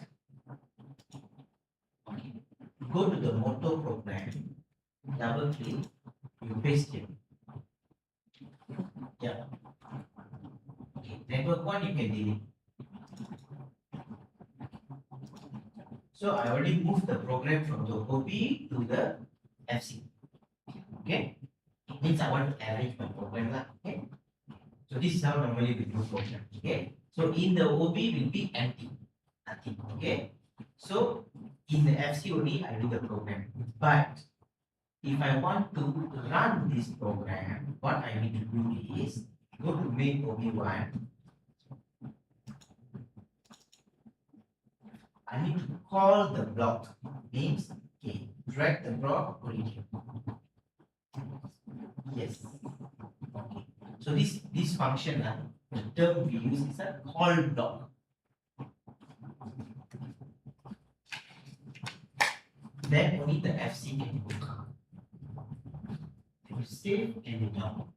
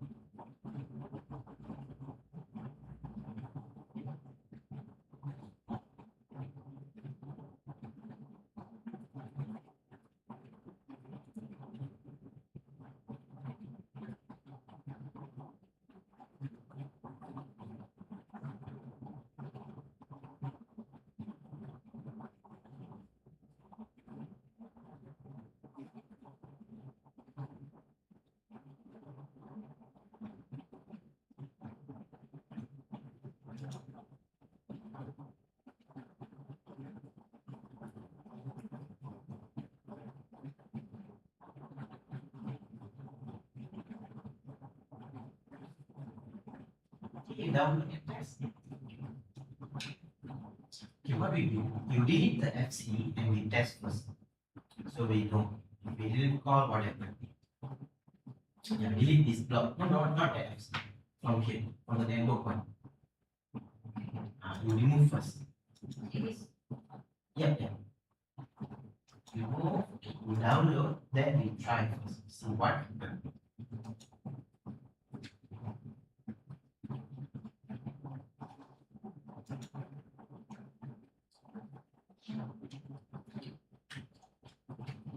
Okay, monitor.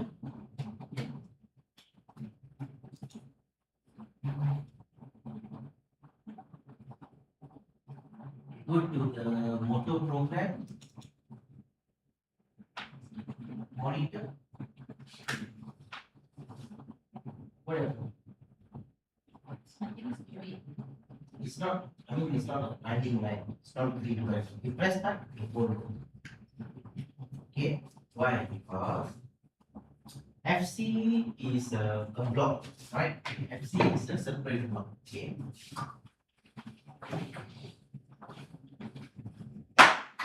So we have OB1. Okay. This is the main block, organization block. Okay. Then we create an FC, and inside here I will do the motor program. And let's say I didn't add this FC in my OB. So when the PLC run, because my PLC only can go to the OB and can scan the program. It cannot directly can go here. So that what I need to do is the FC I need to add in my OB. So that the PLC can scan OB. From the OB, I scan the FC. So that is how it looks. So I can create multiple FCs. So this one for my pump program, I can call here. Okay, and I can inside FC I can create another FC also. For example, the I create another FC thing. Let's say this is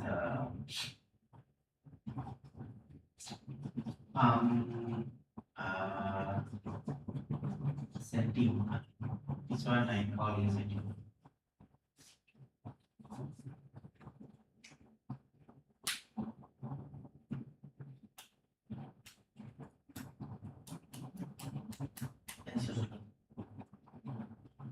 So means the PLC is get OB. From the OB I go to the FC. FC2.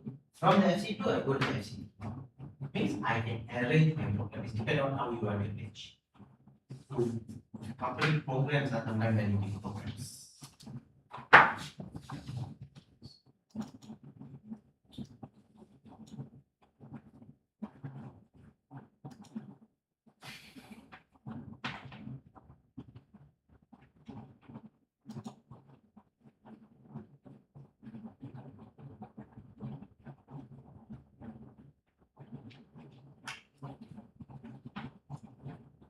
Now you go to the monitor. Okay.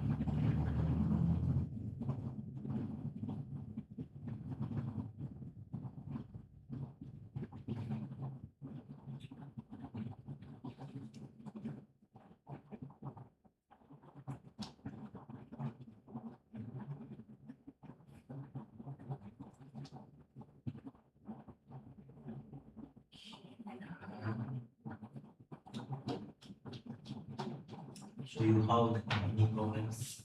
I have one company program. So you want to compare with just something similar.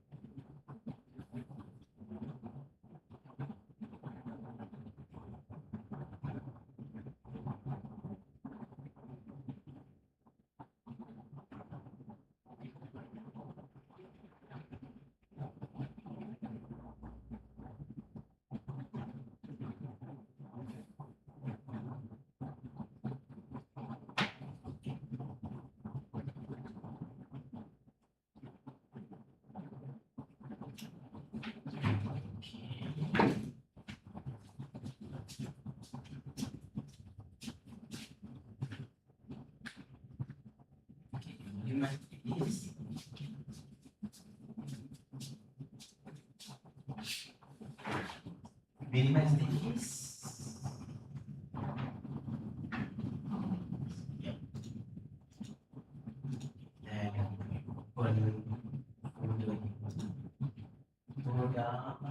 USB. This one is regular, so it's my company. Show you. You open it. Yes.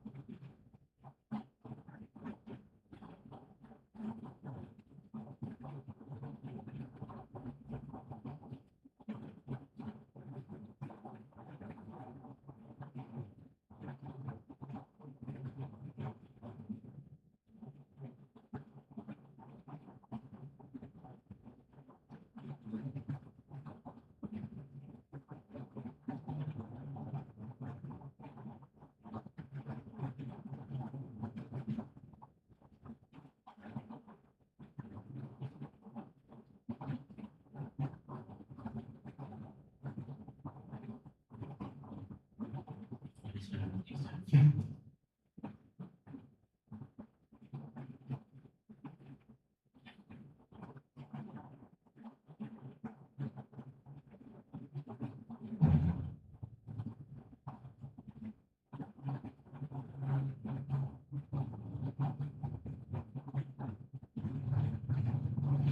open project.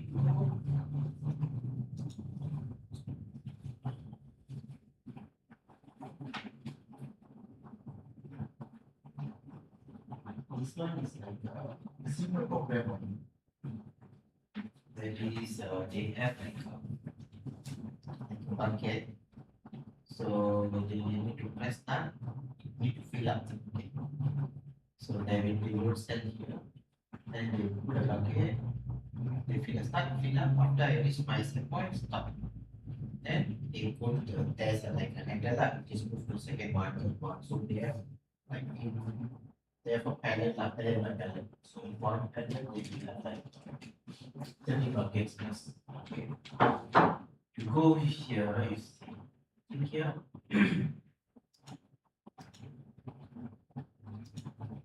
Program blocks.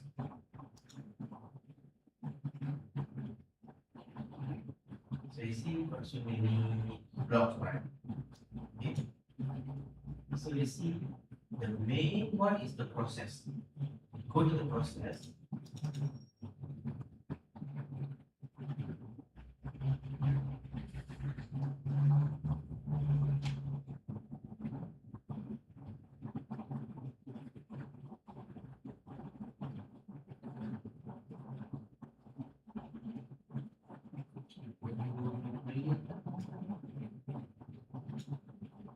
Go up. So each one I just put it up here so I can calculate the weight, put down. It's a normal, this is a calculation. Normally close, normally open, and then put up. It has a move function, put up. This is the main data, so it was main interlocks. Okay, put up. Then before simple, you can count something. Okay, this one you want to open. This one is to open the valve, open and closing the valve. Okay, put up. Okay, then reset everything. So this is the main thing. The rest is like calculation, data movement, all that. Okay, it's going to be the same thing. Okay, let's say go to total weight. It's just the network will be just repeating same. Click here, just adding. So I add all the data to it here. Network 2 also will be the same. But network 2 will be parallel to something like that. Okay, that's the same. So only difference is only the process. So how I arrange? I do because all these I can put in one block. In one FC also can, but when later on write the program, later on troubleshoot will be difficult. So when I do like this, it's easier for me. So I go to main.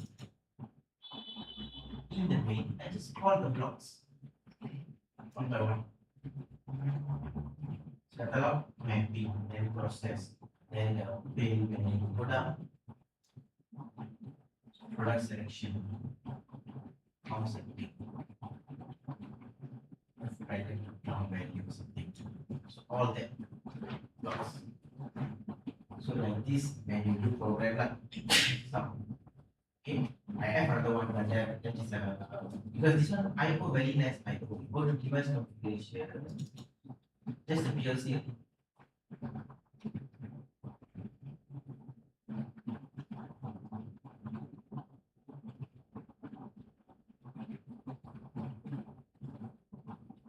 Just the PLC. I use a 1, 2, so it's a 1, 2, 1, 4. 1, 2, 1, 4. Then I use the communication type. This communication type because I need to use a Modbus 4 and 5 because they have a load cell. So the load cell is a Modbus communication, so I just use this. So the communication circuit I need to do here. So once I do the circuit, I get the weight Then I use the way to do all these programs. Okay. But I have a company program that is more complicated. That one also same. That one also, the process is very simple. There's someone, but the program, if you see so many data, because they want to send data, they want to do data logging. Here you see, I was doing data logging. That's why I also made introduce the main one actually, yeah, the item mapping. Because what I do, you go to IMAP, go all the way up. What I do, I take the input, I link to memory. So in the program, I use the memory only. Easier. You know why? Let's say this input is faulty. Let's say the terminal is already faulty. Then I want to go to number 5, for example. So I don't need to go and disturb them. I go and change the I is 0.5 because inside the program I use this memory. So sometimes we do that for bigger programs. Okay. So the main thing one, two, that's all. This one is for the communication setting. For the Modbus setting. Modbus they have their own block. Let's use their Modbus blocks. Once you do this, then only you can get a value. Functional advanced and advanced.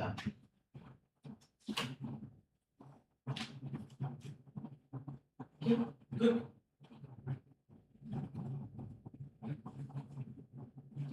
Any question? So far, yeah. So I just add here C, F, B, H. So we want to cover the set. Then tomorrow we can try one program. One project. Do a simple project. Then from the project, then we can do a HMIs. So we can see how the HMI works. Okay. Then when we do HMI, we will be using the DB and also the memory. So you can know when to use DB, when to use memory. Okay, good. No question, so you can close. Then your project is saved. And yeah, so we can continue.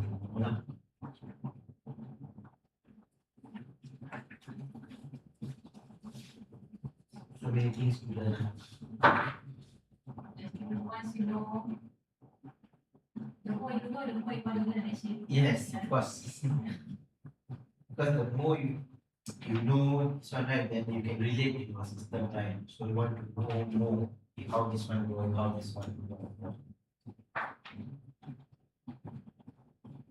But the best one, if you want to improve a bit, best one is do projects. Because if you want to learn yourself, right? You can learn for now, you can learn slowly one by one. At one point, you don't want to learn also. Because the main thing you already learned already, to do some small project. Then after that, at one point, you know what to do. So you need to do projects. That's what I do. Now, at one point, I don't know where to explore more. One, I don't have time. I went training lah. No training, okay. But sometimes, but this last point, this one a bit slow lah. Okay, then after this, we will pick up. Because going normally towards end of the year, normally we pick up so many trainings. So that's why I take project. So now I have one I'm doing for my friend this one. This data I need to take from the cloud. That one is challenging. So I need to explore. I never done before. So I need to explore how to take data from. So that's one I told you that Omron, right? So I need to explore that. So when you get then you will learn new things. But when you do like that, the most important, whatever you do, PLC, two things is very important. The accuracy. This is like do I, Q, M, right? Okay, the accuracy and downtime time. These two is important. The others, this one all is logic. Logic, then let's say set, you need to know how to use the set. Okay. set, reset, timer, all that is you need to know how to use that functions. Okay, call function or instructions that you need to know how to use. But the main thing is to addressing the data.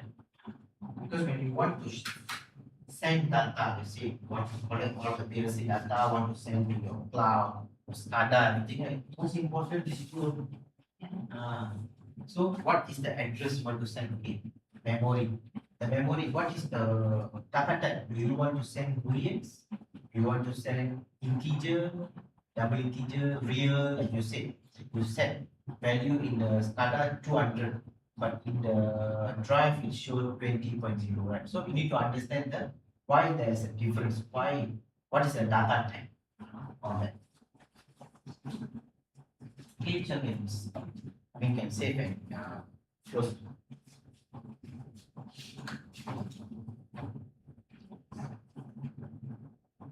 For our project, the remote monitoring is our site initiative to have everything in one application, so we can see air quality monitoring, ventilations. So for ventilation, we have to type like in the target we have a jet fan, but jet fan is mainly running from a BSD. We have been back BSD the BEG, but it's not PLC. We just directly This is the full speed, right? we just get the data from the BSD and then send to Omron DCP. Okay. Yeah.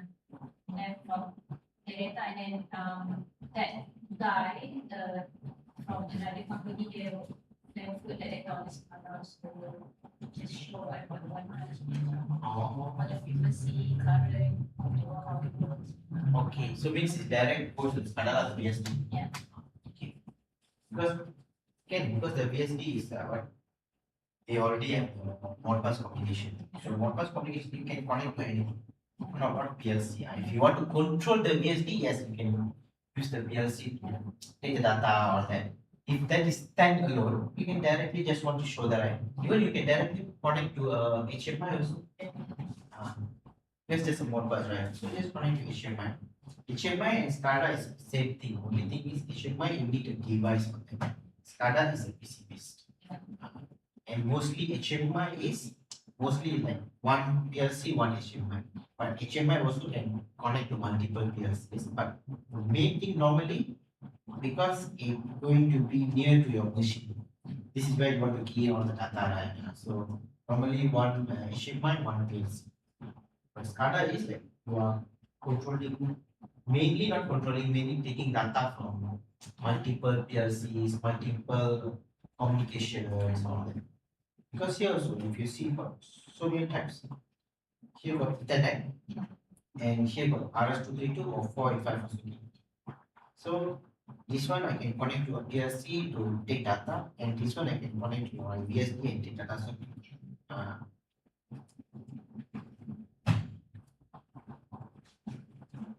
this one actually happens. So, when we involve in project more, then only we can explore more. It just be doing the same thing. I will sometimes boring and do trainings because I do the same thing. I'm boring. So whenever I just have projects, then only I can explore more. Okay, good.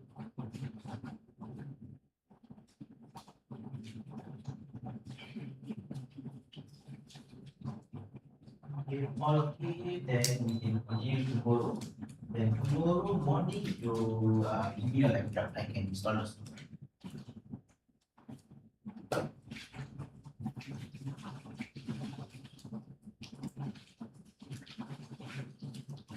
It's your personal laptop, right? Okay. Because I will put our license. Because sometimes company laptop can give our license. Only IT will control. Maybe so you want to install anything also need their permission. Okay.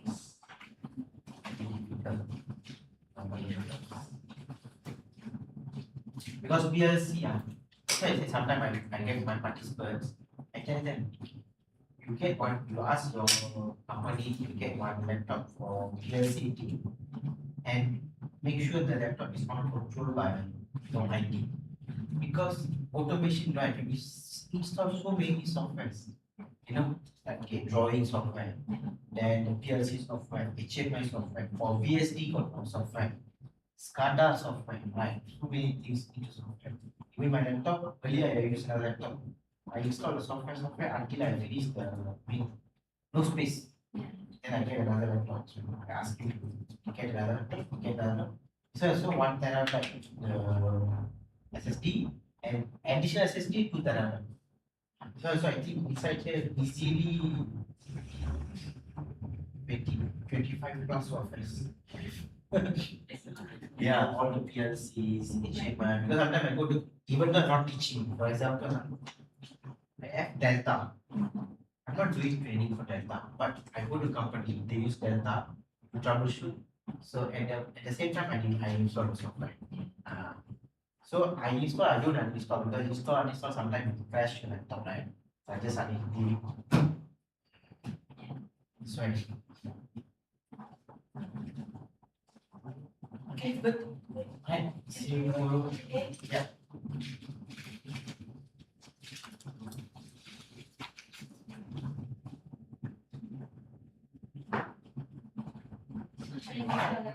Boleh boleh kan? Hey.